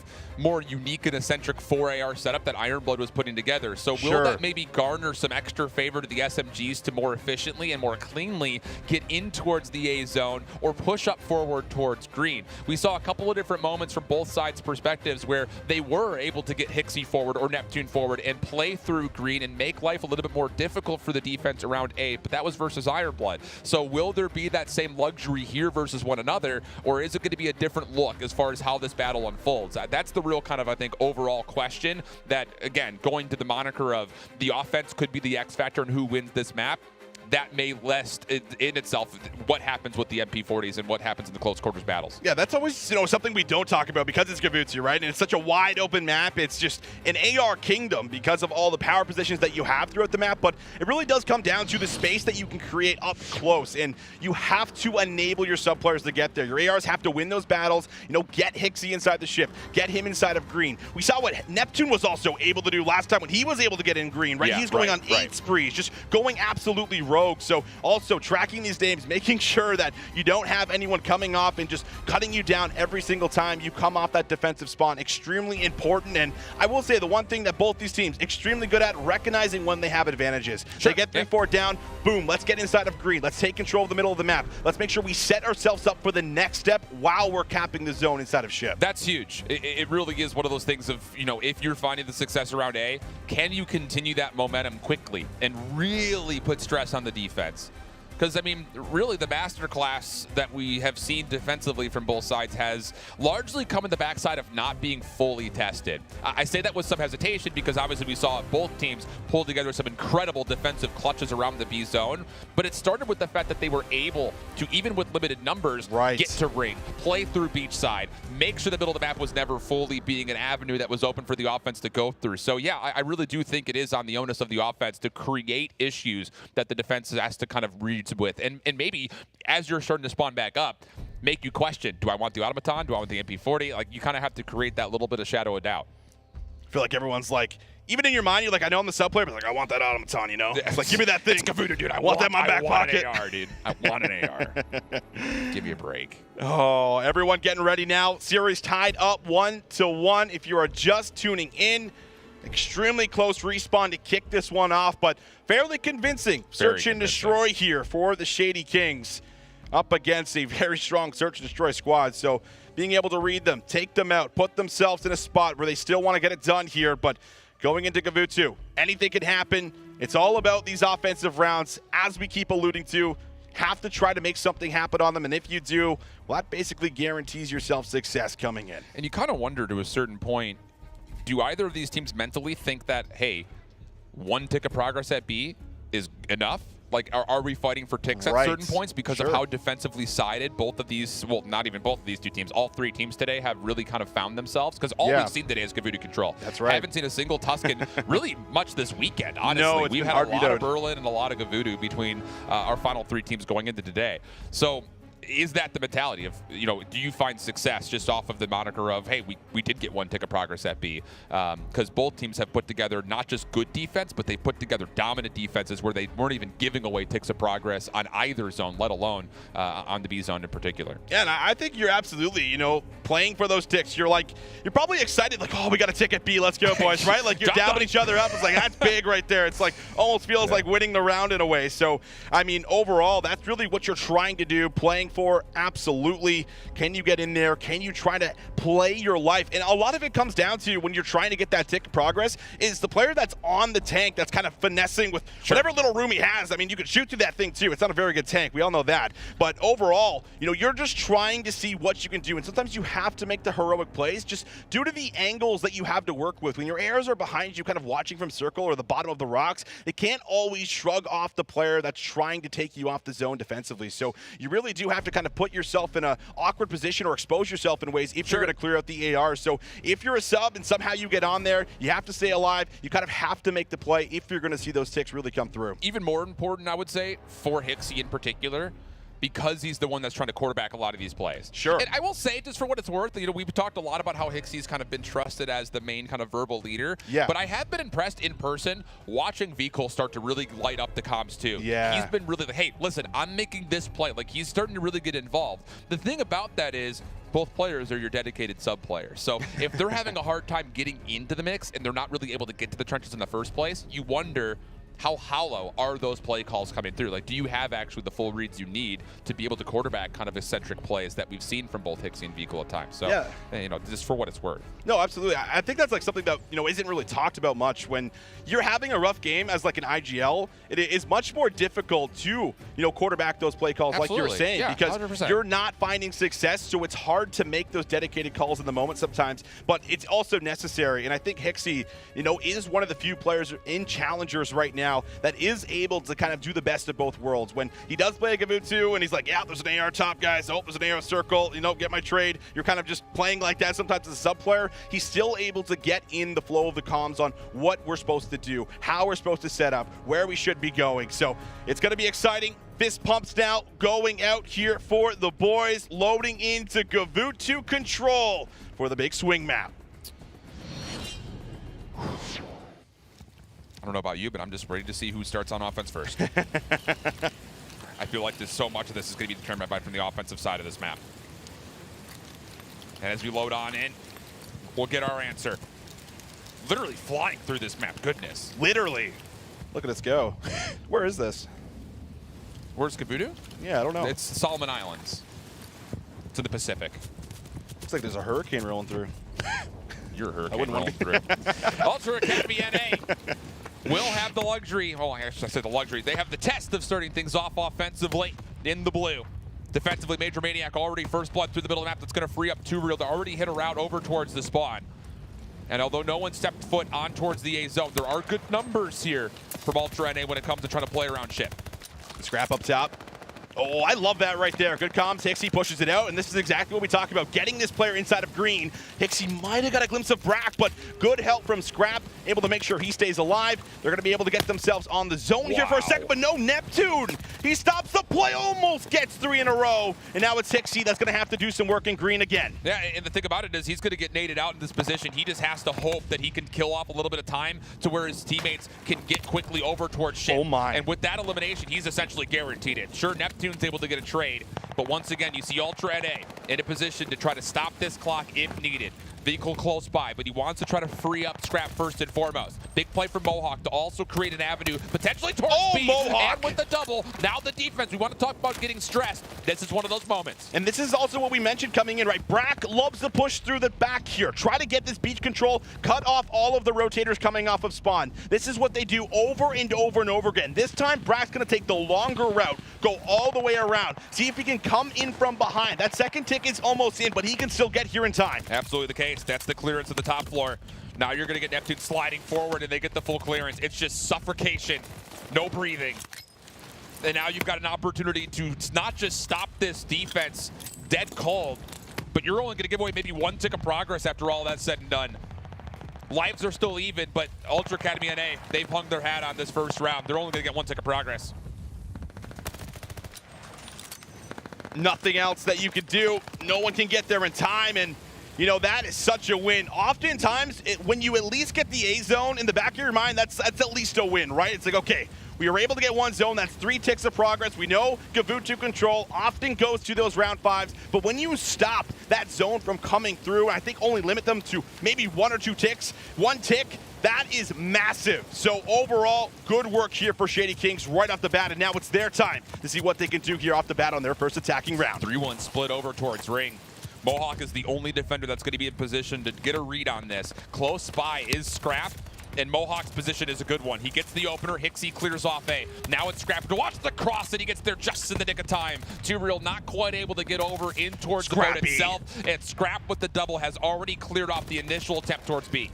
How many times have we seen Scrappy take over a Gavutu control? When he starts to find his zone, look out. We'll see if he can keep that spree going. He's on 3, but now it's Too Real to the top of the ship, seeing if he might be able to start to set up the offensive push inside of A. It's going to have to start to clear out some of the space here through green, through the back of mid. Everyone on Ultra just waiting patiently for that touch, and it's Hixie that's still able to find 1, playing top boat beautifully. Yeah, very little real estate to work here for if you're Shady Kings. And nothing through the middle of the map, nothing through Ring, and you've been completely cleared out of boat. Oh boy, Vehicle now up. Vehicle! How about a triple for Vehicle? Lining him up through the jungle pathway. Brack has to hold his ground. Able to take down Mohawk, but Vehicle wants more. Feeling the hot-handed, why not? Does he see the 6th around the corner? No, it's Neptune to confirm the trade and stop the potential streaks, but man, we credited Shady Kings for being able to stop Vulture from getting 1 tick of progress, or more than 1 tick of progress. 11 seconds on the clock, 23 v 15. And not even a first tick locked anywhere in the map. This has been so defensive heavy so far. Vehicle comes up spawn, gets 1. Scrap is there, and Scrap also earns that glide bomb there off screen. Going to be massive for some of these future rounds. And how about that? Wow. Ultra Academy NA don't give over a single tick of progress. It's a steel curtain, man. No one has been able to crack the code for any combination of teams to get the offense going on Gavutu control. Not today, not late yesterday. But the glide bomb could be what's going to be used to kind of wedge out maybe even just a couple extra ticks of progress. I don't even want to talk about offensive wins at this point. Just get some progress on either of these 2 zones, man. Scrap, say A even go over, Alan? Anything, just anything would be fine. Scrappy wants to keep that spree going. Spots Neptune, oh, easy pickup for Scrap, 13 and 4. Sees Brack down low. Able to make sure he's just 1 shot. Brack's just trying to play his life in finesse. A good stun comes out, and he's able to deal some damage back, but Scrappy not gonna shy away from the challenge here. And while this is happening, tick of progress comes in. That's it, but still, Brack keeping his life is massive. Allows Neptune off respawn to at least be able to recontest on the low ground, but Mohawk and Hixie, they'll combine for 2. Now it's down to Brack. He has to fight for the zone if he wants to see this extra 60 be stopped, and more importantly, he gets there just in the nick of time to stop even the 2nd tick of progress. Depletion, now the name of the game for the defense. Big moves here for the defensive team, getting in there in the nick of time, but here we go. Ultra Academy NA on their next push. Scrap is on the zone. Looks like that second tick is in. Nobody on Shady Kings interested in trying to play for the zone. Just gonna play for the exits and take control of the map. A lot of focus towards green defensively here for Shady Kings. Team kill forced out keeps this at least somewhat limited for Ultra Academy NA, being able to string together an exit through green and over towards B. Plus, you've got 2 Real in a key position topside ring. But the advantage still lives with Ultra NA. They've got so much of the map to work with right here. They can create a little bit of confusion and really put some stress on Shady Kings. Where do you want to focus this defensively? And with 2 Real falling, they're going to have to focus forward, which means Hixie may have an opportunity to get around the back here, depending on the timing. Minute 25 on that clock. Nade's coming out. Mohawk, he finds that first one. He wants to cut across. Can he get 2? Hixie's also working through the back of green. A lot of control here for Ultra NA, but they need to find some more kills, and Mohawk delivers on 1. Mohawk delivers on 2. Can he slide in and get a touch? That's the question. You don't even need to at the moment. You still have Hixie in a position to try to work through the middle of the map, but Brack slips the net. He gets around the back. He's completely reclaimed topside ring. A double for Brack, and that's going to give the defense some breathing room. Still a 5-life lead, but a massive play from Brack to create space for Shady Kings to work with. Big win there for Scrappy, holds on to that ring control. And now, a chance for everyone on Ultra Academy NA to get together again. 19 lives playing up against 12, but the bigger problem is 40 seconds on that clock. If Ultra are gonna find success here on the attack, it's gonna have to happen quickly. Nobody knows where Brack is. Vehicle on the backside should be known. Major Maniac is looking for him. A couple of shots come through, but it doesn't make a difference. Vehicle's still able to hold this ground on the forward tank position. 2 Real inside the zone also drops. So now you've got the ability to stop the clock. 16 playing 9. But more importantly, Ultra Academy are more playing the clock than the lives themselves, especially with them getting pushed back by Major Maniac. Last attempt. You've got to go quickly. And 2 Real's trying to cut it off. He can't find more than just the opening. But Major Maniac on the cross is able to at least punish the play. And that may do it as the defense looks like it's going to hold. Yeah, looks like it will be good. No one can get there in time. But ultimately, you still feel like that's kind of a bit of a dub here for Ultra Academy NA. You get the zone. That's been a problem here so far. Because remember, 0 ticks of progress came through originally there for the Shady Kings. So if they're going to somehow take away a round 5 defense, they're going to have to get some work done here, come away with at least that A zone and make some progress over to B. Yeah, you need at least 4 plus the lives to tilt the kind of quote-unquote tick progression tiebreaker. Otherwise, a full A zone and 2 ticks of progress at B will get the job done a little bit more easily. I want to say easily, but it's easy out here, you know. Can't say that word when we're talking about the offense right now on this map mode combo with these 2 teams. Let's be honest. Scrap 17-8 right now, has that glide bomb still in his back pocket. Remember that, just in case something happens over to B, they do have some insurance.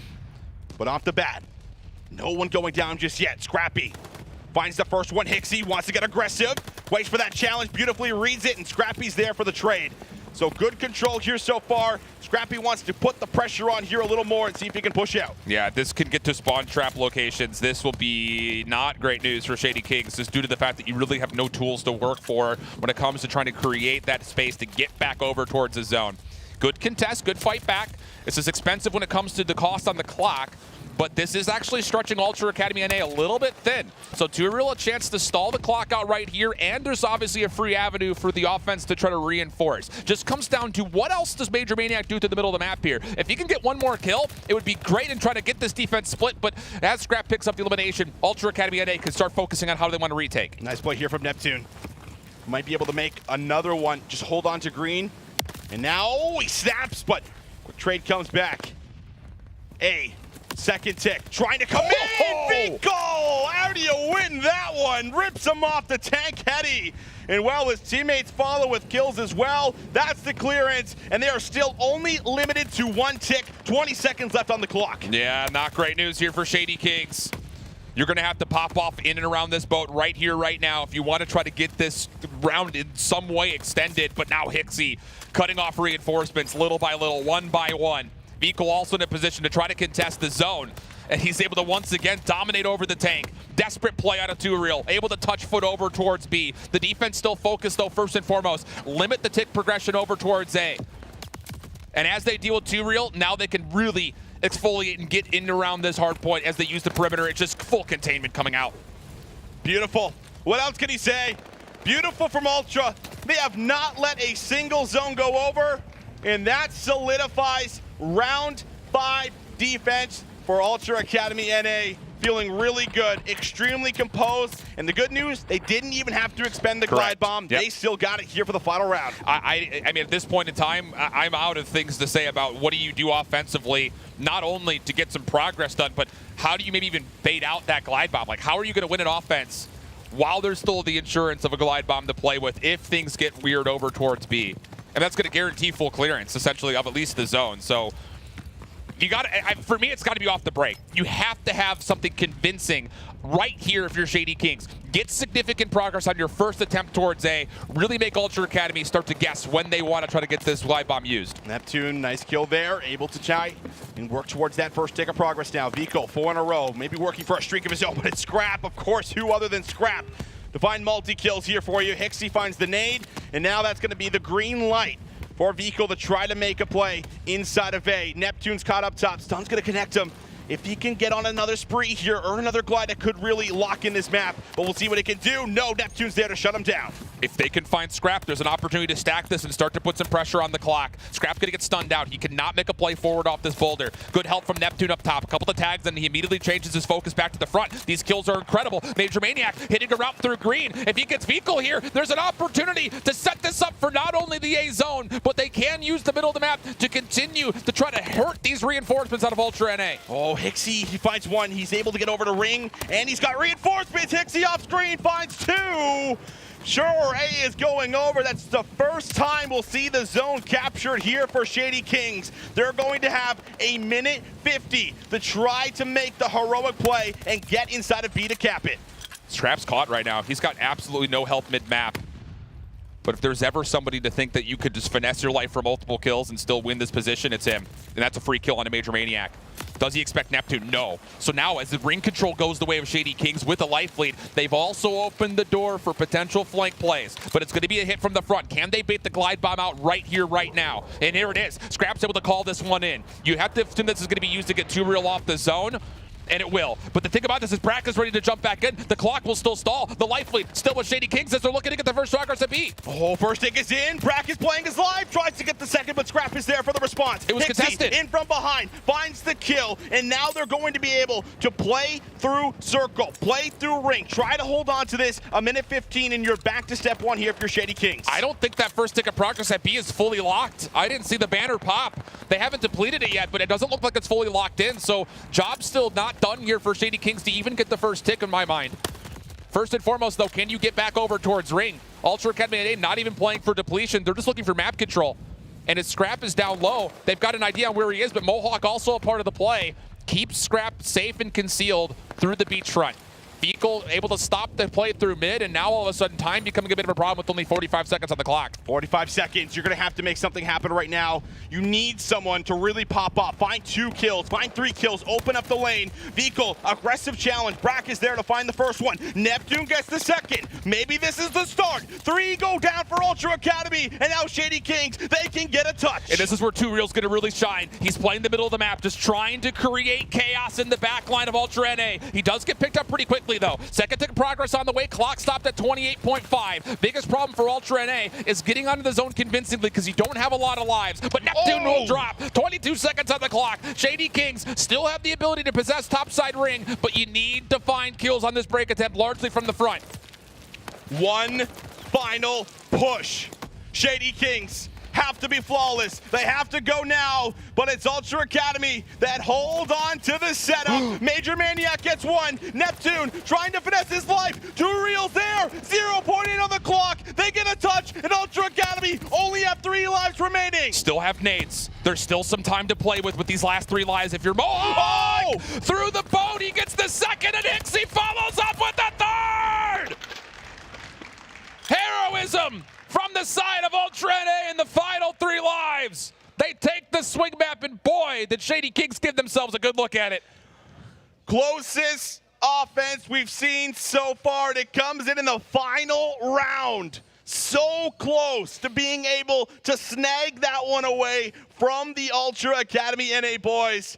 But they shut the door, slam it in their face. It is a brick wall when it comes down to locking in defensive rounds. And my goodness, it got a little scary there for a second, Alan, but they hold out and they win that Kavutu control. Man, It really is. That's just individual difference coming through at the very last second, because everything Shady Kings was doing in that round 5 was everything you could possibly ask for them to do.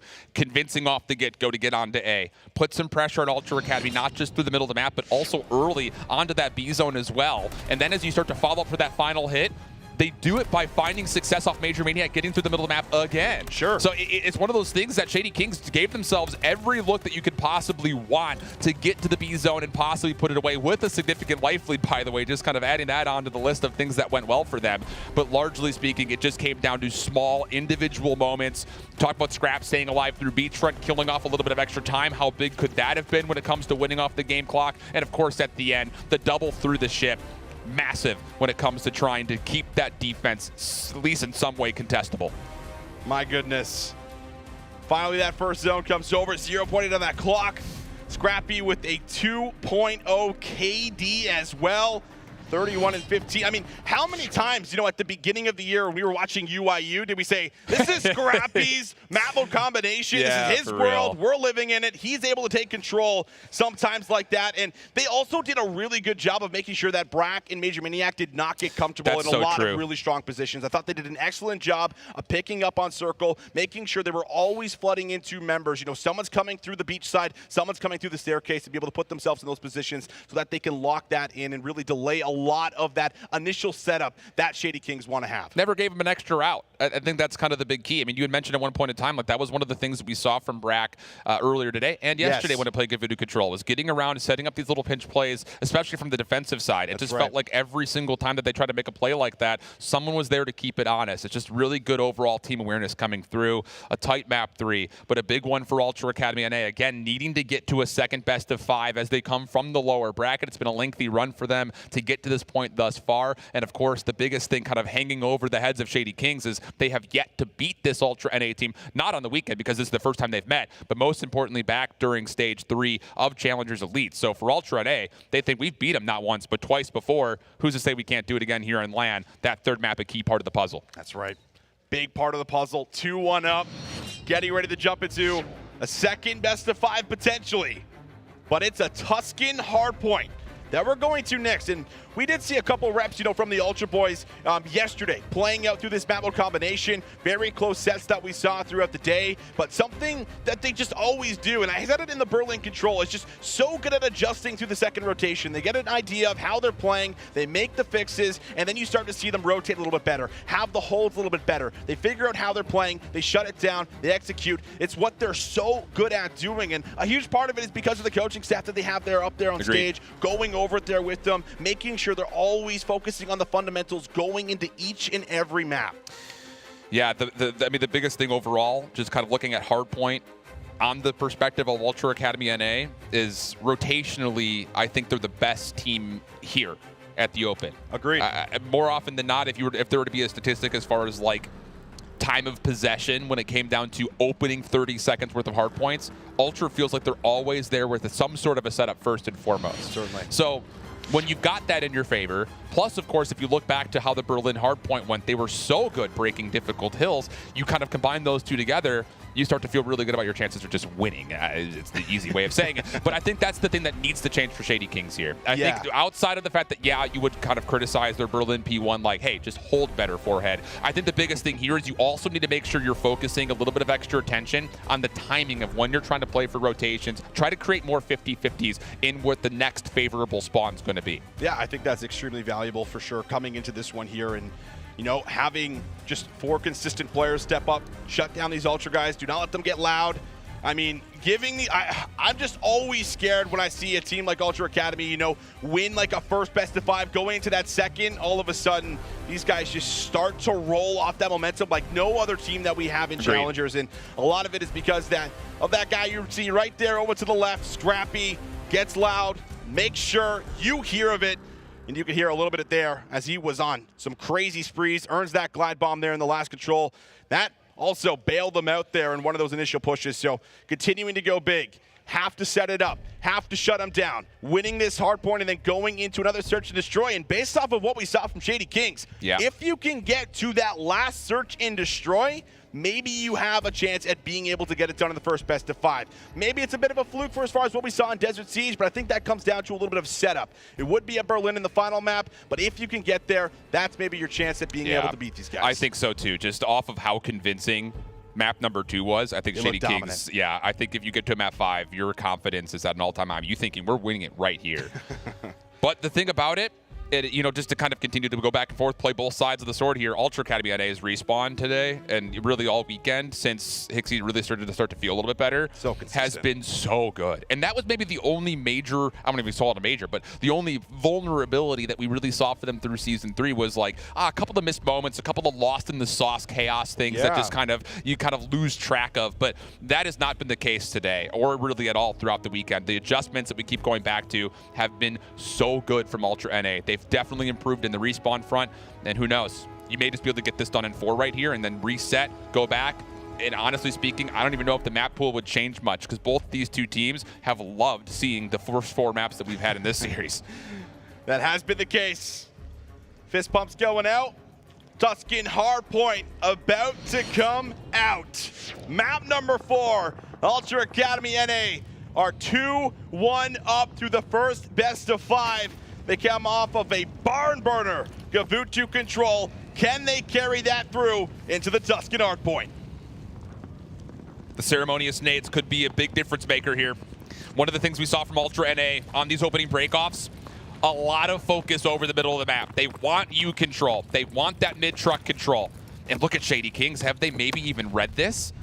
They're already in position to try to contest topside church. All this is so well read by Shady Kings. Knowing what the breakoff's going to look like from Ultra NA, the middle of the map dominated by Shady Kings, and with that also goes the hard point. Mohawk hasn't even really been able to have a fair chance at a gunfight. Major Maniac has just constantly been shrugging him off of it, and that's now allowed Brack and Neptune starting to get some control and maybe even pushing out through a long here to see if they can get themselves a bit of a stack. But 20 seconds secured so far, and they still have a tight setup. Secondary nades coming out Ultra NA, going to give them a chance to flood this from the top side of the map. Softening things up. Brack able to take one with him, but the numbers looking good to a 1v1, and Neptune through you will win the battle, and with that also likely lock the scrap time. Ultra Academy NA will have column to their back with the favorable spawns, but they're going to miss out on so much time from P1. A great start once again from Shady Kings. And now you need to have a good response here on P2. At least locking in the first 20 seconds would be great here if you're Ultra Academy NA. Neptune gonna take a route, seeing if he might be able to cut off Scrappy. The rest of his teammates all working through the back right now, so Neptune hasn't been able to find the timing. Looks like he'll go down to Scrap. Now through the back, Ultra Academy NA, they are well aware of what's happening. Vico able to find one, but Turiel gets there for the trade. Now it's about the hard point. Turiel for 2! Can he get 3? He's waiting patiently for his teammates to get with him. This is the smart call out of Turiel. Just wait for a little bit of help. You've done the hard part. You got the spawns. You've got the ability to keep contesting, but can you find a way to fight back from the high ground all of a sudden? Because Ultra NA, they're here with numbers quickly, but the SMG's starting to light things up for Shady Kings once again. A convincing start. The break, not fully convincing at the moment, though, as Brack is able to finally get some significant control over the scrap time. And look at the timing. Shady Kings much quicker on rotation as they get to Fountain. And now in the back, Vico, what is he going to be able to do back here? He's going to take the shots. Doesn't want to show the trigger discipline just yet because his teammates are pushing through P5, but it's going to have to be a trade. Need to get to Vico right now, or he's going to have to do some crazy heroics. Major Maniac doesn't fully commit to the challenge. He waits for Turiel to get there for the bait and switch. Control looking good. Shady Kings on the hill, but now it's Ultra Academy coming through the back. Shady Kings knows this, though. Major Maniac already made the play on towards the backside, so they know that there's going to be a hit. Neptune hitting a bit of a pinch. He's able to get the first. Vico looking to lock down Tile. Stuns at his feet, but Major Maniac from the opposite side with a split spawn situation will be able to overwhelm. Shady Kings back in control, up by 30, and the lead is growing. Got to give a lot of credit to Neptune. They're coming around the back, cutting through fire, stopping that rooftop spawn for a little bit, and reinforcing the hill to make sure they're grabbing time. Now starting to build this one up. And already, as you mentioned, Turiel looking to see if he can try to work into that new point around Church. All that scrap time should end up being secured as well. And Neptune, he's on a tear, Allen. 9-6 to kick this one off. No question about it. His ability to play his life has just gotten better and better every single day he's been in the pit. So now Turiel looking to play anchor in the back. Ultra Academy and A are going to have no idea that he's in this position, let alone will the spawns flip. Veto starting to get an idea of it, but it's already a little bit too late. The break early in the first 12 seconds already coming through. Recovery, though, from Ultra NA. They're going to re-anchor the backside. Look to play this from the favored spawns, but the kills just are not here as of yet. Too Real will make sure of it, and all the play from Ultra NA gets shut down as Shady Kings reflip the map around. Oh, I've been so impressed with the sub so far. Too Real almost able to chain a couple of nasty shots onto the second here. But Scrappy, you can see it, sub in hand. He wants to try and reinforce the hill a little bit more with some more sub pressure because they have not been able to get time. But Too Real responds into the back. He's able to help again, looks for the second, but Hixie's going to deny him. Can they break in? This has been a solid hold so far, and they continue to lock it in. Shady Kings looking at 130 points. This is so good from Shady Kings. The help is there at the exact right moments. Everyone trusting one another to play their lives to the exact right second. It's been really, really good through these first 4 hills. But now Ultra NA with numbers and some space to work with. You've got a really long route coming out of Brack as he tries to clear from the backside. And once again, the SMGs out of Shady Kings get the job done without the numbers from the front. So all of a sudden, what was a convincing setup positionally for Ultra NA gets immediately thrown back into their face, and it's Shady Kings who turn the hardpoint blue. You need so much time here if you're Ultra Academy NA. We always praise them for bringing it back, going into the second rotation, but it really needs to start here. Breaking in is Too Real. Can he blow this one wide open? No, it's a team nade from Neptune. But can Neptune try to salvage the play? He's only able to come up with one, and it's Veto that manages to hold on to the time, but it's still a fight for scrap. These last 3 players for Ultra NA have to have a big moment at the moment. Mohawk's already playing top side. P1, and oh my goodness, the 3 kills come through cleanly. Now all of a sudden you can run to go help Mohawk, who's in a 1v1. He's able to take that as well. The war won on multiple fronts. Exactly what you need to get back into this game. Starting to come to life for Ultra NA. Now the question is, can you hold? You have the setup you want. You have to get 40 plus seconds here in your mind. Sometimes on P1, you can lock in 40, 50 points. Can they maintain the control and do what Ultra does best? Adjustments being made. Neptune trying to come to the middle of the map. Everyone together for Shady Kings, but they're under pressure. They're under fire. Scrap with a challenge, able to find one, but it's 2 in response for Shady Kings. And now Veto just needs to try to play his life, but he gets caught on the sprint. Brock takes him down, and once again, Shady Kings find the break. That's just one of those situations for Ultra NA. You're going to look back at it and say, how did we let that happen? You had 3 members focused on mid-map. You didn't win a single gunfight, and Shady Kings get the break, and once again, set up an immense lead. As we start to look over towards the second hardpoint, with only 10 seconds to play here at 1. Shady Kings with the spawns. Neptune looking to zone, play for a couple of exits and control church side. And now the call. We want high ground. Doesn't necessarily matter about what happens around the back. We've got Brack to watch it. And as the hardpoint opens up, it's on to Ultra NA. Where's this hit coming from? The answer is from the front. Nades now being cooked up. Mohawk, first one forward. Beautiful. Softens it up enough for Hixie to get the kill. And now the break attempt looking good with numbers for Ultra. Mohawk on the point. Teammates around him, but here comes Brack. Can he slide in to the pistol? He goes, tries to take down Mohawk, but Mohawk's gonna have none of it. On the zone, playing his life, soaking up time, and now you're going to get the flip of the spawns. Ultra are well aware. Veto cleans up one up close, but the nades are gonna take Ultra Academy NA off the time, and now maybe even contest the rest of it. Yeah, Vehicle's trapped up here, and yeah, this is such a good read from Shady Kings. Don't let him stay up top patio, just deal with it. Get him out of the mix, and now with a win from Neptune off screen mid-map, you've actually got the 3rd hardpoint to your back.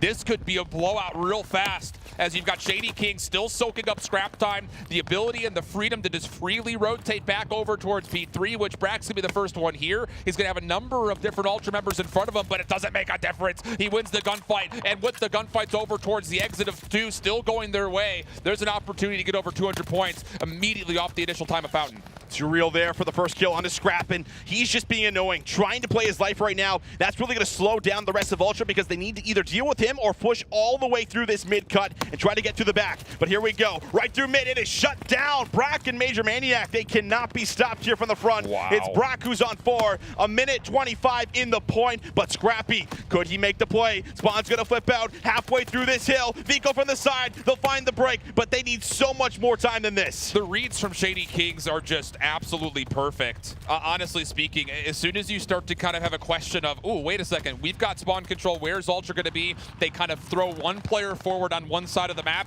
and you say, well, they're not here, so we know exactly where they're going to be at. So really good stuff coming through from Shady Kings as far as reading the map is concerned. Ultra NA, convincing off the exit, though, an opportunity to win out Church early. even with spawn controls, Neptune will fall in the back. So when it comes to trying to dig into this deficit, this is one of their best looks so far in the map. Scrap not finishing the kill on the 2-reel, though, now starts to mean that numbers build towards Shady Kings as they look to break. 210 to 143. It's got to be convincing here, but it's only convincing in the kill feed right now for Shady Kings as they are inching closer and closer to that 250-point mark. 2-reel alive up top. Nade's coming through. 3 spree here for him. Teammates now flooding back into the point. 2-reel finds the timing to go on 4. Comes in from behind. There's the collapse. Goes and challenges for 5.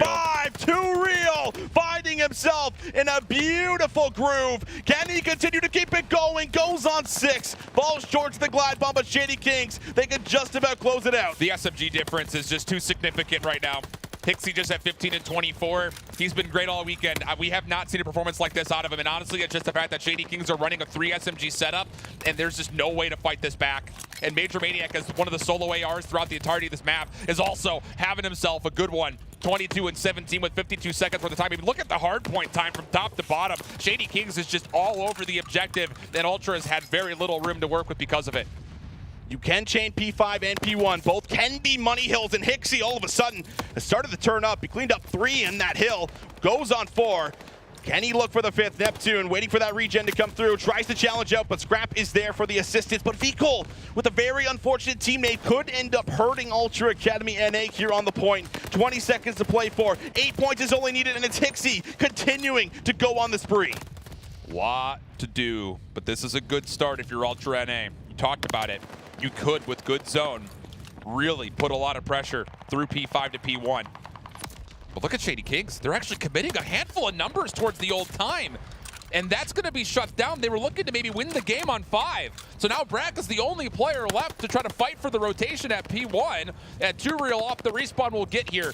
Who can break? Anyone? No, 2-reel's just too good, man. Just too good, and Shady Kings will dominate map number 4 to get us to a 5th. How about that? My goodness, 2-reel. Wow. I've not seen him play like that. We're talking about Neptune, having his pop-up performances. 2-reel, more used to filling the gaps, getting on the hard point time, maybe taking a route here and there, but this time he is slaying out on the map here. Multiple sprees coming through here for him, and that's exactly what you need if you're going to deal with an Ultra Academy team. Beautifully done, Alan. We're going the distance in this first best of 5. Again, that is largely a 3 SMG look for the majority of the map for Shady Kings, and it just never really felt like Ultra Academy could get their subline going. All the things that we were praising them for after map number 1 and really on the weekend in total with their hardpoint, talking about their ability to use players like Hixie and Vehicle to get on early rotations and find success, were not there in any form because of how convincing the fights for the hardpoints were. When you're finding 3, 4 down in a row very quickly around the 30-second mark in the hard point, the decision to just say, okay, we did our job, go hit rotation, is immediate. It's subconscious. There's not even an actual verbal call that you need for it because everyone just understands what's at play. And because the sub fight was so convincing for the side of Shady Kings, they were able to just easily make the call saying, all right, well, you guys are fine there on the hard point. I'm just going to go ahead off spawn and just hit a route. We'll take a look through some of the replays on that map. Of course, a lot of them for the Shady Kings that time around. Ultra Academy does appear to be a little bit shook after that one. Veto with his head in his hands, trying to figure out what went wrong, and well, you can see it all again. I mean, look at the lead built up after that first rotation. This is one of the more convincing hard points that we've gotten to see out of the Shady Kings, and it comes at the perfect moment here. And again, even in the early stages, we've mentioned it late into this game, but like the hard point time that was shared across the board was next level from Shady Kings. Yeah, you had Brack with nearly 2 minutes of full time, but everybody else was over 60 seconds worth of hard point time, which is not something that I feel like is often talked about. But when you're dealing with quick, convincing hits and holds with 3 members plus, the fact is that you could just sit here and bunker, and then also, of course, like we mentioned, just send one player to go hit a route while everyone else is focused on the objective. It really allows you to kind of play on 2 fronts all the time. So a big map 4 win coming out of Shady Kings, one of the first convincing maps that we've seen really from either team throughout the run so far. Really? So as we start to get into map number 5, Berlin Search and Destroy, a map that Ultra have been really good at throughout the weekend. But after map 2, for Shady Kings looking as good as it was, this graphic needs a little bit of a tailoring for us. It's one of those things you start to kind of question Is there going to be any sort of anxiousness building up for this map 5 if you're Ultra NA, trying to stave off and get to that second best of 5? Yeah, absolutely. It's funny. I would have used that exact same sentence, I think, coming into this one, saying, listen, Ultra Academy are fantastic at Desert Siege. This is one of their better maps, and as you said, 6-2 overall that ended up coming in on that one. What does it look like now? Going into a Berlin Search to Destroy, you could certainly see everyone now on their cams, trying to ice up here, trying to go big, but a Berlin Search and Destroy can be very interesting when you have, some of the play calls that have been coming in. Too Real, Neptune, really finding their comfort coming into the Search and Destroy. You talked about just how big of an influence that sub player, that Neptune was in that very first search, just making a lot of the big plays, had that initial ace, was controlling the middle of the map ever so beautifully. We'll see exactly what his play calls are going to be looking like here, because overall, the prep work looked like it had been done. Here's the thing about Ultra NA when we watched them play this map earlier.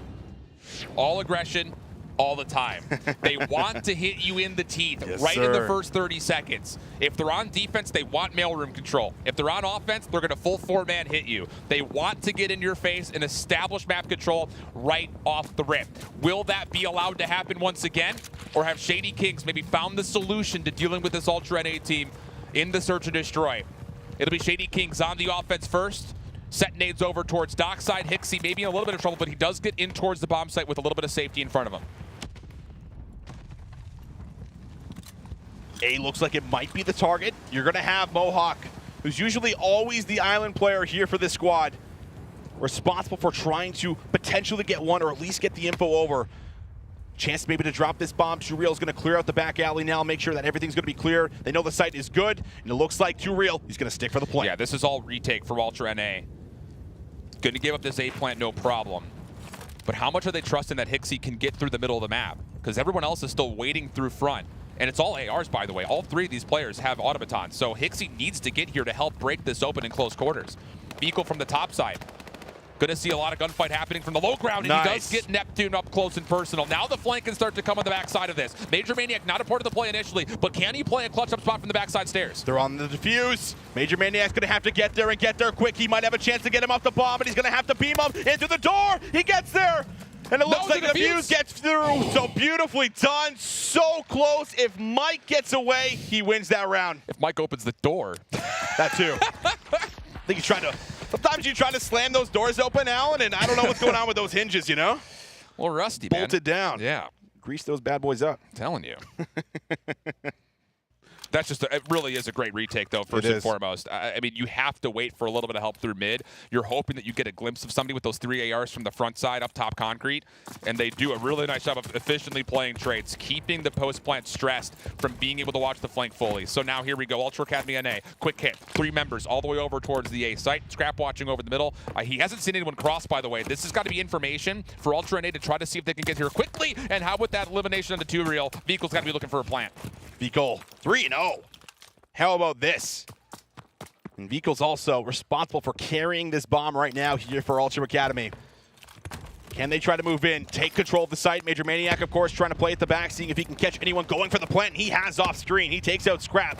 Big member to remove. Wow. Brack gets a second, and all of a sudden, it's a 3v2 in favor of Shady Kings. The fact that Shady Kings has even been able to delay this bomb plant in the first place has been an extra lifeline, really, honestly speaking. So Vehicle kind of still holding, looking to see if anyone's going to flank, but Shady Kings are happy to essentially allow them vacancy at A, and maybe just play with the numbers for retake at this point in time. Just don't let them re-wrap back over to B, seems to be the call. So it's on to the initiative call of what Vehicle wants to do. Shoulders being thrown, doesn't see anybody. Now the play for the plant. But look at the call. Quickly, all 3 members trying to play off the pinch. Mohawk gets scouted out, but he has seen that there are a number of members around the backside. And look at the post plant reposition. You've got Vehicle now coming back through secret, but he gets taken down. It's all down to Mohawk as he gets rubber towards pillars. And Mohawk, he's not going to be able to make a whole lot of noise here. You're hoping that someone just kind of runs into you for a kill, but Brack slides in from behind. They'll make sure they get there for the retake. Beautifully done. The fuse comes through. Shady Kings tie us up early. 2 really solid retakes so far. And I think the biggest thing about it, and what I will say that the mature play style we're seeing out of both teams is, hey, let's not force anything this time, which is more big, I would say, for Ultra NA, who were forcing a lot of plays defensively on the Desert Siege. Say, hey, we've got numbers. We'll play retake at A. Have it. Go ahead and get the plant. Just don't come around over towards B. We want this. So I like this so far. as far as how the defense is thinking. But what is it going to be to kind of crack the code here offensively? 4-man hit with a little bit of a play towards the cross here for Brack. Shots will echo across. You'll see at least one member cross. Nades coming through. Nade. Do find Hixie. That's going to lead to a quick plant. 2Real knows he's got full vacancy here. That's right. Once you find that kill, you know that's the player that's playing close on bomb. But take a look at Scrap. He might be able to blow this play wide open. Tries to move in. 2Real. Tries to finesse, but no. Scrap finds one. Major Maniac tries to back up, and Scrap finds the easiest two-piece. Hops on the defuse. He's going to try to stick it. Neptune's the one playing for post-plant here. He's the only one who can really check this. Brack's trying to get around the back, but he's knocked in here in time. He doesn't even take the shots. I don't think he saw him initially. And once again, Ultra NA will sneak away a defuse. And you kind of have to look at Neptune saying, do you really trust that Brack's going to be able to get your first vision? With how quickly Scrap was able to find that double, you kind of feel like Neptune has to make a step forward to make sure no one's on the defuse while Mike's rotating. And that's something that I always love about this Ultra Academy NA squad. When they're down to those 2v2s, those 3v2s, they're not scared to just hop on that bomb with about 20 seconds left. They know that's what you need to do to win the round, so they have that initial trust in each other. Beautifully done. Ultra Academy NA now 2-1 up. But here we go on the attack here for them. Looks like A, again, going to be the target, but Neptune, he's been great, and he finds another first blood. Yeah, quick change of pace through the middle of the map with the sub. 4 in a row, by the way, even though they lost the round. Of course, he stays alive, so he could start building towards potential streaks. Trade does come through, though, as Major Maniac will fall just past Fire and over towards the middle of the map. So, once again, A given up. But look at Brack. He's already cleared out all the way through B. And once more, Shady Kings looks like they want to play just a full retake, and why not? You've got all of the backside of the map to play with, considering that Neptune still watched the cross to mid. Oh, they're going to push him out. They're going to push him out. Ow, there they go. Mohawk with the nade. Says, you think you got us strapped until we run you right down. Big kill that comes in here, and now it looks like they're just going to hold. Maybe bait off this rotation, but they still do have them pinned. You have player 3 Brack that was watching that cross, so they should still have an idea that they're working towards A, but Neptune, he's not too sure. They can play this post plant through Fire. This is a good read from Neptune. He knows he needs to contest, at least through dubs. And he may get a look at Vehicle now. He's ready for the gunfight. What a heads-up play from Ultra NA. So now Brack, from the wrong side of the bomb, has to try to work for a 1v3. Time on the clock, but look at Hixie. He's not even going to offer himself as a part of the equation. He's going to sit here and say, I'll just play the 7.5 at the end of the game if I need to. Vehicle still holding close, will likely be the first point of contact. Yeah, that is just, that is such a heads-up play call. It is. To sit there and know, okay, if Neptune's playing mid-map, we got to kill on 2Real Major Maniac. The only other player could be a backside B. Let's hit through Fire. That is such a heads-up call from Ultra NA. It definitely is. Beautifully done here for them. And one that you love to have now for the Ultra NA boys. You can just see them just be a little bit more comfortable on the map right now and working with one another. Just in case, 2Real does grab one, well, they're with each other so that they find that quick trade. But it's not even necessary. And now that's going to put them up here by a couple of rounds. 3-1 up coming into this. And you need to try to find a round here. Need to find some offensive success. 2Real 0-4 right now. We want him to be involved on this map. Here's one of those aggressive defensive setups, though, for Ultra NA. They're able to work over into Mailroom. It's going to have to be retake, though, of course, with that opening gunfight between Brack and Mohawk. Shady Kings will know that there was nobody inside A, so a quick plant comes through. Brack trying to watch to see if anyone's going to cross deep, but does he expect that 2 players could cross close? That's the real point of contest here, as Ultra looks to set up a 2-2 split for the retake. Yeah, he sees him. Vico through the backside. He is just eating bullets left and right. But he's able to somehow get out with his life. So 20 seconds now left on this clock. You're going to have to go. You're going to have to go quick. Vico has got to make the play here, but as soon as he does, they're able to find it very clean. Took a little too long, and that should now be the round as Hixie tries to come up. Not going to happen. Yeah, that's just, I don't want to call it a blind counter, but it is the perfect setup in response to considering the fact that Ultra NA were in some form gambling, wanting to get close and very forward in towards Mailroom. Brack never moves after that opening 1v1 with Mohawk, and he's able to keep that mid-cross held. So everybody else from the side of Shady Kings can just keep their attention forward until Brack alerts them that, yes, there is a flank. Keep your eye on P5. Keep your eye on Secret. Good response from Shady Kings. What a site search and destroy. 3-2. 2Real gets his first kill. Hixie still looking for his. Over to B will go. Both players defensively here, kind of playing through mid, watching that cross. So Vico could really blow this one open. How about that? Major Maniac takes the challenge head on and is able So just destroy Scrappy there. Now it's a 4 versus 3. That's really going to delay it. I mean, the nades come through. They're trapped. Ultra Academy, they're going to have to back up. 4v2 now for Shady Kings. It's just a small variation to your normal default defense where you try to get somebody defensively into B. Shady Kings say, nope, we're just going to stack this with ARs, watch the cross, and as soon as we get the information, we'll just litter the street with nades. Mohawk, try as he may. Spider-Man, dude. For real. Gets the opener. Opportunity maybe as he continues to try to create chaos, but simply put, it's just another good variation call at a Shady Kings, holding off, saying, you know what, we've done well on retaking A. Let's see if they'll get a B hit put together, especially with the opening nades coming through. It kind of keeps your gun up. And yeah, watching the crosses you would call is just absolutely flawless with the double stack that they had set up with the ARs. And that's the big factor when you talk about that site, right? Like, if you can't find a pick before crossing, it is just nade stun galore. And it's also very easy to kind of make that rotation over from the other site to reinforce, hit a flank, a lot of different options there. So holding the line is huge. Massive defensive rounds. Back-to-back rounds now for Shady Kings. 3-3 the tally. Stun comes out for Hixie. He's going to know that nothing's coming off to be, at least off the bat. But I like this. This is what we see sometimes from Shady Kings here, Alan. So here's the thing, though. Here's the difference. Hixie's not going to play in B because he's running an AR this time. So this is, again, trying to put pressure on the cross. The thing about it is Shady Kings is trying to get a read through mailroom. And Major Maniac is going to know that there's a player playing crane side. This should alert them that no one may be on B at the moment. It's just, can we cross? That's the big question mark. Do you have a solution? Or maybe can you set up a team shot to try to push this player in Hixie off the crossing angle? Hixie knows the door is open. That's probably going to draw another player over, and yes, it will. 3 players now from Ultra, all trying to get in defensively. 2 Reels able to get across, but will he be able to safely drop this bomb? Scrap at the top is able to tag him up heavy. Goes to the pistol. 2 Reel almost wins it, but a big pick comes through for Ultra. Win condition right now is Neptune, number 2 in blue. He has to make this long route around the back. Brack and Major Maniac really can't push forward, but look at Hixie. He's already looking towards the back side of this. They're very aware. Shots starting to come through. Neptune has to go quickly, and Hixie's right there, but it doesn't make a difference. Brack able to get the first kill. Scrap able to respond, and then also keep his life away from Neptune, who continues to litter the point forward, but now the clock has a problem. 6.5 on the clock. It's just down to Neptune for a 1v2, and the time is not going to allow him to make a play. That is really, really solid out of the side of Ultra NA. Keep the cross red. No one you can tell Scrap to move forward, and then Hixie heads up to read Neptune on the flank. Great play from Ultra NA. What a round. Neptune almost a chance to spoil everything. You think maybe there's a little bit more time on that clock. Or an AR. And all of a sudden, or an AR. AR would have played a pretty big factor in that situation without a doubt. But Ultra, very nicely done here. Controlling that entire cross, never giving it up. Winning that first battle onto 2 Reel as well was huge there for Scrappy. It also notifies that that bomb's down. 4-3 now. Ultra Academy up by 1. Same setup as round 1 offense for Ultra Academy NA. Scrap watching over the middle. Delay your nades through pillar and see if you can find a first blood through concrete stairs. Mohawk also pushing forward. We'll read that no one's playing over the top side of the bomb.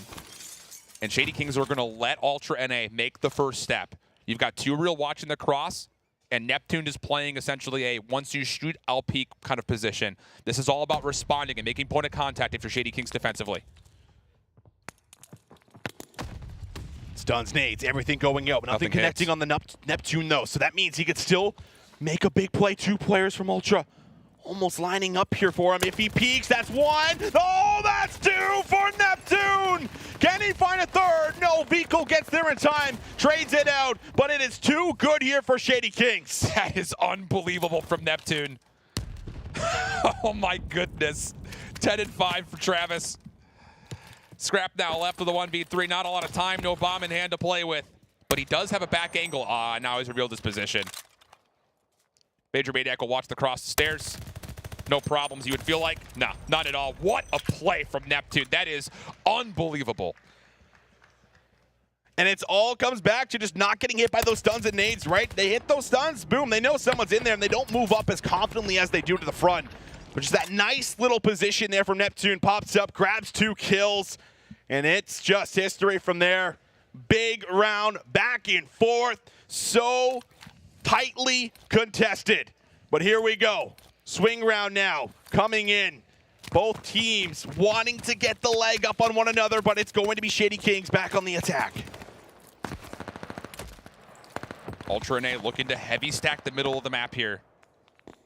Is there going to be an opportunity for them to contest mailroom? Because once again, this is a position from Shady King saying, okay, we'll take mid and then freely rotate. No one on the cross this time, but Hixie, his first elimination's a big one. It opens up the back completely. How do you set up this post plant? And they're going to set up for warehouse. This is all about, can Brack find a kill? If Ultra can get around the back here, you're trapped on the B side, and Brack does find the opener. But are they going to read Vehicle? Also got through. He's able to find the trade. There it is. Now you don't really have anyone in the back playing the clutch spot. Too Real ends up dropping. Last player caught on the site. They have to know Neptune's here. He's going to have to do something incredibly special to win this one. Does he line up two? He finds the first one, almost slides, but Scrappy, he's too good, too clutch, finds the trade. Series point here for Ultra NA, not championship point for them. They would have to get the second best of 5, remember. But a key moment for them to change the tempo, change the pace, and maybe with that also turn the tides. Just a touch on how this search has been played. But what do you set up here? As you look to get onto the offense, they've been a little bit amiss in these opening engagements, which was categorically their best part of their search and destroy. So what's the play call? Do you get risky? Do you try to just do something weird and unexpected by full flooding? Or do you kind of do something a little bit more measured and clinical and hold off? And how about it? All 4 members making a play quickly over towards B with significant pressure over through mailroom. They're looking to go fast. Stun check over the top. Major Maniac might have great timing on this nade. We'll see if it connects. No, it's Brack that's able to cut him down, and that's the bomb down, but quickly retrieved from Scrappy. Are they going to try to commit to this? Brack is still extremely close, and you have great support over the top and fire. Oh, Brack, just another one comes through.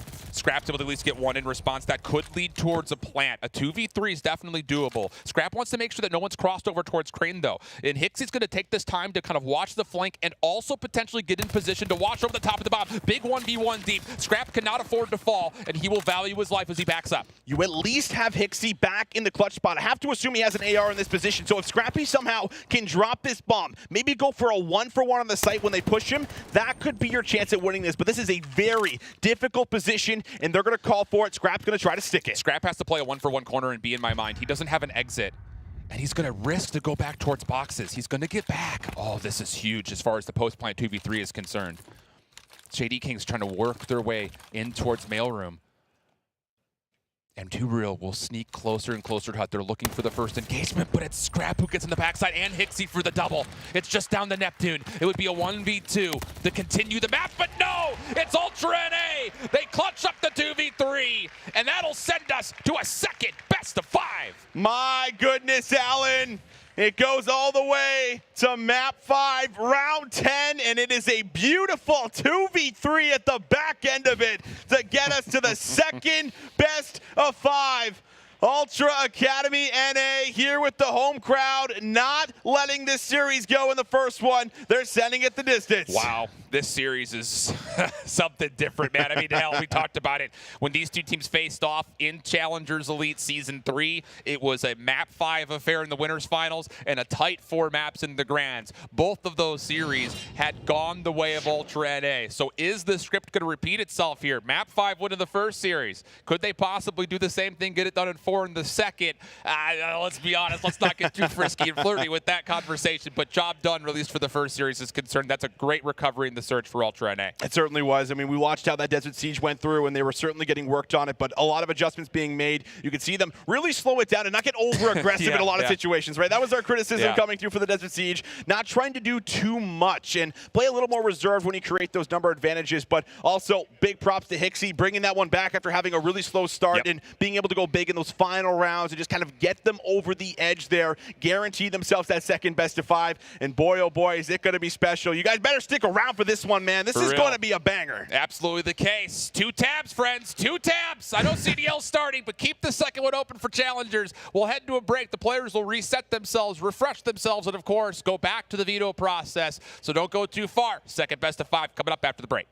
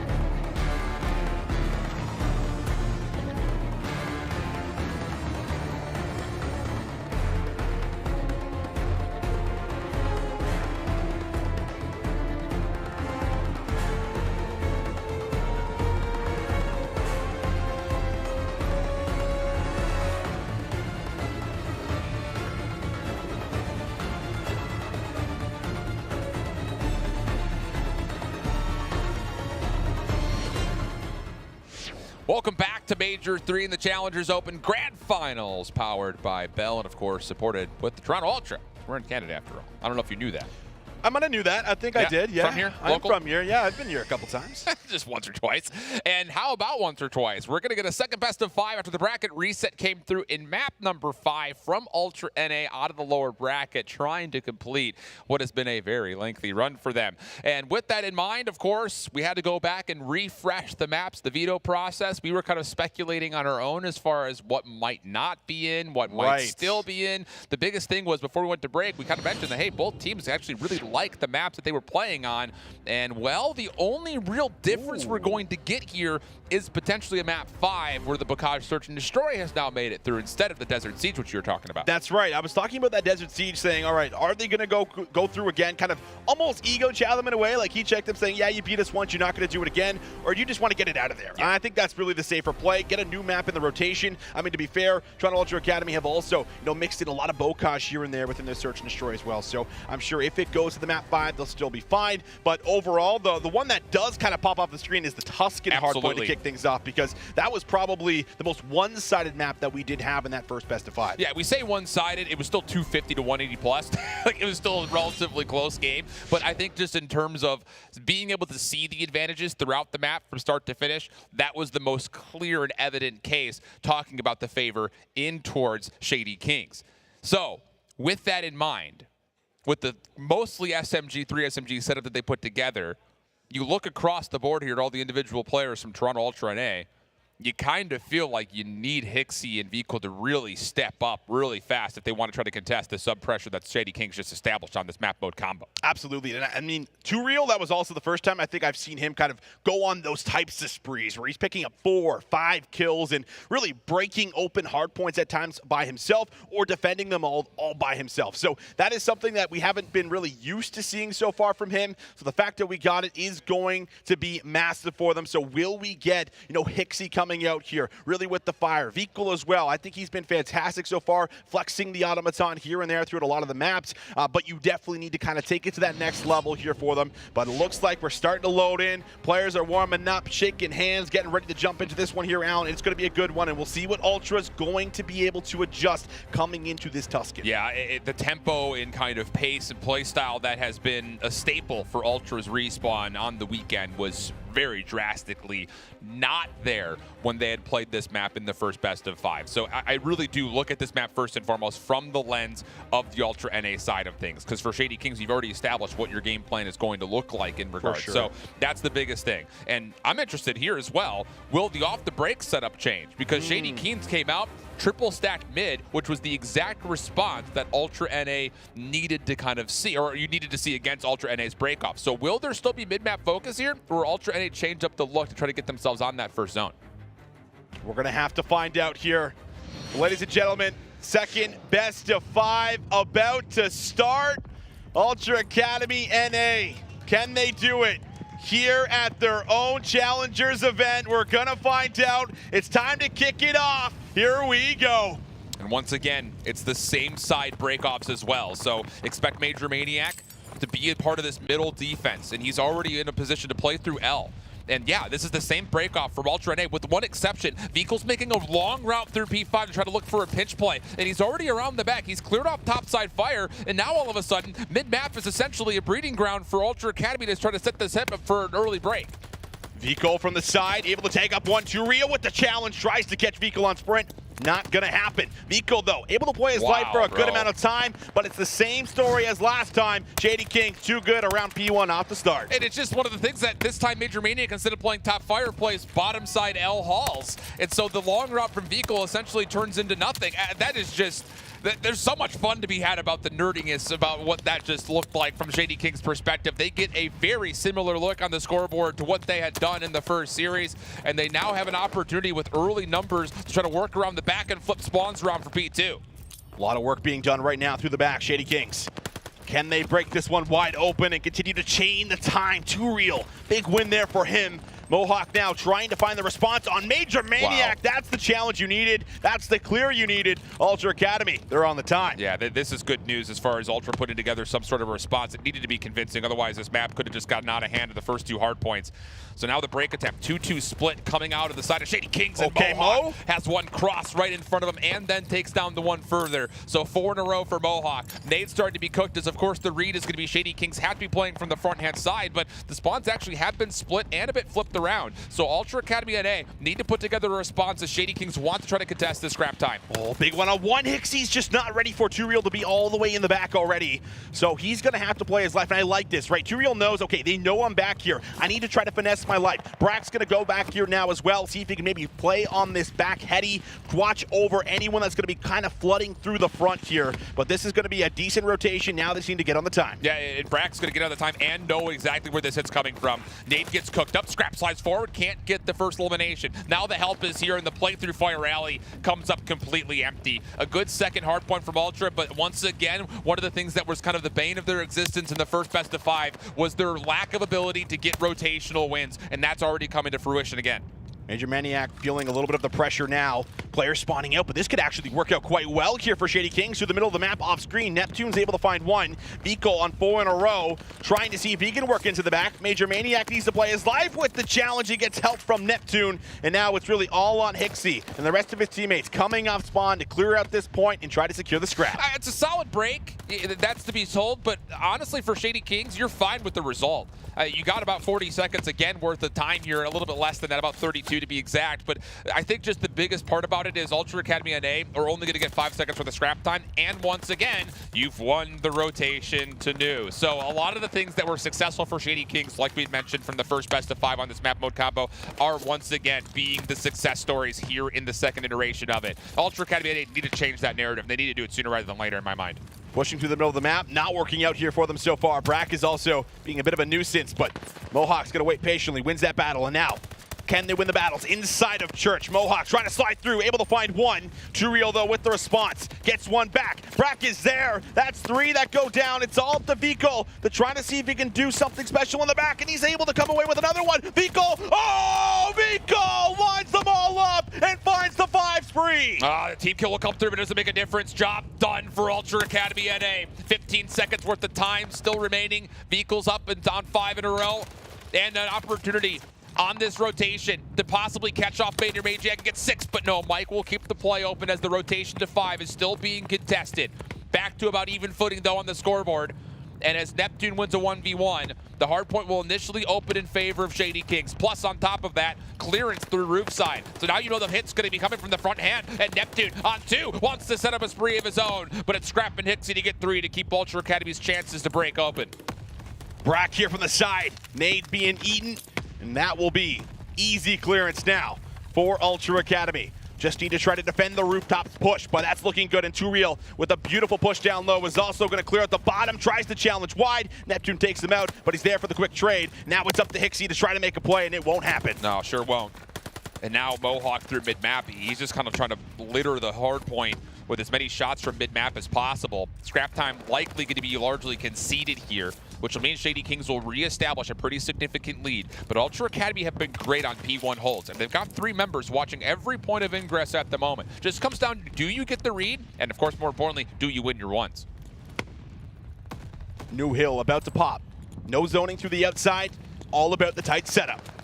Through you. Neptune can't find value. Veto finds the second. Major Maniac tries to get something. He does get one back, but he doesn't have his teammates with him any longer. They're trying to set up the push. They're all coming off spawn, and wow, whoa, they fly off spawn. Neptune's in there. They'll break in for a moment, and now they're on the point. It's just Major Maniac staying alive is incredible, honestly. That's the only reason that Shady Kings get that break. They're trying to chase down the middle of the map or Ultra Academy, and they're just not able to find him whatsoever. So the break comes through instantaneously as Shady Kings again up by another 50+ points. Mohawk with the double will at least give an opportunity to play for the majority of this scrap time. Nade to follow up, and yeah, that'll work nicely. So back and forth, game of tug of war over this opening hard point. It's a requirement, though, for Ultra Academy NA, not just to continue to fight for this, but you need to win the rotation in the backside to P2. Oh, what a big double there for Hixie, and that's now going to give them a bit of clearance. They're going to go all the way through P5. Bit of flips coming in for as far as the spawns, but now it's Scrap in the back. Could he get something done? Only there for one. but now the rest of his teammates already pushed pretty far forward. Neptune stun locked, will still come away with the kill. Very nicely done right now around P2 and Shady Kings. They are blowing this lead wide open. I had never thought in a million years I would say these words, Austin, but that three-piece from Hixie was the worst thing he could have done. It flipped the spawns around because he got too many kills. Just what looked to be just a play to watch for exits and hope that your team will still spawn behind you. And Anchor turned into him winning gunfights and his teammate in the back losing. So the spawns flip, and now Shady Kings an opportunity to really run away with this game. 190-110, the kills coming through, and there's full clarity over the hard point as Neptune goes on 5. Wow, Shady Kings showing us why they love Tuscan hardpoint.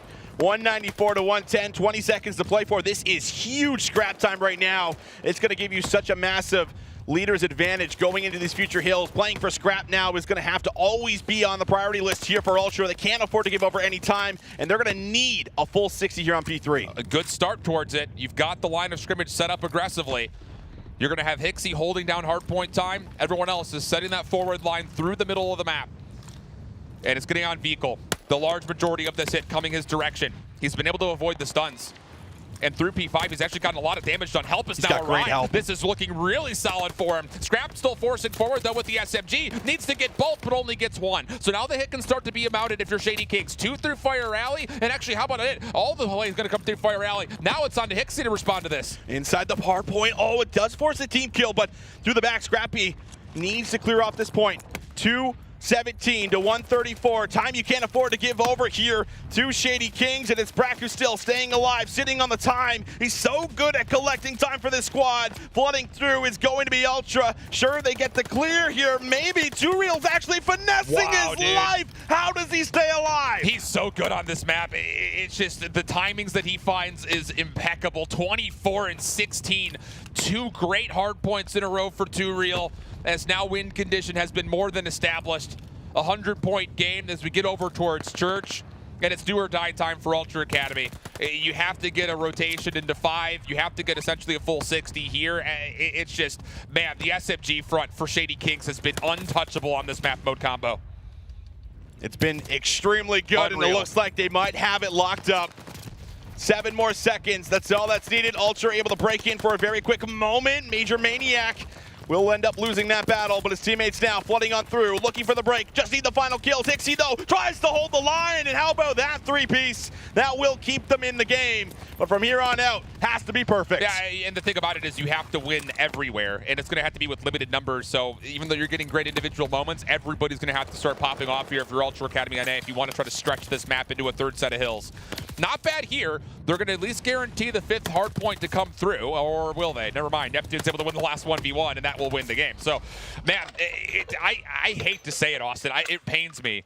But Hixie finding that 3-piece at the old time at P3 was the turning point, and not for a good reason. Like, that is the best worst 3-piece or worst best 3-piece you could ever have, because it flipped the spawns around, and what was supposed to be a good finesse for scrap time into a guaranteed rotational win turned into, oh, we lost spawns because Hixie's too good. And Scrap was also, in the back as well, on P2. So they had already kind of done all the correct steps. So you definitely hit the nail on the head there without a doubt. And, they're very thankful with how that one ended up coming through. And that's why you always have to be a little bit careful with how far forward you're pushing, especially when there's 3 and 4 down. When you get 4 down in Vanguard, you all of a sudden are a little bit worried in the back of your mind when you're the team that just got it, because you don't know where they might have just spawned. And of course, it works out there for them. Tuscan hardpoint, certainly something Shady Kings have locked down. Man, Two-Real he's unbelievable on that map, bro. He's been very strong in this grand finals. And the thing about it is, like, we mentioned it, we kind of said it kind of casually, like, we hadn't really seen him have the same kind of pop-off moments that we had seen online. That's right. But if you think back to when he was playing on that Stallions team, this was another map mode that he was always notoriously dominating on.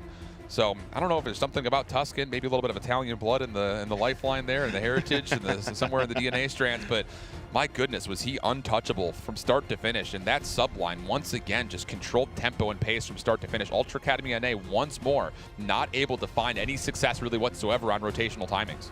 No, they cannot. And the P1 starts have also really kind of set them up for the map as well. Like, sure. those are Yeah, back-to-back games where, you know, they've been able to come away with a good, like, 40, 50 seconds, and that certainly helps you. And, I mean, to be fair, Ultra Academy did respond on the P2 with about 50 seconds of their own, but it was just not enough to be able to kind of mount the comeback. The holds were really strong, and this is where you got to see Neptune, you know, find his groove, right? 5 in a row. This is really what cleared off a lot of space for them, and, I mean, really blowing Ultra out of the water in this first map, in the second best of 5. Great start here to kick it off. It's just map manipulation is constantly made aware for Shady Kings, like, as a full team. You know, okay, let's clear out these 3 spots so we know that they have to be in the 4th. Like, it's just, they're always putting themselves a step ahead to get the information, or at least control where exactly these hits have to come from. It's just really good clinical hardpoint. So, just as convincing as it was the first time around, arguably, and I think actually numbers-wise, it was more convincing the second time around. So Shady Kings, the 250 to 170 win. Now we start to look at the Berlin Search and Destroy. This was the map 5 in the first best of 5. And it went to 10. And a lot of the plays that Ultra NA were trying to set up early didn't find the same kinds of success, but once more, their Search and Destroy adaptations and adjustments was really well noted. Yeah, it absolutely was. I mean, that Berlin Search and Destroy, it was a very fun one to watch with, you know, some of the late flanks coming into play. Yeah, a lot of the retakes. crosses just also being, you know, extremely well watched and making sure it was really difficult to get into B, which is, you know, something haven't really seen a lot of, you know, so far in the weekend. It feels like teams maybe have had easy access into that B site once they find the player that's kind of sticking on the docks or is in the corner right inside of the bomb. So it has been, you know, very interesting to see how this little chess game has kind of played off each other so far into it. But, you know, when it's always interesting as well when you're kind of watching through the first best of 5, it's like, okay, we've just played them on the Berlin Search and Destroy. This is what they were doing. And this is where you really have to kind of look to the coaching staff who get to kind of watch it from a bird's eye view and tell you what you should be doing, what to look out for. Put yourself in some of those positions where you're going to be able to maybe steal away those rounds. And I think, well, you set me up great for this, segue-wise. The things you point at are the moments where rounds were stolen away because Ultra NA kept hopping the bomb for defuses. That's right. That's something that you 100%, if you're Shady Kings, are going to be considering when you get a post-plant setup. Don't give them the luxury of a free opening 30 seconds for possible defuses. You have to constantly keep an eye on that bomb once you get it planted. You cannot allow any more sneak defuses to come out. Well, ladies and gentlemen, second map coming into play. Search and Destroy on Berlin Ultra Academy NA. Just close this out to get us to the second best of 5. Let's see how it takes place. It's time to jump in. All right. I think the call here for Ultra NA, like, how much aggression are we actually going to see from this opening defense? Nades will come through. Hixie with an SMG is going to be looking to get in towards the B site, but Shady Kings will just toss the ceremonious nades towards B and then take their focus back to A. And honestly speaking, Brack's been watching this cross the entire way.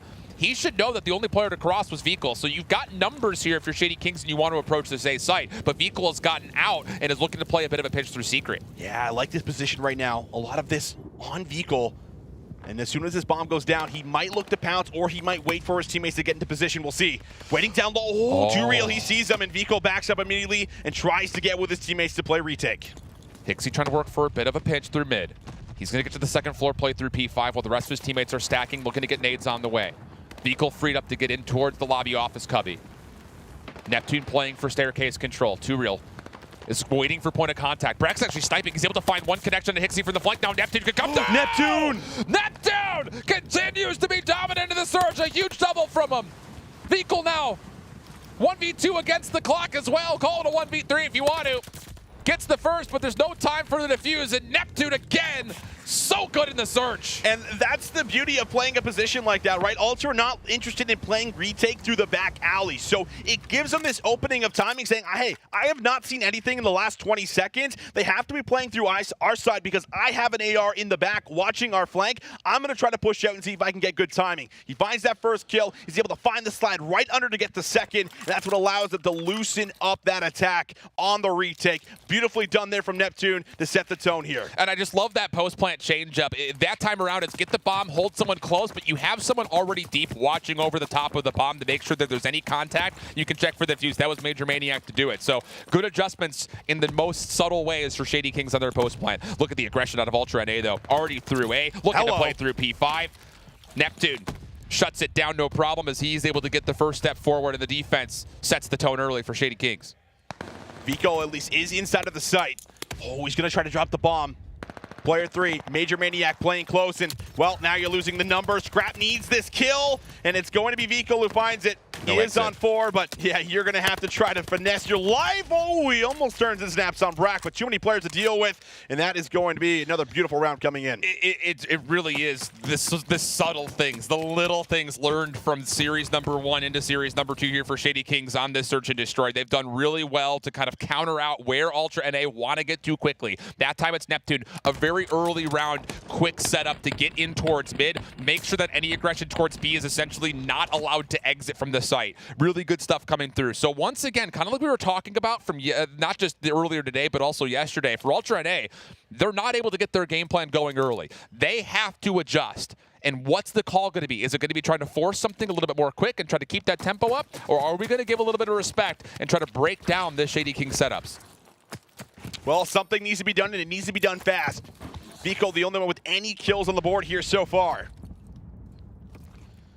Come to a pause here, right at B. Major Maniac, he's got the peek through the docks. That's going to secure the plant. And now Ultra, they're going to have to play retake, and they are not in a great position to do so right away. No, not at all. Scrap likes to hit through this dock side, so Major Maniac's able to already cut that off.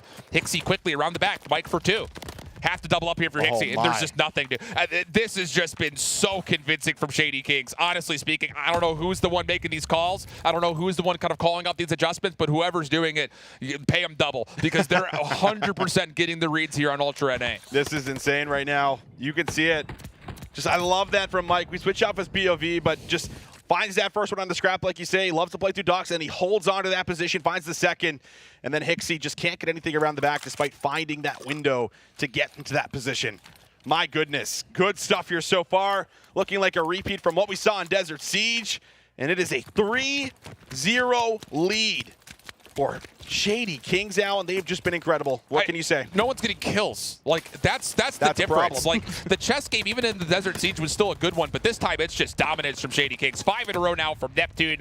Able to get back, play his life, help nades coming through to able to find another. It's just, Ultra NA have 0 ground to work with at any moment in time. The trades are quick. The map positioning is all in favor of Shady Kings. This is as convincing as we've seen all weekend. Best they've looked, Scrap. Maybe trying to pull off a 1 versus 3 to get his team on the board. Try to build something. But it has been extremely difficult. And, well, he does not have a lot of options, does he? Bomb is down.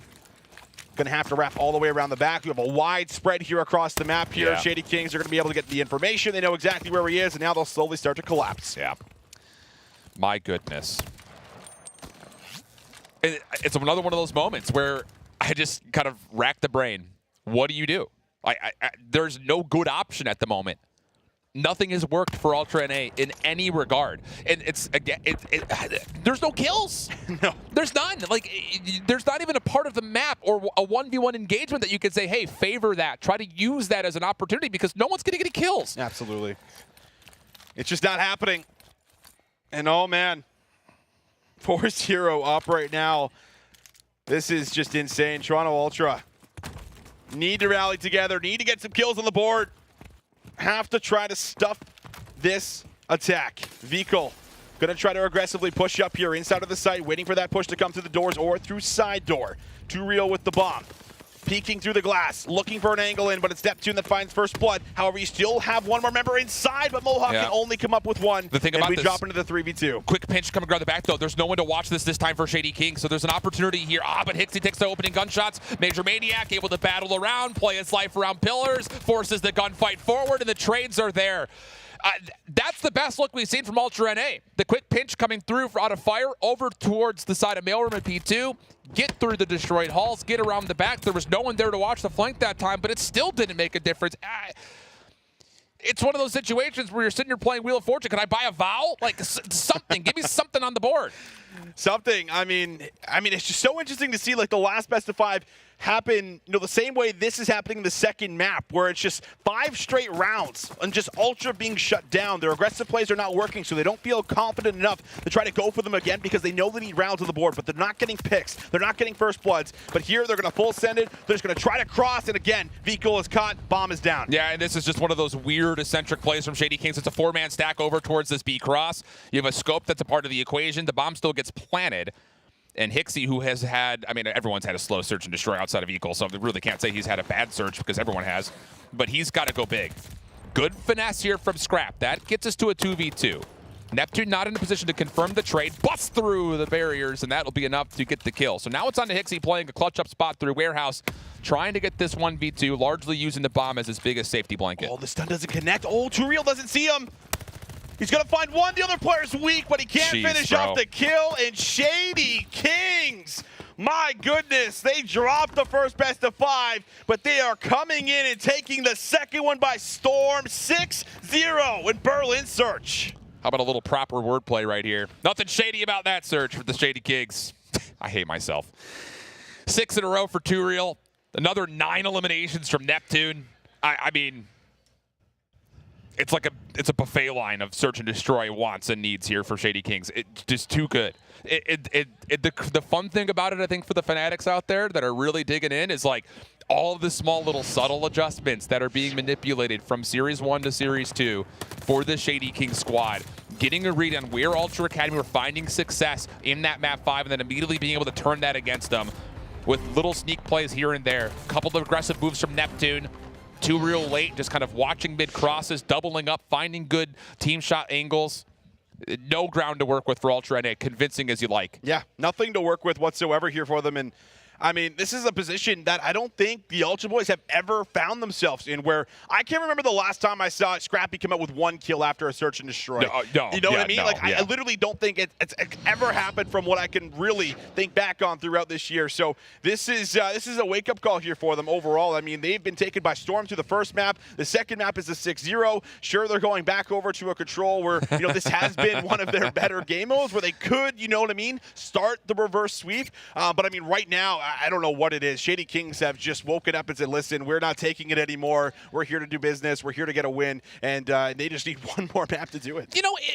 Just kind of selfishly kind of speaking to the nature of the Challenger scene, when you deal with tournaments that are like this, where you've got the ability to see teams multiple times, even though these are the first 2 times that these 2 teams have played together on the weekend, they've got a long history of playing through the Challengers Elite Season 3, and seeing them come together immediately, put together these little changes and fixes, I think is really fun for like the die-hard COD fans that are out there. You're starting to see that the maturity of these players is way escalated beyond just the fact that individually I'm just good at the game. Like as a squad, they're making these adjustments, and that's something that I think is a benefit of playing in the Elite, where you get a chance to know who your opponent is, plan, prep, make sure you've got a game plan put together, and Shady Kings right now is just executing at a much different level than Toronto NA. Yeah, I mean, the experience clearly paying off here for a lot of these guys right now.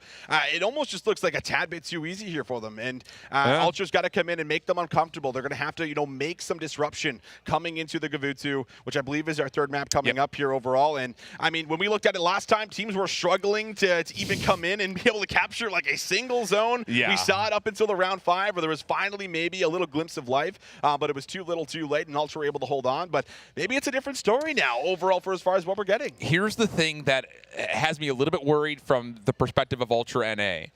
Looking back at the first series, when we watched this Gavutu control, it was all defense, all defense, all defense until round 5. That's right. And Shady Kings was this close, very close to being able to win that control off of their round 5 offense. So has something been figured out? Can they use that as a learned lesson and immediately expand upon that as we get into this map number 3? I think the onus is right on to Ultra NA. As much as their defense has been convincing, we need to see them have some success on offense, because between 4 rounds worth of control, we only saw like 7 total ticks get captured, which is not good. No, so not good. Not good whatsoever. They were decent at least being able, I think they got the A zone maybe once or twice. Once. Yeah. But other than that, getting through the back was also very difficult. And that's usually the way we see it broken open, Absolutely. right? It happens Yep. through two ways. You either get into circle, you win the gunfights, you flood and get to the zone, and you have the positions when they're coming off spawn, or you have a play from someone like Hixie, you know, getting in from behind, trying to be able to find 2 kills, and then everyone has to turn, and that's when you find that break, right? Get inside of the site, collapse from two different angles, and try to win out on those battles to see if you can clear out the point. That's what it really comes down to, but it's always easier said than done because they're spawning right there. They're spawning right there over and over and over again, so you have to find multiple waves of kills before you even have a shot at touching it. And I need to see somebody from Ultra NA kind of fulfill the role that 2Real does for Shady Kings when they're looking to send the offense over towards B. Because as much as we look to first and foremost set up advantages around ring and kind of beachfront control, 2Real is the one to follow up after those gunfights are won and hold down the mid cuts. Nobody from Ultra NA has largely fulfilled that role because we're either looking at heavy floods through ringside or heavy floods around the back. And I feel like just with how this series and how really in the entire Challengers weekend has gone when it comes to this map mode combo, you need to establish threat at multiple points of ingress. You can't just over flood your opponents, it feels like, because we've seen this map a ton this weekend, and it's largely been dominated by defenses, including moments where it's like a 6v15, and the defense still, against the life count, can hold because it's just not enough time for the offense to work on those single efforts. That's right. I mean, as the defensive team, like, you always got an extra teammate. You got the clock, baby. Absolutely. The clock's on your side. You're like, oh, we're low on lives, but that's fine. We just got to work these next 30 seconds and make them, you know, really stress for these kills. That's really what it comes down to when we talk about Gavutu. But man, oh man, I mean, at least they have a chance to really take a reprieve, right? Kind of take a second, back up. This is where also Mystic really comes in as one of those guys that can keep these guys level-headed, right? We talk about Mayhem being the guy that's kind of talking over strategies, getting them ready, you know, prepping them up for what to expect. But Mystic's the guy that's really going to kind of keep them level-headed, get these guys amped back up and say, listen, it's not over yet. We just won the first best of 5. We've beat them. We need to do it again. You guys are the back-to-back champs here potentially if you can win the next 3 maps here. So you have to be able to put yourself in a position where you're coming out here and just not getting bullied, because that's been a huge part of it. They just get bullied, they get shut down off the bat, and it feels like they can never find that footing again. So here's the thing that's interesting, though, when you look at kind of how the map mode veto process changed this time around. When it comes to Ultra NA trying to repeat success, they needed to win map number 2. Like, that's where they took the map 5 last time around. Right. You're hoping to repeat that. The good news still built into this system, though, is you have your hardpoint pick of Berlin to come and something new in Bocage Search and Destroy. Right. So I don't know. I think when you look at this series, I think when you talk about players like the Ultra NA have, but on top of that also the coaching staff, you say, look, let's continue to be dominant defensively here on Gavutu Control. We'll go right back into a Berlin hardpoint that we love. And then let's just get something put together. You have to know that if, hey, we're going to veto Desert Siege, they're already talking through what the playbook's going to look like for Bocage. Give us a chance to have that executed on map 5. You've got 2 good maps in front of you to get there. You got 2 good maps to get there, to pull it off.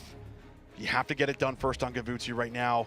And I mean, for so far, I also want to give a lot of credit to Brack with the way that he's been able to play the objective and be in the right place at the right time so far throughout this weekend, because Brack is someone that has not really, you know, found the spotlight since back in Black Ops 4, right? When he was playing on that Luminosity roster, something we always kind of come back to, but did not necessarily have the best Modern Warfare season after riding the bench on Toronto Ultra. Didn't really make too many waves throughout Cold War, but with this team, Brack has now found his position, kind of found his calling. He's been a big factor. Also need to make sure that he is not the one, you know, getting into the zone with that AR, because he's been so effective, so dominant, and he's been setting his team up for success. Everyone's been a huge part of it, of course. But now we'll see if they can get it done. We go to the second best of 5. Shady Kings 2-0 up. It could be all done and dusted here in Toronto for the Challengers Open. Or will Toronto Ultra Academy NA give us something to root for and bounce back? It's going to be Ultra Academy NA on this defense first and foremost. So when it comes to trying to put together a dominant defense, do it right here off the rip. On the opposite side, how Shady Kings started to put together a good offense was in this first 20 seconds towards the A zone. A very similar look as far as the setup is concerned. Brack, a key part of that, but Veto, even being tagged up first, that doesn't make a difference. The first 2 gunfights are won in Ultra Academy NA, dominant over the ship. Let's go, Veto, right there. You can see I'm already getting hyped off the 2 kills there. Now we'll see if they can try to keep them pinned in the back. If you can find another wave, that's where things get scary for Shady Kings. Veto not going to have the best grenade there, but he's still at least able to stay alive. Scrappy, though, from the side, cuts down 2, and now this could set up Veto really well. He's still at the top of the ship, and Neptune, he can't do anything. Nothing. He's going to have to just try to hope someone comes to him, and he does at least get one. He has to hold his life on the side of the ship right here. You can't hit this until you have someone watching over the top of you.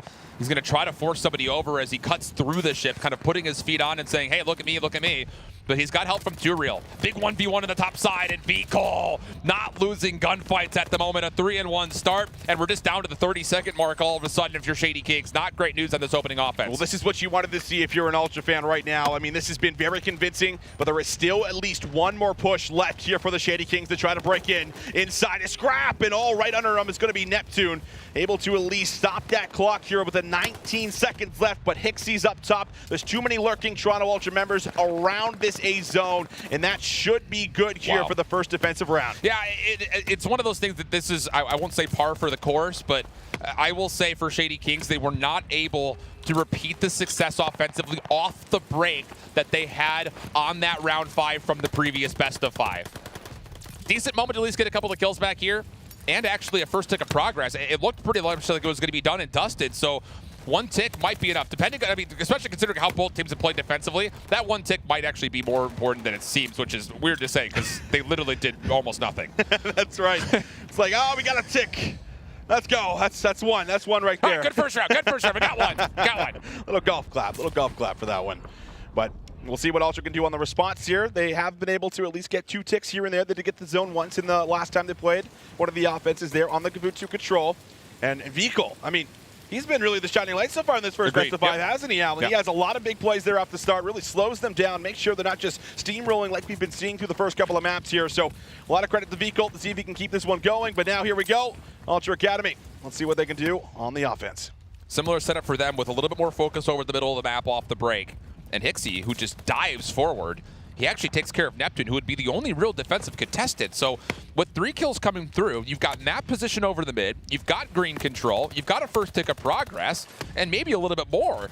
This is great, and it's a double stack coming through. Ultra Academy NA not going to give up the objective largely whatsoever, but as a couple of the response kills come through, now it's about trying to zone off a couple of the kills to try to get this extra 60 seconds early. I love this play from Hixie right here. Just finds that opening to push out through hole, gets himself an automaton, and now he's going to be a nuisance, pushing through the bottom of green. But Turiel, they have no idea he's up here. Ultra gets surprised from the top. Turiel breaks open that point, stops them from getting that extra minute of time, and now that 3rd tick just about in, but Ultra have to play retake here again. And Neptune can't find Hixie. Finally, he gets the elimination, so there's an opportunity to get the defense back forward, but the trades come out, and Ultra Academy NA still have an opportunity to not just delay the clock a little while longer, but if they can get a kill in a Neptune, they may just get the tick of progress from that alone, because how does Turiel contest this in a 1v multiple with an automaton? And the answer is he doesn't. So now you can get on, get the extra 60 seconds, and if you can find Major Maniac deep, which he just takes a couple of shots, you know where he's at, there's an opportunity to get this trade and then start to play through the middle of the map. This is a good setup for Ultra NA as they look to go over towards the B zone. It absolutely is. Lots of time to work with here. Scrap not able to finesse his life, and it's Neptune again that finds 2.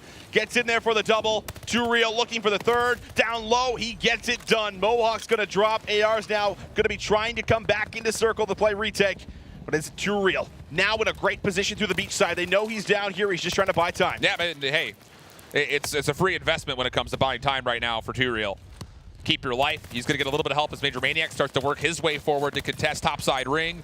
That'll work out for a couple of eliminations and trades. And we're down to underneath 60 seconds on the clock. Shady Kings pushing forward even still. And honestly, this is an opportunity for Ultra NA. If they can find these kills quickly, they may be able to get over towards B, but the kills are not there to start.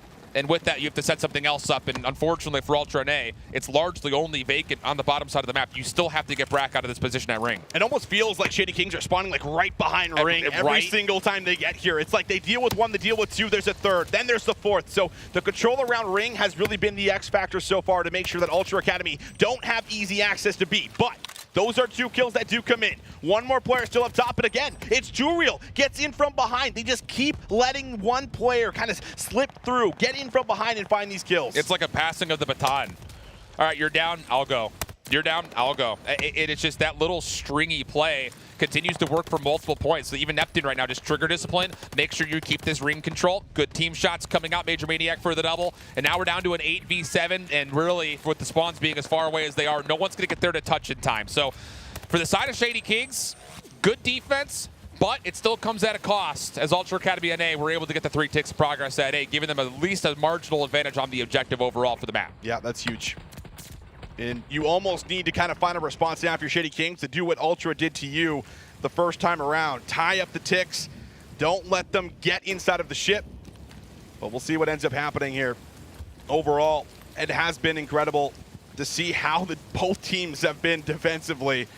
Ultra more so, at least so far here through the first 2 rounds. Are they going to be able to continue to find it? We'll see. Here we go. Defense kicking off for Ultra Academy. Veto 12-9, everyone getting involved at least this time around on the scoreboard. I like this. A little bit of an adjustment as far as how Shady Kings wanted to get into A. They don't bother with the top of the ship this time. They just kind of flood on in through the hole in the wall, double stack it, and then overwhelm from the first floor. Not the most efficient way of doing it, but it's a good change up considering how Ultra want to try to play their defense. So that'll work out for a quick first tick of progress. Major Maniac still locking down mid-map while watching and holding off the clock as long as humanly possible. But Ultra NA, with success through green, can once again just get here quickly and try to contest the second tick, and they're already on to do that. Here we go. Hixie able to at least grab 1. Gonna wrap all the way around. Off screen, A still being contested. Second tick not in just yet, but extremely close. Neptune wants to try to finish that off here perhaps. And that's going to be the case. There we go. Finally, a little bit of success offensively for Shady Kings. They're going to have a bit of space to work with. Hixie wants to do something in the back, but Major Maniac says no. Shuts him down. Massive kill to make sure Hixie doesn't do any more damage. Oh, 2Real's able to catch Scrap, try to finesse between the weapons. So that could be the extra 60 seconds. 3 life lead also starting to build here for Shady Kings. But you have to fight through the next obstacle, which at the moment is not green. It's actually ring control. Veekel's in a great spot. He's got good help from Scrap, and their other 2 members defensively for Ultra NA are making sure nobody pushes through. This is a good defensive setup. You got to start finding kills as Veekel dominates through ring. Veekel, man, he is the X factor right now. How about that? 18-11, little force spree. Maybe you earn yourself a glide bomb, and that's the insurance that you get again. That's what we saw last time around when we looked at the Gavutsu. We'll have to see. 3 more kills are needed. 1 up close. 2Real's going to get shrugged off the heady, but now he's under fire and doesn't really have the assistance here. He's just trying to battle out versus the world. Does do a little bit more damage, but Neptune finds him. Now down to about a minute 15, but it's Hixie and Scrap that answer back. Another situation that we labeled from the first best of 5. Brack tried to hit a route just a moment ago off screen, and he was not able to get around. So once more, we're starting to see the same things kind of crop up and be a problem for Shady Kings on this map mode combo from their offensive perspective. Not able to get those cheeky little routes, not able to find openings around the back. Good kills from Neptune to kind of create maybe some space to work from the front. And once again, a hit from the back. It's 2Real trying to get through the back of green. But once again, there's players here to try to deny him. On 2 HP, he has to wait for his life and maybe a little bit of help from the front before he can make the next step. 2Real can't find anything, unfortunately. So it's going to have to come by way of the front right now for the Shady Kings. And now in from behind, Scrappy with the pistol finds 1. Stun's going to lock him up, but a chance maybe for 2. And this is beautiful for Scrappy. He's going to get lots of information. Everything coming in from Circle. He gets assistance there from Hixie, but it's Brack that finds 2. Kind of keeps this position alive. 2Real also gets 1 more. Still 1 last attempt to try to get to B. And 2Real's once again in that position where he can just cut off the mid-cross. He needs to fight eliminations, though, and Veekel will deny. Maybe a late opportunity there, but now it all has to hit from the front. And Ultra Academy NA have the numbers and the angles to try to lock this up. But can you find the kills and do it cleanly? 7.8 on the clock, and yeah, there's the eliminations. All will fall except for 2Real, who eventually meets the same demise, and defensively Ultra NA never flinched towards the B zone. Good stuff here for Ultra NA, really being able to bring this one back after 2 extremely rough maps. This has been a different story. They're flipping the script and trying to keep this series going and extend it to a map 4. But back over on the attack. That's where they're heading to next. Last time around, able to have at least a decent play over at A. Yeah. We'll see if they can do it here again. All you need is 2 ticks of progress, by the way, to win the round 5 defense as well. So I'm sure Ultra Academy NA have already communicated that, and that's kind of the first step, especially considering how good both teams have been defensively. Scrap for the opening double. Already on towards zone. Major Maniac forced to make his move, and as he does, he's only able to take down one. So Scrap putting threat over towards the backside stairs. Eventually dealt with. And interestingly enough, Ultra Academy NA are actually looking to get some ring control here. They weren't there to help out Scrap whatsoever, and that actually allows Shady Kings to stop the progress at A and almost fully deplete it. Oh my, that's big for Hixie. Coming in for one there off screen. Major Maniac also finding Mohawk's going to deal with him through circle. But here we go, through the back. Hixie kind of trying to see if he can maybe find all the spawners, but there's too many players to deal with. He can't find anything more. But A still starting to slowly work its way to that second tick. Scrap through the middle of the map, ready for multiple members to come flying out, but Major Maniac able to grab two before he drops. But there it is, Alan. Like you said, second tick is in, looking for the third. Yeah, it's round 5 defense confirmed now for Ultra Academy NA with that second tick of progress. And honestly, with the success they're still finding here at A, they get the 60 seconds. No one was able to touch in time. Brack may have been a little bit hurt or something of the nature. He doesn't go in to try to challenge, and that's now a minute 45 on the clock. Shady King still with great map positioning and a life lead, sure. But Ultra Academy NA have time to try to work this back and at least create some nuisance. And I think the bigger thing here for Ultra NA is you also need to make sure that you're not giving away any streaks. You need to get this kill in the 2 rows on 4. You do, and they find it, so that's huge. Scrap able to take him down, still battling out of the spawn. Has been a difficulty so far for Ultra Academy NA, but through the cliff path is where they're coming. However, Major Maniac, he can play spoiler. No, Mohawk turns on him with a 90-degree snap. That's huge to be able to open up a laneway potentially here through ship. Real still in a position to contest this spot, though. Has high ground control. They've missed Mohawk for now. Actually, they missed him completely. Oh, there we go. Finally able to track him up. Real will get traded out, no problem, but with 60 seconds on the clock and lives becoming an issue as far as total remaining for Ultra NA, you kind of have to be, in a way, flawless on this next wave, so to speak. But you kind of feel like for Ultra NA, I won't say they're letting off the gas pedal, but I think they're just happy knowing that they've got round 5 defense at the moment. So maybe some communication about what that would look like as they continue to kind of just take baby steps out of spawn. Yeah, I think they just want to make sure they're not giving any sprees over. Yeah, absolutely. Don't want Shady Kings to have that insurance of a glide bomb of potentially getting in there. But there's a couple more kills. Neptune finds 2. And Hixie's just going to be able to push out here. So just going to play out the next 20 seconds. Not going to be a push for Ultra Academy NA, but that is fine. They get what they want again, back-to-back. They're able to come through, but it's Neptune that is on 5, so he has that chance now at potentially earning the glide. So if you're Shady Kings, when we were here last, my point of contest was you have to be so good in your opening break-off to get onto A early because they were missing progress all over the place. Now, all of a sudden, with Neptune on 5, everyone becomes cannon fodder to get 6 and 7. Yes. The thing about that, though, is that's still not a guarantee. Like, that doesn't give you win condition by just earning the glide bomb. In fact, if you're baiting for it too much, you might not ever get to the A zone. So you kind of have to be measured, but you can't be cautious. It'd be nice to have the glide bomb, but it is not your full-on win condition. Let's see how they set up to try to get Neptune the last 2 kills. Oh, will Ultra Academy NA be as convincing as we've typically seen it, and will Neptune earn this streak? This is really a lot of what we can get out of Nep. Coming in, very patient play, wants to bait out his teammates, and no, Scrappy finds him. That is huge to be able to get it, and they have control in and around the point. It's too cute. Neptune's looking to see if someone from the defense is going to get onto the zone. That'll be his indication of where he can take his gunfight, and with that, no one stops the clock. The ARs aren't in a position to fight back at range, and now you're kind of in the worst position possible, where Ultra Academy NA win the gunfights convincingly, and now they're in your spawn. Brack is the one that's gotten freed up. You've got Hixie trying to track him down, and a 1v1 here could lead to Shady Kings trying to stop the clock at B, but you still need help. This is not enough to guarantee really much of anything besides the clock coming to a stall. He does have a bit of help coming to him, though, so if they can get here in time, maybe they can watch over him. That first tick slowly coming in, but it's a double hit out. Beautifully done here for Ultra Academy. The help does not get here in time. Brack can't find anything besides stalling the clock just a tad bit, but here they come, running them over. My God. Go down, and now it is 25 seconds left on the clock. It's hard to call this bad offense because the defense is so good. It really is. Like, the help is incredible. How they're utilizing their positions on the map, knowing when lanes are clear to get a little bit further forward. It really has been a display of masterclass on both sides.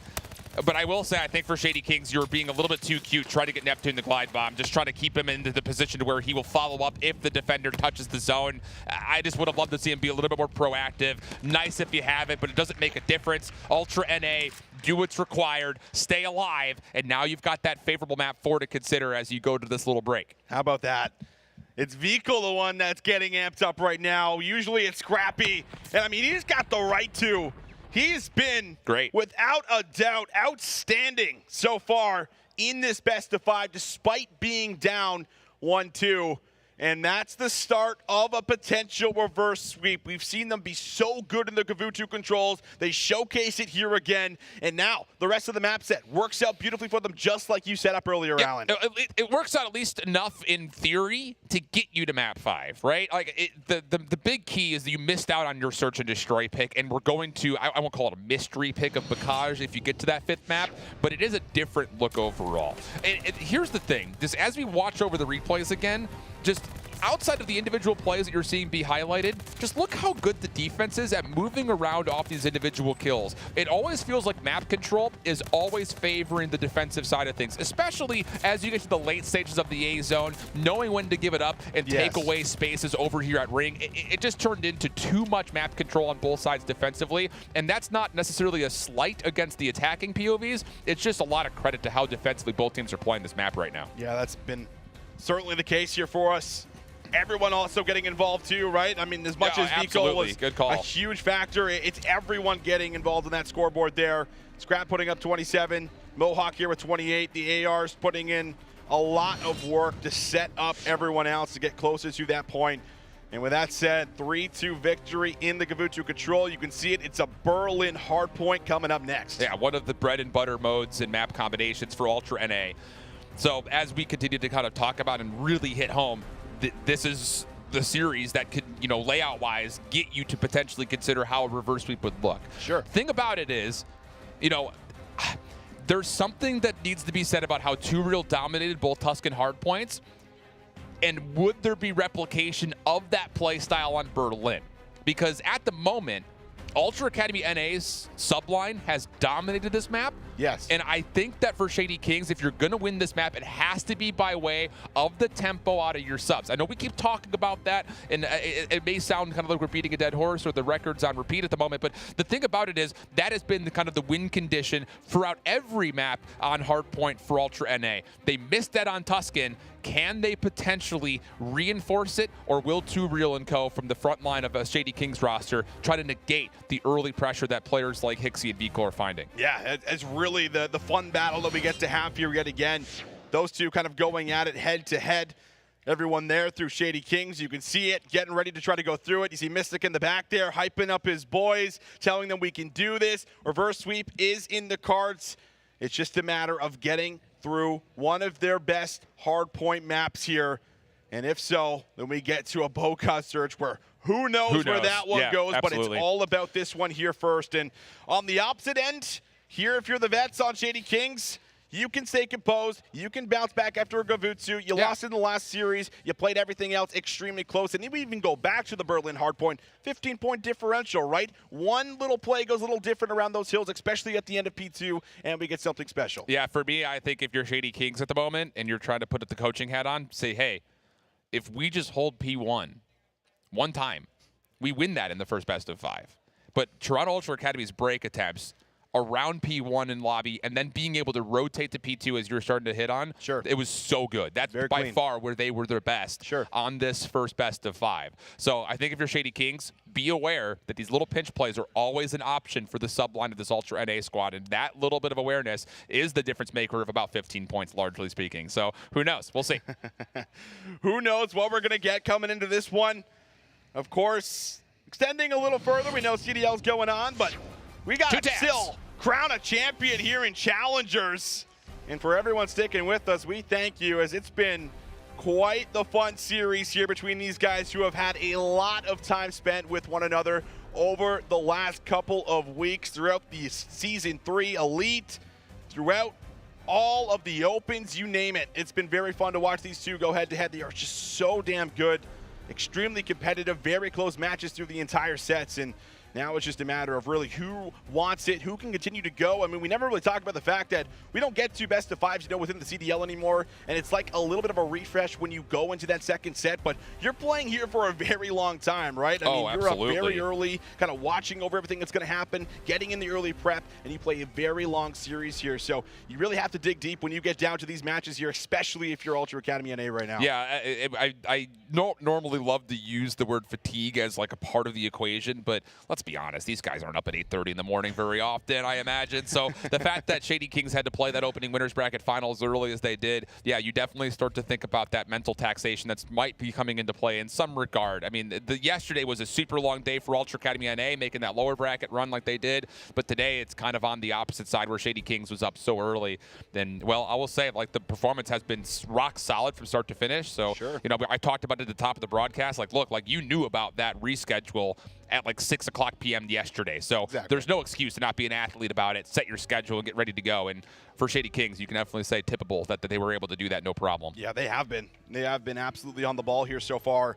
Showing out, coming out, putting on a show, making it look very convincing in that winners final. But it's been a bit of a different story, at least so far throughout this grand final. Maybe not so much through the first couple of maps, but, well, we get a very similar story, at least in the third one. But now getting ready to join into that Berlin hardpoint. That one coming up very, very soon as we talk about it. Veco's been one of the highlight players here so far for us. Watching to see if he can continue to keep this one going. And also, we mentioned Hixie having that pop-off near the end of the day yesterday in day number 2. Maybe we see that again here where he was putting up 40 kills, 25 untraded kills, putting in a lot of work. But it looks like we're just about ready to load in. Berlin hardpoint coming up here next, Alan. Oh boy, it's got to be it for Ultra Academy NA. We could only say so much about how good you've been in this map. Now it's time to show it once again. Do what Shady Kings had done on their Tuscan hardpoint pick here for your Berlin. P1, a key hardpoint location for Ultra NA from both sides, honestly. Their break attempts were super solid last time around on all 3 rotations, including off the rip. We'll see if that will hold true. It'll be Ultra NA from the favored side this time. Stuns to open the door. Nades on the way through. Team nades are actually really good. Peppers up this offense, no problem. But Neptune, he still gets 2. And all of a sudden, the SMGs for Shady Kings will win the opening battle. Yeah, that's one way to start the map off. Neptune's 3-0. Already trying to push forward a little bit. Snaps one down low, but Scrap wins the battle there with the AR. Nice little win coming in. And now Ultra Academy rallying together, trying to set up the break here through the front. Gonna have to get through multiple ARs. Mohawk over the top, finds the first one. Nice challenge from Too Real. He finds 2. The subs, little too much to deal with right now, Alan. 7 out of the opening 8 kills, going the way of Too Real and Neptune. It's early, but that's what we needed to see if you're Shady Kings, looking to kind of make corrections and put some pressure onto the MP40 line of Ultra Academy NA. But as we had mentioned, one of their best monikers throughout this map is their ability to rotate convincingly and get good looks at hard points. That has currently happened here over towards Mailroom. Major Maniac opening a door as he gets to play through dockside. Too Real on the break attempt from the back is actually good for one of his own. So now numbers are here for Shady Kings. Looking to clean up the last couple. Trades are decent, but not quite enough as Too Real goes on 4 in a row. He will neutralize the hard point. 4 in a row, but it's unable to keep that going. A lot of that play comes from the back end of that rotation that came through for Major Maniac. He allows his teammates to get in position to break, but they're unable to hold. So now it's Ultra on the flip, able to build up a decent amount of time so far on P2. 27 seconds coming in. Hixie up close, finds 2. This is the area where sometimes we see him start to take off, take over, but Too Real drops from high, able to find the trade, and now it's just Scrap time. Both teams are fighting for. And the thing about this is for Ultra Academy NA, it's just Scrap who's going to be here to try to contest this back 20 seconds or so, mostly because, again, you've won rotation. Time and time again, we keep talking about it. This time, though, Shady Kings do have a position to work with. Too Real's already into fire. Hixie's been tagged. He's looking to get isolated by Major Maniac, and the kill does come through. So as far as the break attempt is concerned, will this be enough to try to flip the spawns around? Mohawk, big elimination. That will anchor things up. Sure, Hixie's spawning out, but he's in a great position now to kind of use his position as a way to buffer this hard point on the perimeter. Scrap up close. How about that win? Unbelievable from Scrappy. takes out Brack, and now it's a different story. Ultra Academy NA, they have taken the lead. This is where things can get terrifying if you're the Shady Kings. Gonna give this one more good push from the front. Veto, waiting, ready and waiting, looking for the second. One inside of fire, with the finesse around the pillar. It's Veto for 2. 15 seconds up for grabs, but the spawns are close, and it's a full 60 for Ultra Academy NA. Shady Kings have gotten about 9 points since P1. Not exactly what the doctor ordered after the flawless start from Turiel and Neptune.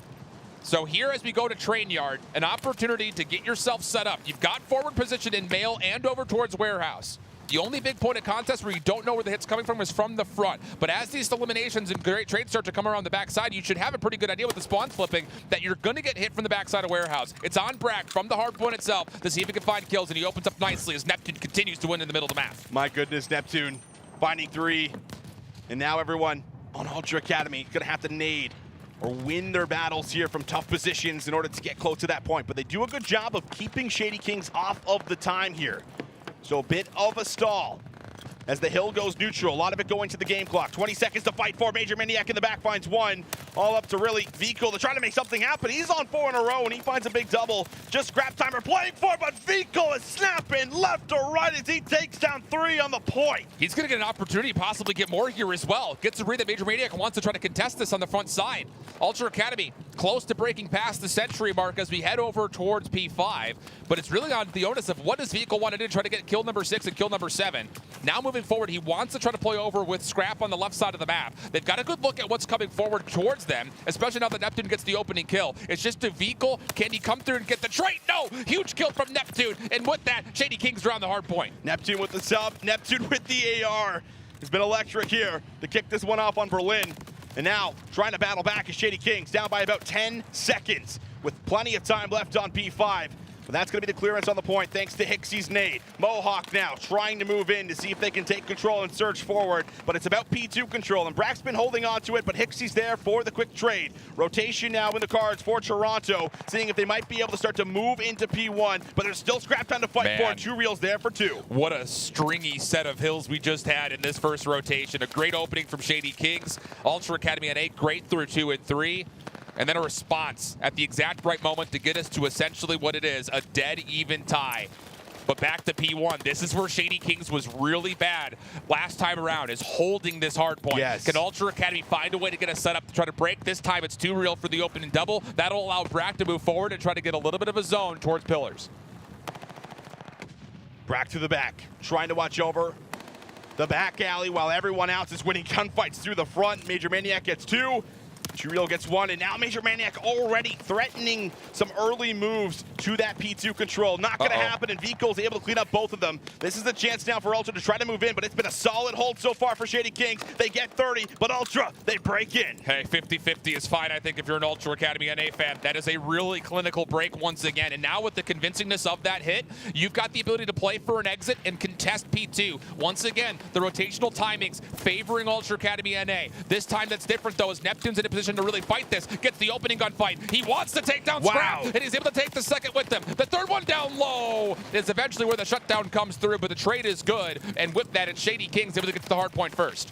Hixie now into the point. A little bit of control. Here, Hixie snaps on the second through the staircase. Nades go out, looking for the third, but Neptune needs to get some work done, and how about it? Finds 2 on the flip, trying to come back down low, finessing his life, but Mohawk with the read is good for the kill. 40 seconds still to play for around P2, and Mohawk already starting to clear out the front, seeing if he might be able to make some moves. Tags up Turiel, but can't play his life any longer. Want to get a flip here if you're Ultra, but still the pressure coming for Shady Kings. Yeah, the time is significant for either side's perspective. So for Ultra Academy NA, a lot of the focus on the objective, and it's worked out really nicely for them. 20 seconds of scrap time, and like you mentioned, you want to flip the map here. So Shady Kings really doesn't have the ability to really challenge this back 20 seconds. An opportunity to grow a pretty significant lead here for Ultra NA. Plus the information as they make their way through docks. This could flip the spawns around here, Austin. Keep your eye on the minimap. No, Major Maniac still spawns in, but you have to lock this up. You need a good anchor out of Brack if you're Shady Kings. You absolutely do. Brack, he can't find anything. Mohawk takes him down from range, and now that is going to be the play. Coming in from the back, the spawns are there. The flip is in, grabs from behind, and now he could reinforce as well. But look at player 6. That was Hixie trying to play his life. The spawns go back and forth. Now it's Shady Kings trying to make their way in. Too Real on the pinch, able to find one. Wow. Shady Kings hang on. It's another moment where Ultra Academy NA, they know that they got the flip out of the spawns, but they overwhelmed it too much. There was nowhere for Shady Kings to spawn, but back into the favorable spot. So once again, a little bit of a bailout here for Shady Kings to keep them in the map. Ultra Academy NA still looking to fight for this back 20 seconds. It's going to have to be through fire. First 2 kills by the SMGs are good, and Brack can really do nothing at this moment. He's just looking to try to contest this back 15 seconds, and look at Ultra NA already on the move to set themselves up for P4. Good correction. 10 seconds to play for. Just trying to get some scrap. Brack will win that one-on-one, but you're just trying to put in a little additional pressure here. See if you could force back some of those spawns. But Major Maniac, the furthest one pushed forward. Scrap there to deal with them. Now the rest of the reinforcements also making their way here through this P2 area. We'll see if they're going to be able to hang on. Too Real with a big win will keep this push alive. Too Real in the back is going to likely be able to gain spawns here, but he's making a play forward. Wait a second, if he falls, this could be a perfect storm from Ultra NA. Yeah, they still spawn to the back. Mohawk's in a good position, but they don't know that Too Real has already snuck over towards the rail side. And Neptune from the front has made another problem start to occur. So all of a sudden, a bit of a chaotic hit coming out of Shady Kings allows them to freely break. 30 seconds to fight for, and now it's on Ultra Academy NA as they look to try to get the rebreak with the back scrap time still remaining. And this is big time right here. It's 173 to 191 with 20 seconds left. If Ultra can get it, it puts them in a prime position to close it out in the future hills. Brock wants to get there, looking for 6, but it's Scrappy that connects with 2. Big double coming in for him, and now everyone rushing to P2. Ultra Academy able to get there first. They have the setup, and they have the lead. They've got the high ground. It's everything that you could possibly want right here for Ultra Academy NA to get on this P5 early. But with a little bit of a lead, you still want to make sure you're able to extend this map in towards P1 where you've been so good. And Neptune is already opening up a bit of a route. 4 in a row for him. He's already freed Major Maniac to go a little bit further forward. Neptune on 5, 26 and 22 for him. And Shady Kings able to get onto the hard point pretty freely here. They're able to get this back to a dead even tie. 198, 198. That's the flip. 30 seconds left. Neptune playing an angle. Bouncing back and forth. Neptune found 2. That's the streak. Glide bomb now in play for Shady Kings. And they are still on P5, making it look like a money hill as they start to take over. Neptune finds himself on 8 in a row. The thing about this is, Glide Bomb is not exactly the best streak in these next 2 hard points coming up, so as much as it helps Shady Kings potentially have win condition, it's not a guarantee. And Ultra Academy NA around P1 do exactly what's needed. It's going to hurt seeing every single second of the scrap time go the way of Shady Kings, but look at the setup. They're in a great spot to control train station. You got scrap through mid-map. If you can find a couple eliminations, this is going to put a lot of stress on Shady Kings trying to break. Ultra Academy NA need to hold P1. Brack loosens it up, finds the first one, but Scrappy wants to get involved. Desperately trying to find an angle to shoot back. That's Ixie there for 2, but Brack finds 3. Can he find the 4th? Just about. Fecal gets there, shuts him down, and keeps the play alive. Have to take a beat here if you're Shady Kings. Set up a break attempt, and the first 2 kills are good. Now Too Real around the backside of the pitch. Could this be the game-winning play? It's down to essentially just Vehicle. He's extended his life a little while longer, but the flip is not fully in. So Shady Kings, they're 10 seconds away. Ultra Academy NA, a chance to still break. Here come the nades. The Flood starting to set themselves up. Can you get the eliminations? Mohawk for the opener. Neptune was responding well with Brack. He gets far. He gets all 4. A team nade coming through. What has he done? A quad feed to take the championship, and it's the Kings who earned their first crown. Oh, the Kings of the North here in Challengers, Allen. Brack finds all 4 to close out the second best of 5 in the 3-1 tally. A heartbreaker here for the Ultra fans, a heartbreaker here for the Ultra boys. They played their hearts out. But in the end, Shady Kings making adjustments. They are undeniable, undisputed. They come to the Toronto Open, and they win it. Unbelievable, Allen. What a series. What a set of maps between these 2 teams. Honestly, the chess game through the search and destroy, the quick flip and adjustments that we saw from both teams in all of the respawns. You couldn't have asked for a better set of series coming from both of these 2 teams. At Shady Kings, your new champions and challengers, dethroning Toronto Ultra NA after their win from Minnesota, after their win from Season 3. They get their revenge finally. Oh man, what a map.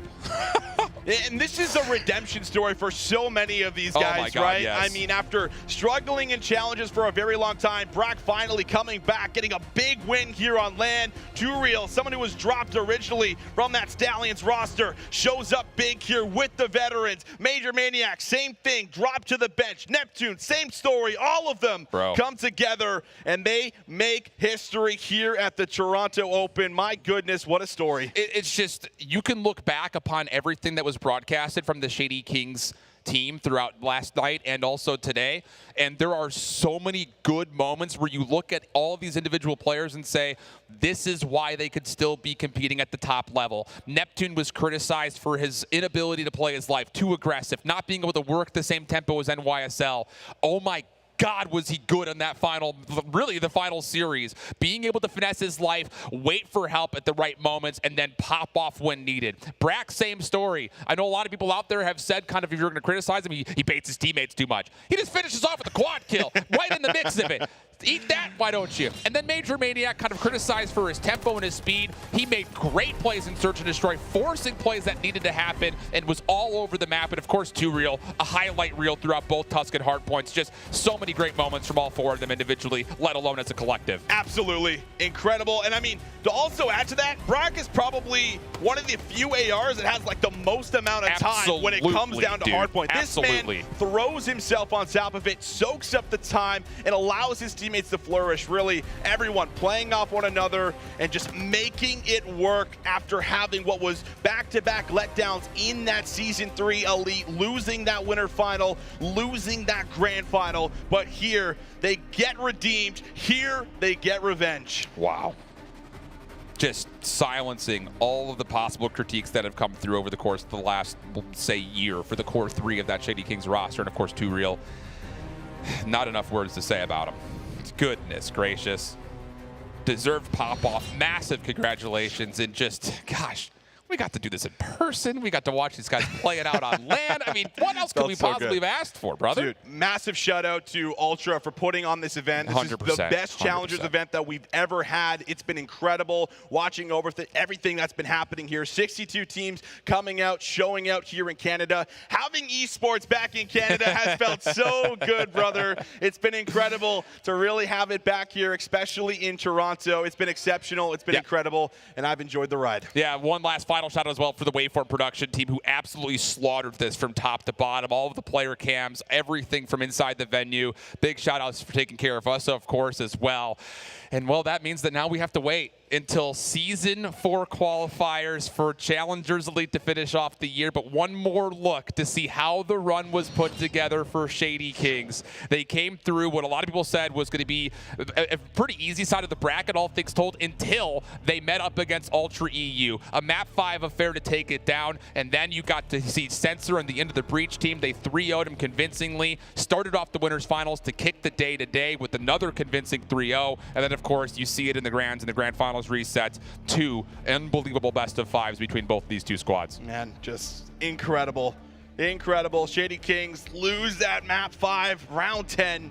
They bring it back, and I was just still so shook with how they were able to come back into that grand final and just take complete control in the first 2 maps. But hey, here to play, here to show up. They make the run, they close it out, keep the composure, and they get the job done. Once again, your Toronto Challengers Open champions showing up big here and getting themselves a massive dub. Yeah, this is just going to set up for a stupid fun end of the season, man. Absolutely silly. NA came out hard this whole bracket. Top 8 was dominated by North America, EU. Really good matches, to be fair. A couple of pretty considerable upsets inside of the region, I would say. And that also means that that Challengers Elite season is going to be really fun to watch. But yeah, North America coming out and really showcasing after the Minnesota Open was dominated by Europe. And boy, I'm telling you, this stage 4 is going to be unbelievable. And of course, we still have Boston to look forward to. Another LAN event, the final one as far as the regular season is concerned. And of course, if you watch the community update, we're still waiting on full confirmation on what the finals would possibly look like. like, whether it'll be regional or if there's going to be another event for these guys to compete at. It's going to be a really, really fun finish to the season now. Yeah, it's going to be an incredible season. A lot more Call of Duty to be played here throughout Challengers. And, well, something we've learned over the years, anything can happen. New teams will be formed. Who knows what else we're going to get here, Alan. It's been incredible. Cass here with you. Finally, after 3 years here, brother. It's been so fun, man. It's been great. It's been fantastic, man. I have no more words. It's just been incredible. It's been a really good time, and now we get a chance to just go and have fun, watch the rest of the event. So if you stuck with us, if you're open up 2 tabs, you're the true heroes that are out there. Of course, we've mentioned it. It's Challengers Elite Season 4 qualifiers. The next thing on the docket competitively before we get to the Season 4 Elite. And, of course, we'll see you back in Boston. On behalf of Visions, myself, I hold shift, and, of course, Proper and Beatdown, who are with us, and the entire Wave 4 team, thank you for tuning in. And until next time, you already know it. Keep holding it down. Bye-bye.